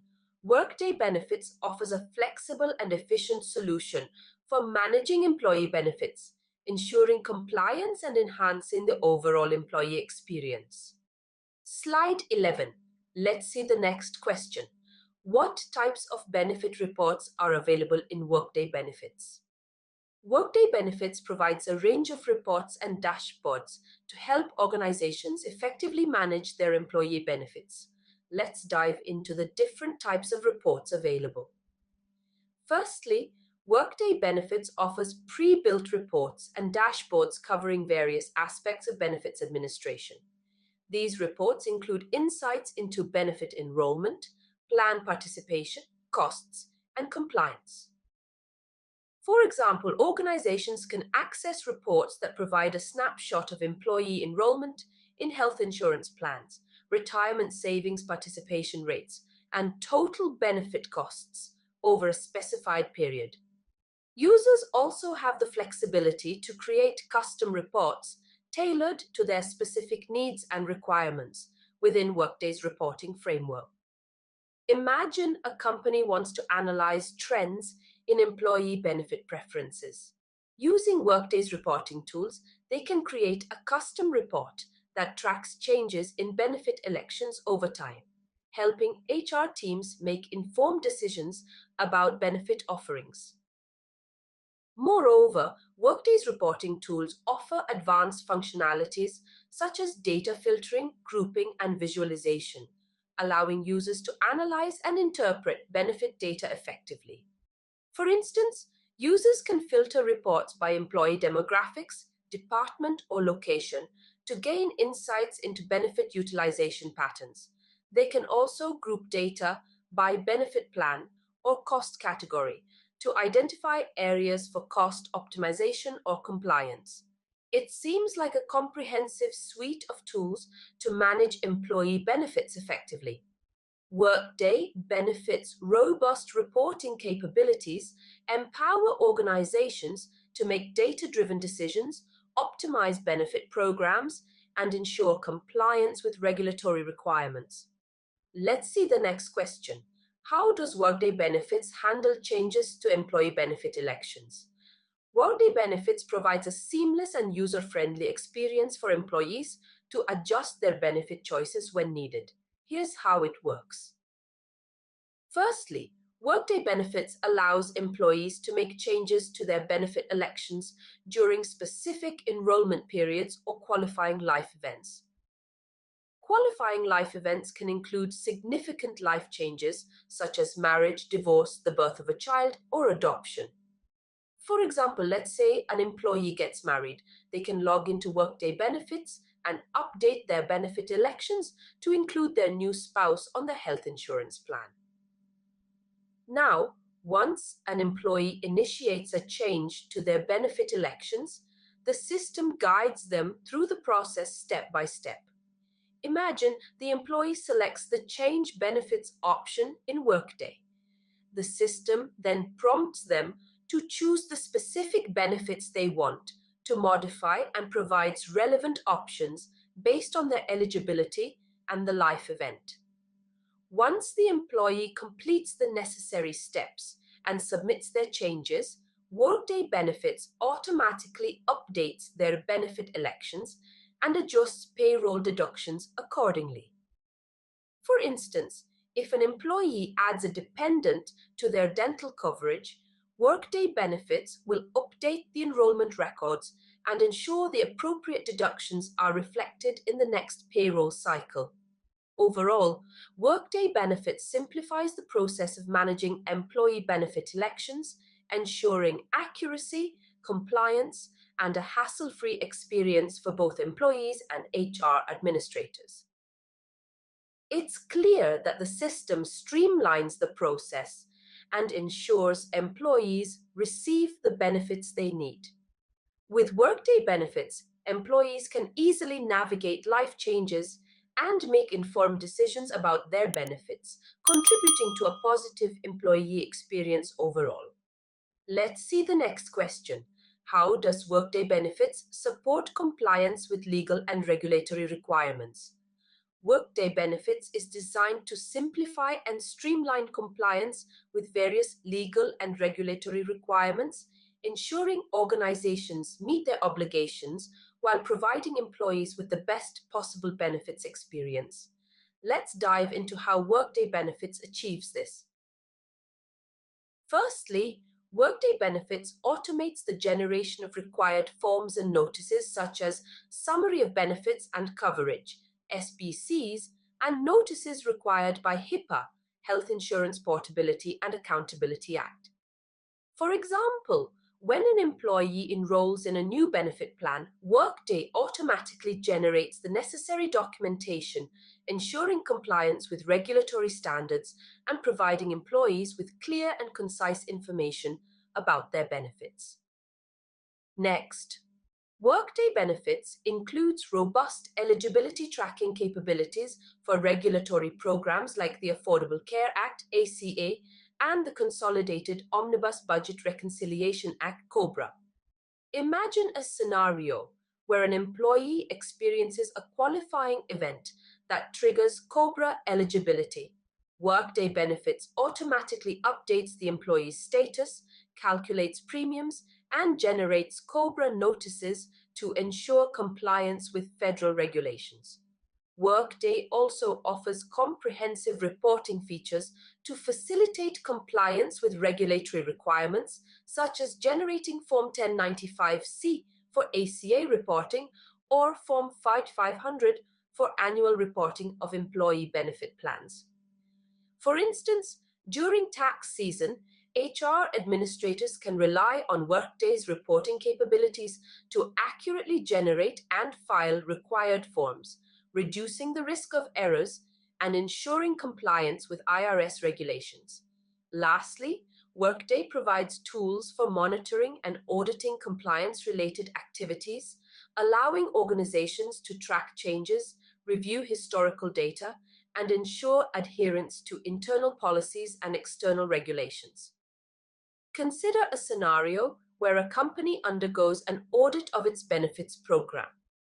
With Workday, administrators can easily access audit trails, verify compliance with legal requirements, and demonstrate due diligence in managing employee benefits. It's clear how these features can help organizations navigate complex regulatory landscapes. With Workday Benefits, organizations can streamline compliance efforts, mitigate risks, and ensure that employees receive the benefits they're entitled to in a compliant and efficient manner. Let's see the next question. What are passive events in Workday Benefits and how are they processed? Expert. Passive events in Workday Benefits are essentially system-triggered occurrences that happen automatically based on predefined criteria. Let's unpack this a bit further. Imagine an employee reaches a certain age or tenure within the company. This event, such as turning 65 or completing 5 years of service, serves as a trigger for a passive event in Workday Benefits. These passive events automatically prompt changes to benefit elections or eligibility without requiring any manual intervention from administrators or employees. For instance, let's say an employee turns 65 years old. Workday recognizes this milestone as a passive event and adjusts their benefit elections accordingly, such as enrolling them automatically in Medicare coverage options. Similarly, if an employee completes a specific tenure milestone, such as reaching 5 years of service, Workday may trigger a passive event to offer them additional benefits or eligibility for certain programs. Now, how are these passive events processed? Well, Workday Benefits operates based on configured business rules that define how these events should be handled. For example, administrators can set rules specifying which benefits should be automatically adjusted based on different types of passive events and under what circumstances. Let's say a company has a policy to automatically enroll employees in a retirement savings plan once they reach a certain age. The business rule in Workday would dictate this process, ensuring seamless enrollment for eligible employees. Lastly, benefits administrators can monitor and review passive events within Workday. They can track when these events occur, review the corresponding changes to benefit elections, and ensure compliance with company policies. For instance, administrators can run reports in Workday to identify employees who have experienced passive events recently and verify that their benefit elections have been updated accordingly. It's fascinating how the system automates these changes based on predefined criteria. Passive events streamline benefit administration processes, reduce manual workload, and ensure that employees receive the benefits they're entitled to without any delays or errors. Let's see the next question. What is the difference between open enrollment and life event enrollment in Workday Benefits? Understanding the difference between these two enrollment periods is key for employees to manage their benefits effectively. Let's break it down. Open enrollment happens once a year, typically on a set schedule determined by the employer. During this period, employees have the opportunity to review their current benefit selections and make changes for the upcoming year. Imagine it's open enrollment season at a company. Employees can log into Workday Benefits to adjust their health insurance coverage, modify their retirement contributions, or add dependents to their plans without needing a specific reason. On the other hand, life event enrollment allows employees to make changes to their benefits outside of the annual open enrollment period. This enrollment type is triggered by qualifying life events such as marriage, divorce, birth of a child, or adoption. Consider a scenario where an employee gets married. They can use the life event enrollment feature in Workday Benefits to add their spouse to their health insurance plan or adjust their coverage accordingly. Similarly, if an employee has a child, they can use life event enrollment to enroll the newborn in their health insurance plan or adjust their benefits to accommodate the new family member. In essence, open enrollment is a scheduled period where all employees can make changes to their benefits. while life event enrollment allows changes outside of that window, but only in response to specific life events. Employees need to know when they can make changes to their benefits. Understanding these enrollment periods empowers employees to manage their benefits effectively and ensure they have the coverage they need when life changes occur. Let's see the next question. How does Workday Benefits handle evidence of insurability, EOI requirements? Workday Benefits offers a seamless solution for managing evidence of insurability requirements, particularly for plans like life insurance. Here's how it works. When an employee enrolls in a plan that requires evidence of insurability, Workday automatically generates the necessary forms and notifications. These forms prompt employees to provide relevant information, such as medical history and lifestyle habits. Imagine an employee enrolls in a new life insurance plan that requires evidence of insurability. Workday will promptly generate the required forms and notify the employee to complete them as part of the enrollment process. Workday Benefits then tracks the status of the evidence of insurability process. This includes monitoring when employees submit their forms and the progress of reviews by insurance providers. For instance, Workday will indicate whether an employee's evidence of insurability forms have been submitted, received, or are pending review by the insurer. Administrators play a crucial role in managing the evidence of insurability process within Workday Benefits. They have the authority to review, approve, or deny EOI submissions based on the insurer's decision. Consider a scenario where an employee submits evidence of insurability forms for a life insurance plan. The benefits administrator can access Workday to review the submitted information and either approve or deny the application based on the insurer's guidelines. Overall, Workday Benefits streamlines the evidence of insurability process, ensuring compliance with insurance requirements while providing a user-friendly experience for employees and administrators alike. Workday simplifies this process for both employees and administrators. With Workday, managing benefits administration tasks such as evidence of insurability becomes efficient and transparent, allowing organizations to focus on providing valuable benefits to their employees. Let us see the next question. How does Workday Benefits support employee communication and engagement?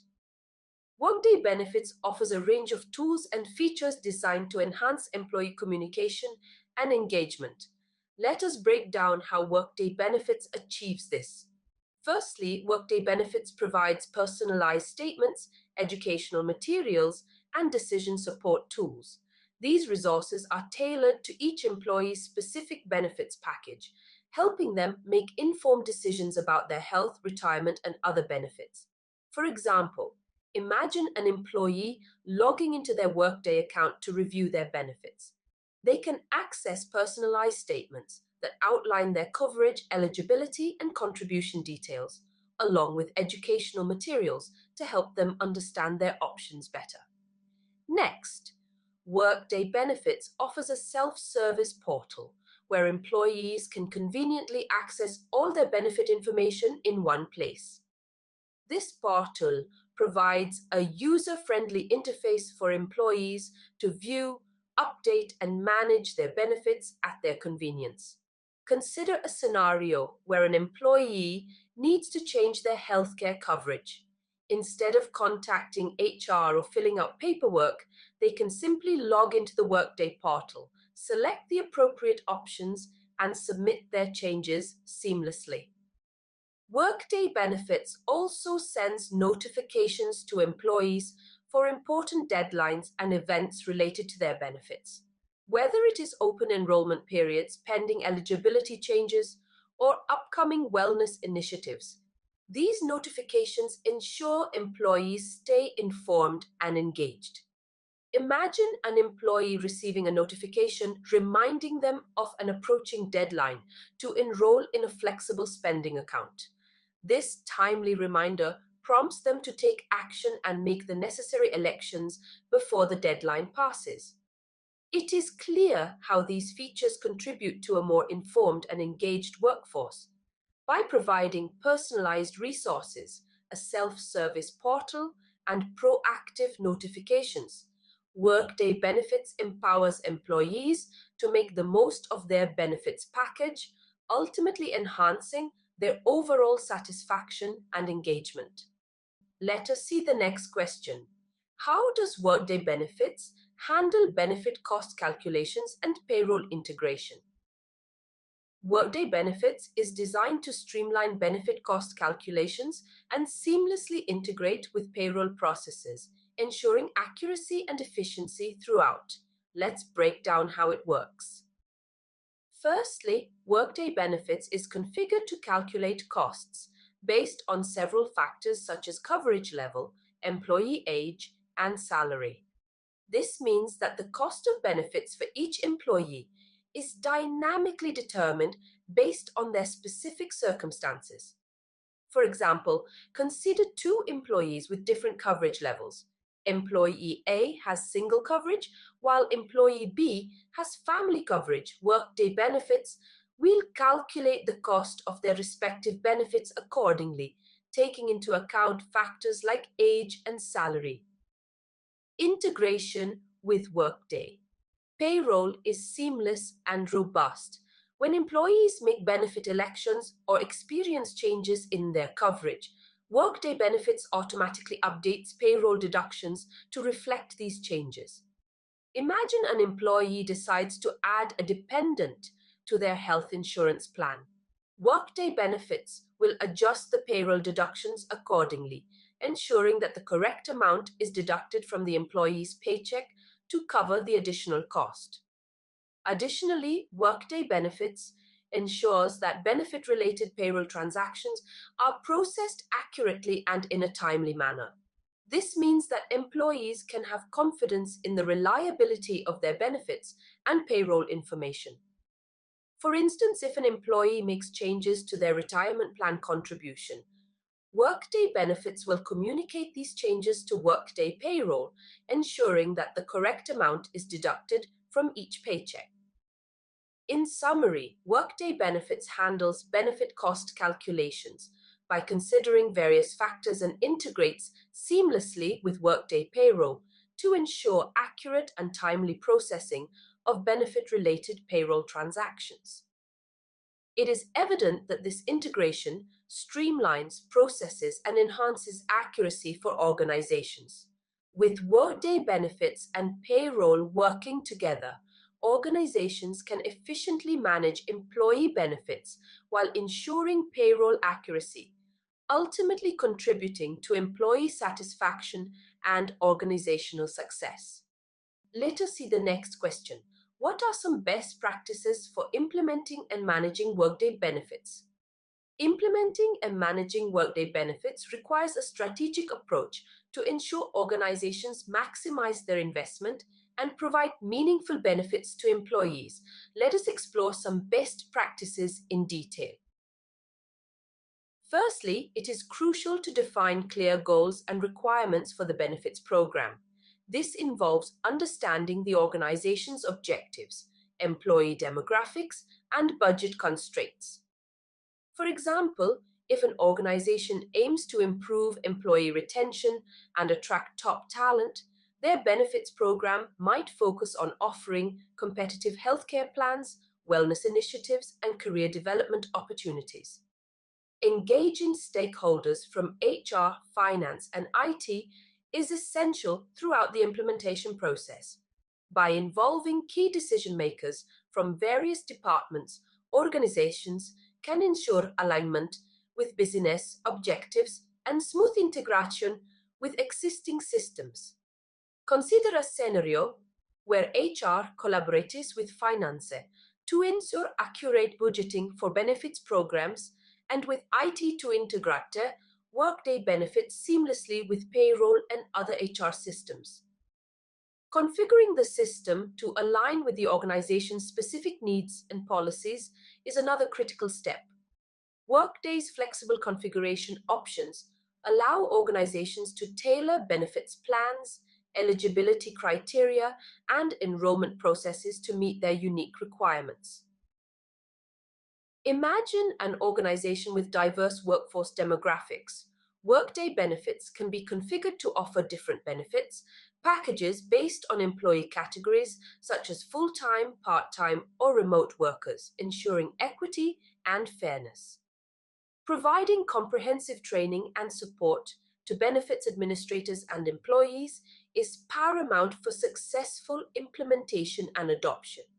This includes training sessions on navigating the Workday Benefits platform, understanding benefit options, and enrolling in plans.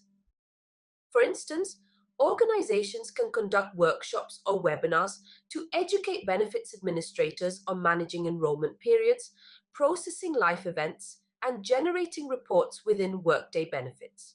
Regularly reviewing and updating benefit plans and configurations is essential to ensure compliance with regulatory requirements and adapt to changing business needs and employee preferences. Think of it as a continuous improvement process. Organizations can leverage Workday's configuration capabilities to make adjustments to benefit plans, coverage options, and contribution levels based on feedback from employees and evolving market trends.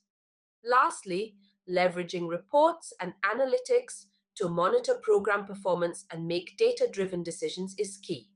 Workday's robust reporting capabilities enable organizations to track enrollment trends, utilization rates, and cost metrics to assess the effectiveness of their benefits programs.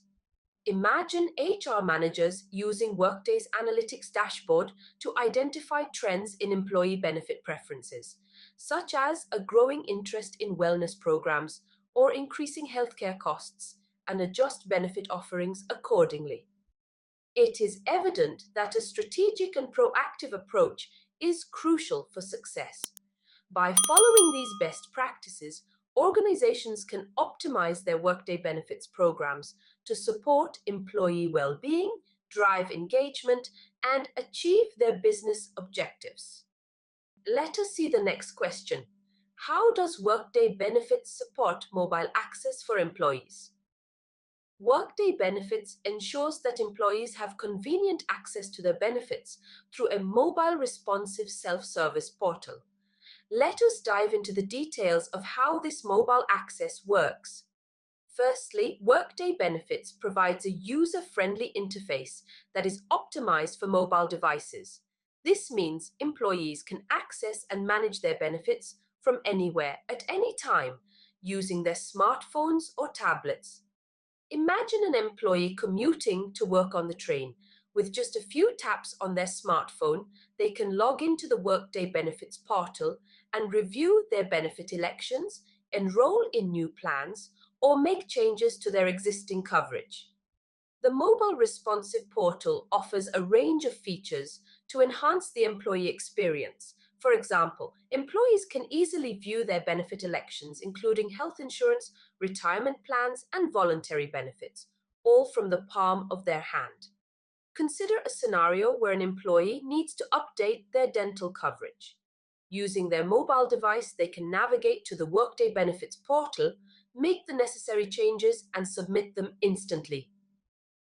Another valuable feature of Workday Benefits mobile access is the ability to upload documents directly from a mobile device. Whether it is a proof of dependent eligibility or a medical expense receipt, employees can quickly upload and submit important documents using their smartphones. Imagine an employee visiting the doctor's office and receiving a paper receipt for a medical expense. With Workday Benefits, they can snap a photo of the receipt using their phone, upload it to the portal, and submit it for reimbursement, all without ever having to touch a computer. Additionally, Workday Benefits ensures that employees stay informed and up to date with notifications and alerts sent directly to their mobile devices.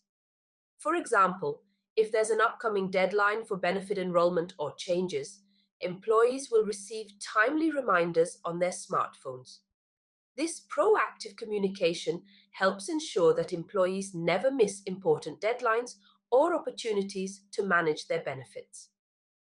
It is evident that the mobile responsive self-service portal offers convenience and flexibility for managing benefits on the go.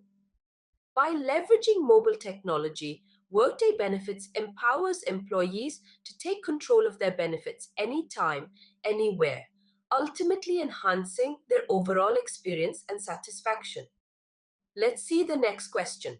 How does Workday Benefits handle benefit taxation and reporting? Workday Benefits streamlines the handling of benefit-related taxes and reporting, ensuring compliance and accuracy in tax management. Let's dive into the details.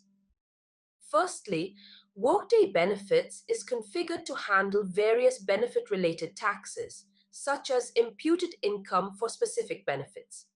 Imputed income refers to the value of certain benefits provided to employees that are subject to taxation, such as employer-provided life insurance above a certain threshold. For example, let's say an employee receives employer-sponsored life insurance coverage exceeding $50,000. Workday Benefits automatically calculates the imputed income associated with this benefit and adjusts the employee's taxable income accordingly. Secondly, Workday Benefits simplifies the generation of necessary tax forms, such as W-2s and 1095-Cs. These forms are essential for reporting employee wages, benefits, and tax-related information to both employees and relevant government agencies. Consider a scenario where it is tax season and employers need to provide employees with their W-2 forms detailing their earnings and benefits received during the year. Workday Benefits generates these forms accurately and efficiently, saving time and reducing the risk of errors. Lastly, Workday Benefits supports electronic filing of these tax forms with relevant agencies. This feature eliminates the need for manual paper filing, reduces administrative burden, and ensures timely submission of tax documents. Imagine a payroll administrator using Workday Benefits to electronically file W-2 forms with the Internal Revenue Service, IRS, or 1095-Cs with the Department of Health and Human Services, HHS. This seamless process streamlines compliance and enhances efficiency in tax reporting. It is evident how Workday simplifies these complex processes for organizations. With Workday Benefits, organizations can effectively manage benefit-related taxes, generate accurate tax forms, and streamline reporting, ultimately ensuring compliance and enhancing the employee experience. Let's see the next question. What are some key considerations when designing a benefits program in Workday Benefits? When it comes to designing a benefits program in Workday Benefits, there are several important factors to consider to ensure its effectiveness and alignment with organizational goals. Let's dive into these key considerations. Firstly, it's crucial to align benefit offerings with the organization's overall compensation and reward strategy. This means ensuring that the benefits package complements the company's culture, values, and business objectives. For example, if an organization prioritizes employee wellness and work-life balance, they may choose to offer comprehensive health insurance plans, flexible work arrangements, and wellness programs through Workday Benefits. Ensuring compliance with legal and regulatory requirements is another critical consideration. Workday Benefits administrators must stay updated with regulations such as the Affordable Care Act, ACA, and the Employee Retirement Income Security Act, EISA, to ensure that benefit plans adhere to legal standards. Imagine a company designing a retirement savings plan through Workday Benefits. They would need to ensure that the plan meets EISA requirements regarding fiduciary responsibilities, reporting, and disclosure to employees. Defining clear eligibility rules and coverage targets for each benefit plan is essential to avoid confusion and ensure equitable access to benefits. Workday Benefits allows administrators to configure eligibility criteria based on factors such as employment status, job role, and tenure. For instance, a company may offer health insurance coverage to full-time employees and their eligible dependents with eligibility criteria clearly defined within Workday Benefits to prevent misunderstandings. Selecting appropriate benefit partners and negotiating favorable terms and rates is key to maximizing the value of the benefits program. Whether it's health insurance providers, retirement plan administrators, or wellness program vendors, Workday Benefits allows organizations to integrate with external partners seamlessly. Imagine a company leveraging Workday Benefits to integrate with a health insurance carrier. By negotiating favorable rates and terms, they can provide cost-effective healthcare options to employees while still maintaining high-quality coverage. Designing effective employee communication and engagement strategies is vital to ensure that employees understand and appreciate the benefits available to them through Workday Benefits. This may include personalized communication campaigns, educational materials, and interactive tools. For example, companies can use Workday Benefits to send targeted emails, host webinars, or create interactive decision support tools to help employees make informed benefit choices during open enrollment periods. Finally, establishing metrics and goals for measuring program success and return on investment, ROI, is essential for continuous improvement and optimization. Workday Benefits provides robust reporting and analytics capabilities to track key metrics such as enrollment rates, cost per employee, and employee satisfaction. Imagine a company setting a goal to increase employee participation in retirement savings plans.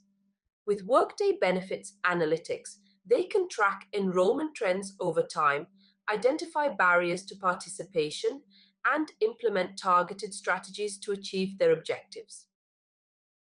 It's evident that careful planning and strategic alignment are essential for success.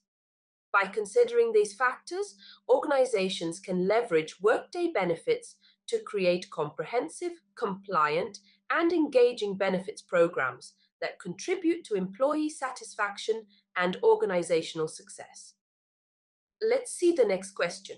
What are some common challenges in managing employee benefits, and how do Workday Benefits help address them? Managing employee benefits comes with its fair share of challenges, but Workday Benefits is designed to tackle them head-on, making the process smoother and more efficient. Let's delve into some of the common challenges and how Workday Benefits helps address them. Firstly, keeping up with changing legal and regulatory requirements can be daunting. With Workday Benefits, organizations can breathe a sigh of relief as the platform automates compliance management. Imagine a scenario where there's a change in healthcare regulations. Workday Benefits automatically updates the system to ensure that the organization remains compliant without manual intervention, saving time and reducing the risk of non-compliance penalties. Managing multiple benefit plans and vendors can be overwhelming, but Workday Benefits provides a unified platform for benefits administration. Consider a company offering various benefit plans, such as health insurance, retirement plans, and wellness programs. With Workday Benefits, HR administrators can manage all these plans from a single interface, streamlining operations and improving efficiency. Ensuring accurate and timely enrollment and eligibility processing is crucial. Workday Benefits offers configurable business processes to tailor enrollment workflows according to the organization's specific needs. For instance, organizations can set up automated enrollment processes based on predefined eligibility criteria, This ensures that employees are enrolled in the appropriate benefit plans accurately and in a timely manner. Communicating benefit information effectively to employees is key to ensuring they understand and make the most of their benefits. Workday Benefits offers employee self-service features, empowering employees to access and manage their benefits conveniently. Imagine an employee needing to update their dependent information. With Workday Benefits, they can easily log in, make the necessary changes, and even explore available benefit options without needing to rely on HR for assistance. Controlling benefit costs and managing budget constraints is a significant concern for organizations. Workday Benefits provides robust reporting and analytics capabilities to track benefit utilization, costs, and trends. Consider a scenario where an organization wants to analyze the effectiveness of its wellness programs. Workday Benefits offers detailed reports and analytics that provide insights into participation rates, cost savings, and employee satisfaction, enabling informed decision-making. It's clear that the platform offers comprehensive solutions to streamline the process and enhance the employee experience. By leveraging Workday Benefits, organizations can overcome these challenges with ease, entering efficient benefits administration and maximizing the value of their investment in employee well-being. Let's see the next question. How does Workday Benefits support integration with third-party benefit providers? Workday Benefits is designed to seamlessly integrate with various third-party benefit providers, ensuring a smooth and efficient experience for both employers and employees. Let's dive into how this integration works. Firstly, Workday Benefits can integrate with insurance carriers, allowing employers to manage and administer employee insurance plans directly within the Workday platform. Imagine a scenario where an employee needs to enroll in a health insurance plan. With Workday Benefits integration, they can access and enroll in available plans through the same platform they use for other HR tasks, simplifying the process for everyone involved. Additionally, Workday Benefits integrates with wellness vendors, enabling employers to offer comprehensive wellness programs to their employees seamlessly. For example, suppose a company partners with a wellness vendor to provide fitness classes and nutrition counseling to employees. With Workday Benefits integration, employees can easily access information about available wellness programs and enroll in them through the platform. Workday Benefits also supports integration with COBRA administrators, ensuring compliance with COBRA regulations and simplifying the administration of continuation coverage. Consider a scenario where an employee experiences a qualifying event and needs to elect COBRA coverage. With Workday Benefits integration, the process of enrolling in COBRA coverage and managing payments can be handled seamlessly within the Workday platform. Integration with third-party benefit providers in Workday Benefits is facilitated through various methods such as APIs, file-based interfaces, or pre-built connectors. For instance, APIs allow real-time data exchange between Workday and external benefit providers, ensuring timely updates and accurate information. Now, let's discuss the benefits of integrating Workday Benefits with third-party providers. Firstly, integration enables automated enrollment processes, reducing manual efforts and minimizing the risk of errors. Imagine a new employee joining the company.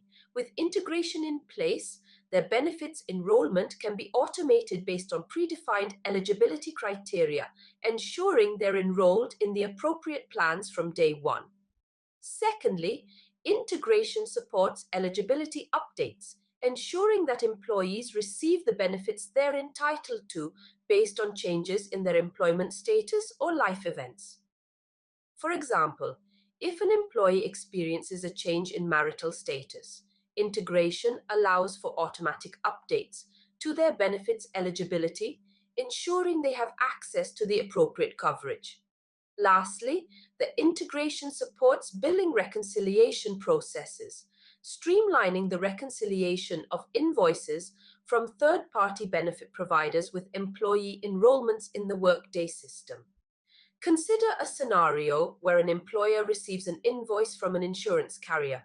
With integration in place, the system can reconcile employee enrollments with the invoice, ensuring accuracy and facilitating timely payments. It's clear how this integration streamlines benefit administration and enhances the employee experience.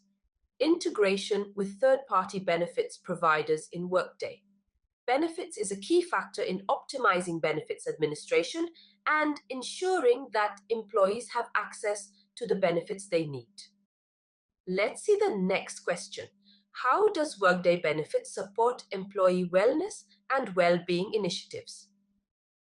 Workday Benefits offers a comprehensive platform that can be customized to support various employee wellness initiatives, fostering a culture of well-being within organizations. Let's delve into how Workday Benefits achieves this. Firstly, Workday Benefits is highly customizable, allowing organizations to tailor their wellness programs to meet the unique needs and preferences of their workforce. For example, a company may choose to implement health assessments to gauge employees' overall well-being.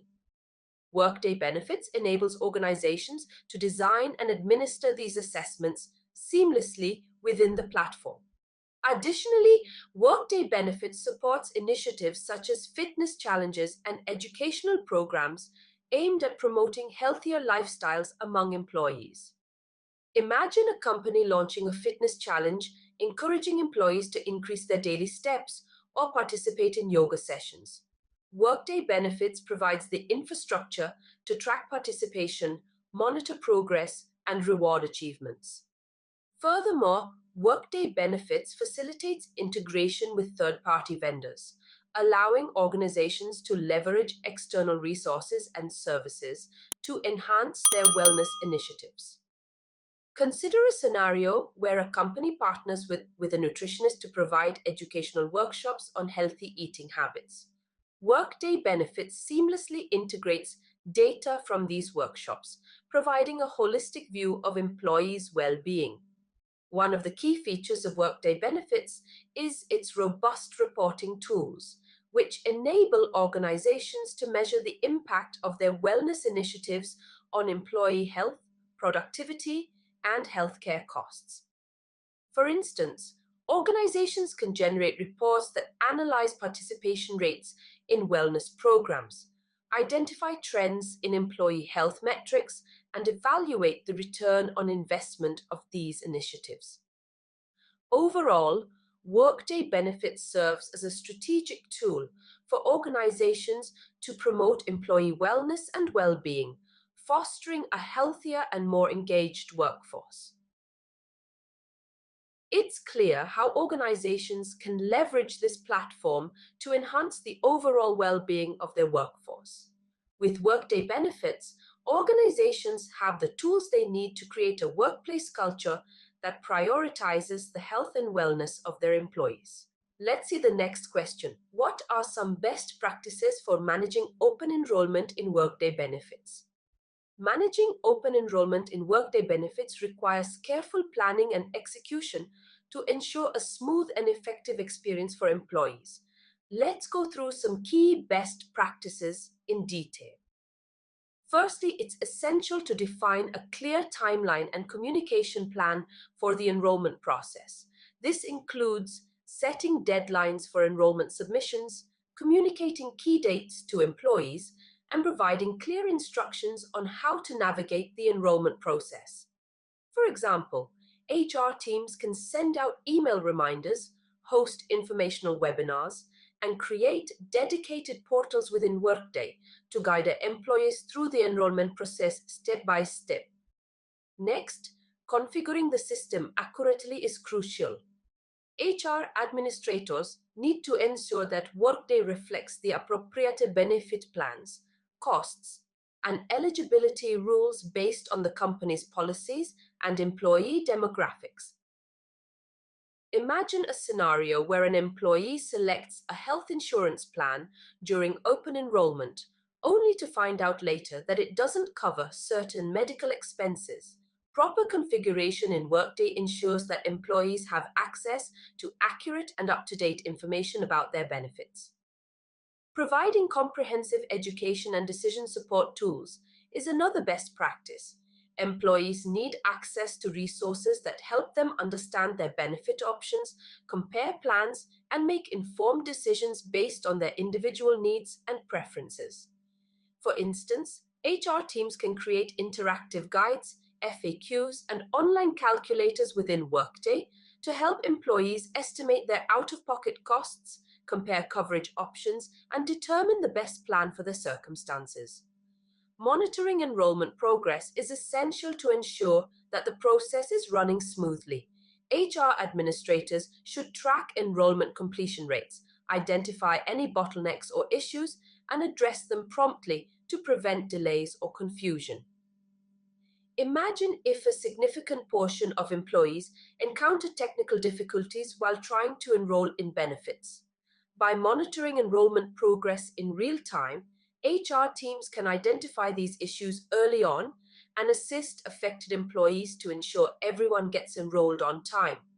Lastly, analyzing enrollment data is key to optimizing the process for future years.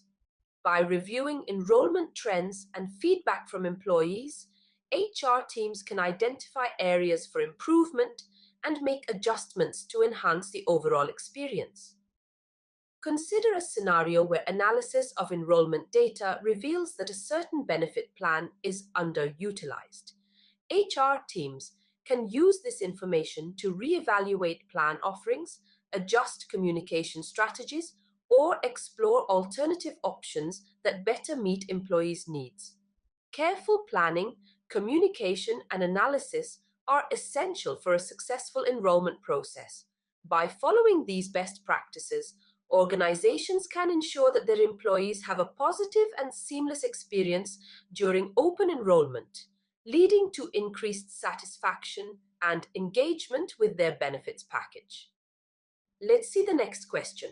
What are some common metrics used to measure the effectiveness of a benefits program in Workday Benefits? Evaluating the effectiveness of a benefits program in Workday Benefits is crucial for ensuring it meets the needs of employees while aligning with organizational objectives. Let's explore some common metrics used for this purpose. Firstly, enrollment rates and participation levels for each benefit plan provide valuable insights into the adoption and popularity of various offerings among employees. For instance, tracking the enrollment rates for healthcare plans, retirement savings programs, and wellness initiatives in Workday Benefits can help organizations gauge the level of interest and engagement among employees. Employee satisfaction and engagement with benefit offerings are equally important metrics. Conducting surveys or collecting feedback through Workday can provide valuable insights into how employees perceive the benefits provided. Imagine receiving feedback from employees expressing high satisfaction with the healthcare coverage offered through Workday Benefits, indicating that the program effectively meets their needs and enhances their overall experience with the organization. Benefit utilization rates and claims data offer tangible evidence of how employees are leveraging their benefits. Analyzing data from Workday. Benefits can reveal patterns in usage and help identify areas where adjustments or enhancements may be needed. Consider a scenario where the utilization rate for mental health services increases significantly after the introduction of a new wellness program.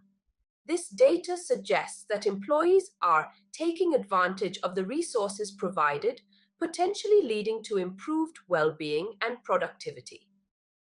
Healthcare costs and trends over time are critical metrics for assessing the financial impact of benefit programs.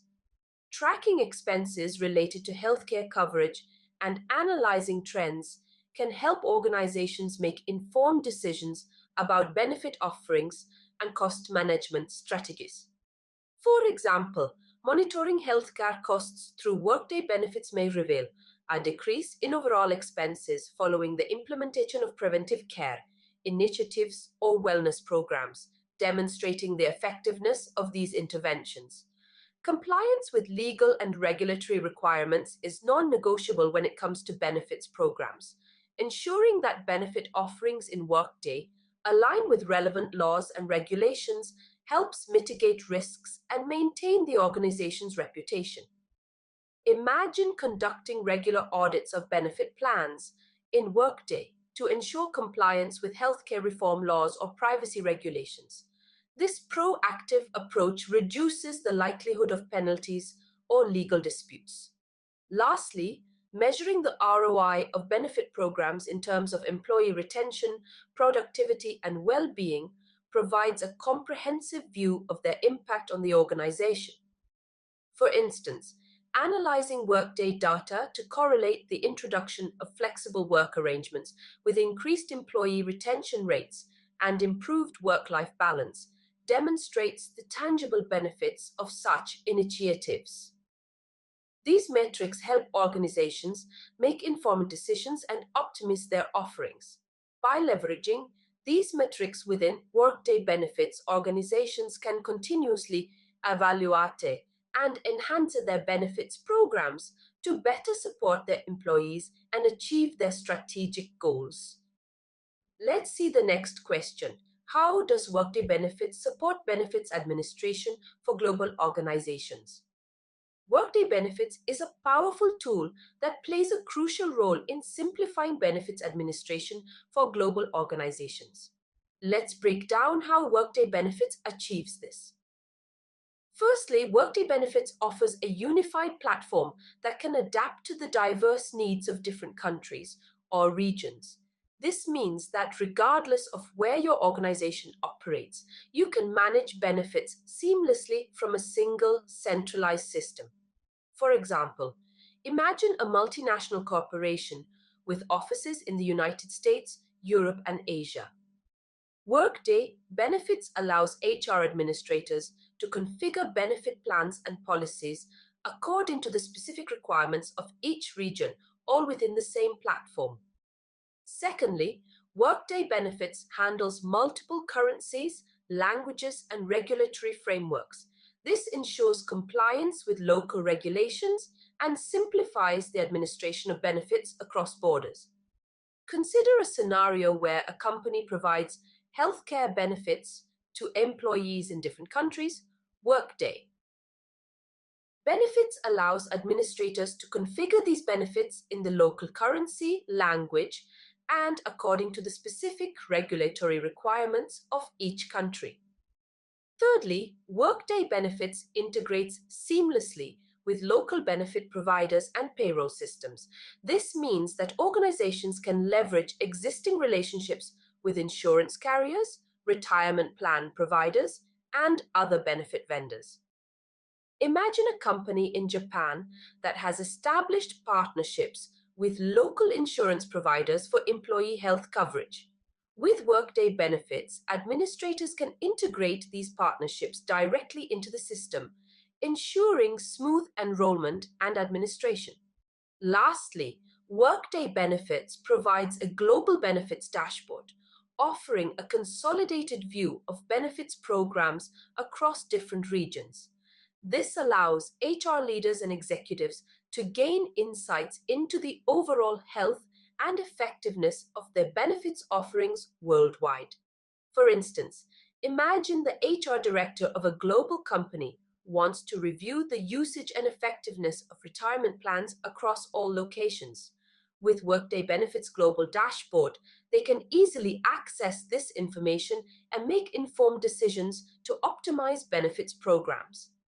It's clear how it simplifies and streamlines the management of benefits across borders.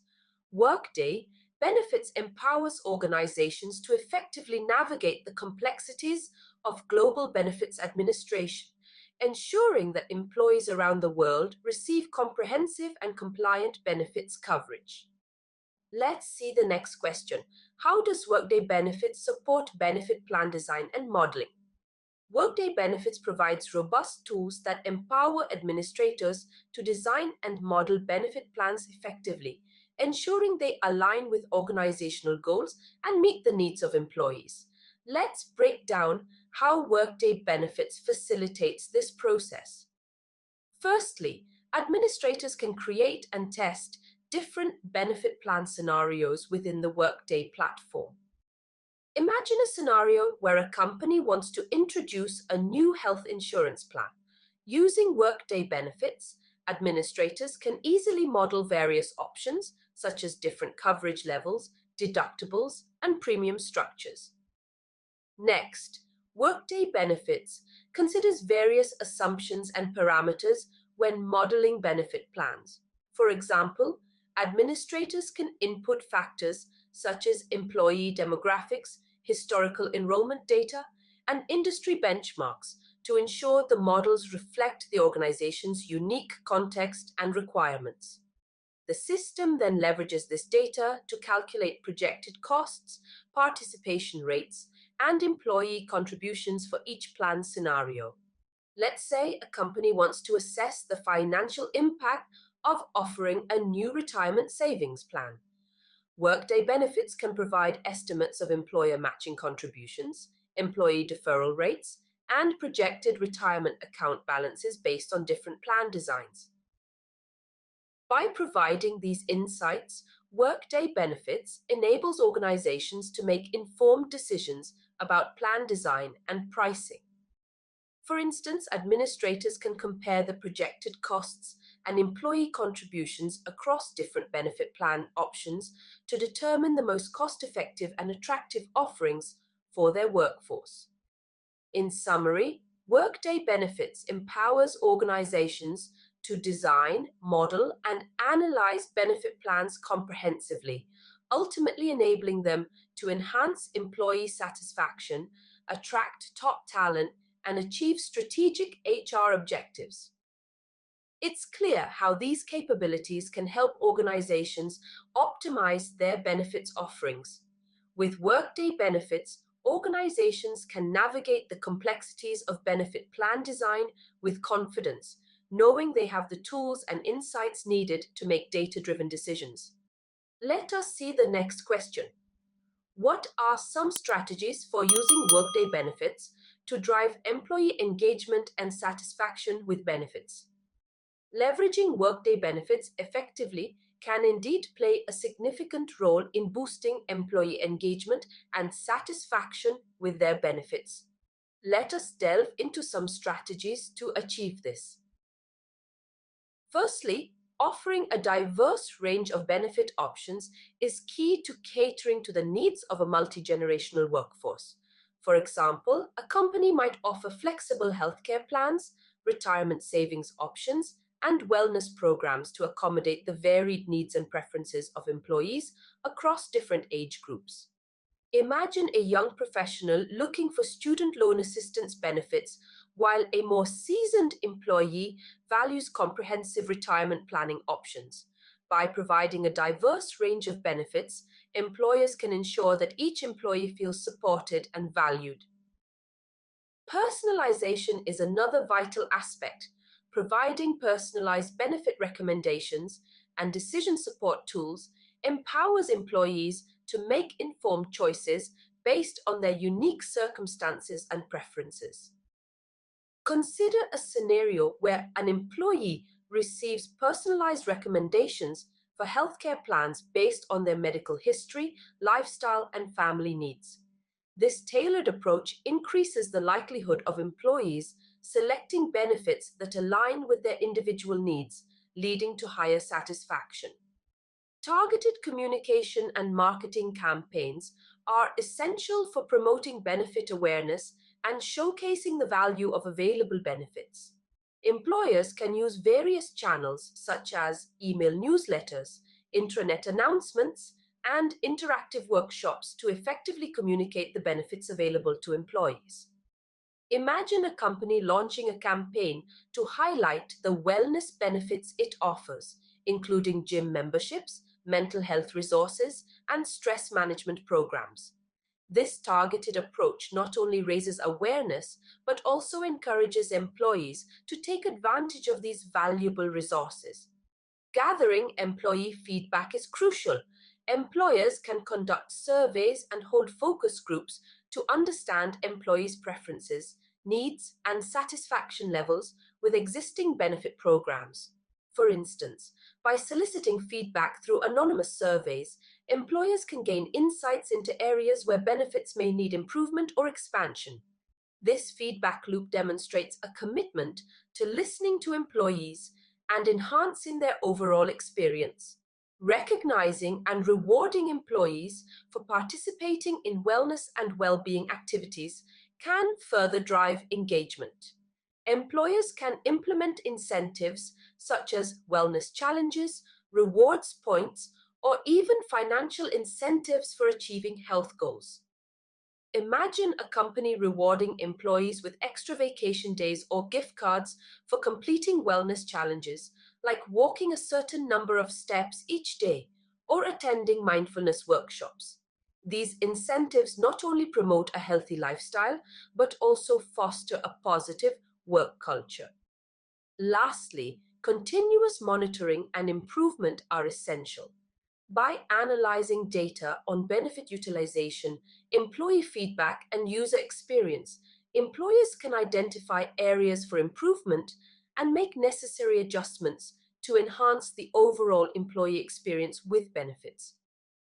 Consider a scenario where an employer analyzes data on employee engagement with wellness programs and identifies a low participation rate.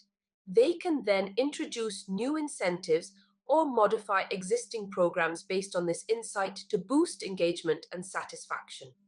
It is clear how these approaches can make a significant impact on the overall employee experience. By implementing these strategies, employers can create a benefits program that not only meets the diverse needs of their workforce, but also fosters a culture of well-being and engagement. Let's see the next question. How does Workday Benefits support benefits administration during mergers, acquisitions, and divestitures? Workday Benefits is designed to adapt seamlessly to corporate changes such as mergers, acquisitions, and divestitures, ensuring a smooth transition for both employees and administrators. Let's delve into how Workday Benefits facilitates benefits administration during these transitions. Firstly, Workday Benefits offers the flexibility to consolidate or separate benefit plans and HR data as needed during mergers, acquisitions, or divestitures. Imagine two companies merging, each with its own set of benefit plans and HR systems.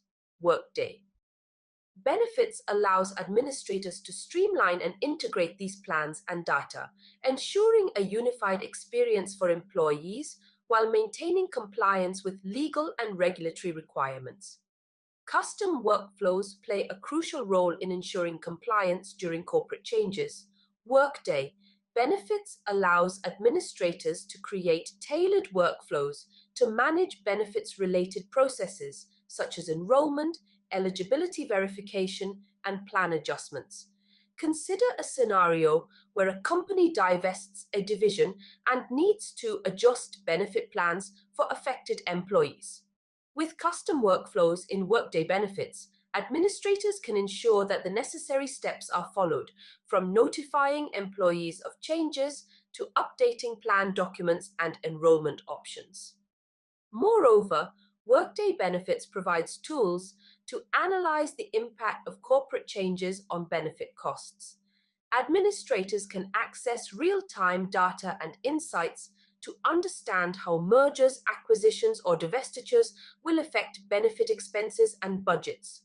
For example, during a merger, administrators can use Workday Benefits to compare benefit plans, assess cost implications, and make informed decisions about plan design and coverage options for the combined workforce. It's evident how it streamlines processes and ensures compliance throughout the transition. Workday Benefits empowers organizations to navigate mergers, acquisitions, and divestitures with confidence, ensuring that employees continue to receive comprehensive benefits while maintaining compliance with regulatory requirements. Attention all HR professionals and benefits administrators. Are you looking to streamline your organization's benefits processes and empower your employees? Look no further than our Workday Benefits course. In this comprehensive online course, you'll gain mastery over Workday's powerful benefits management tools. From initial setup to ongoing administration, our expert instructors will guide you through every step, ensuring you maximize the efficiency and cost savings Workday offers. The course curriculum covers all aspects of benefits management, including enrollment, eligibility tracking, compliance reporting, and more. You will learn best practices for configuring plans, managing life events, and ensuring accurate data entry.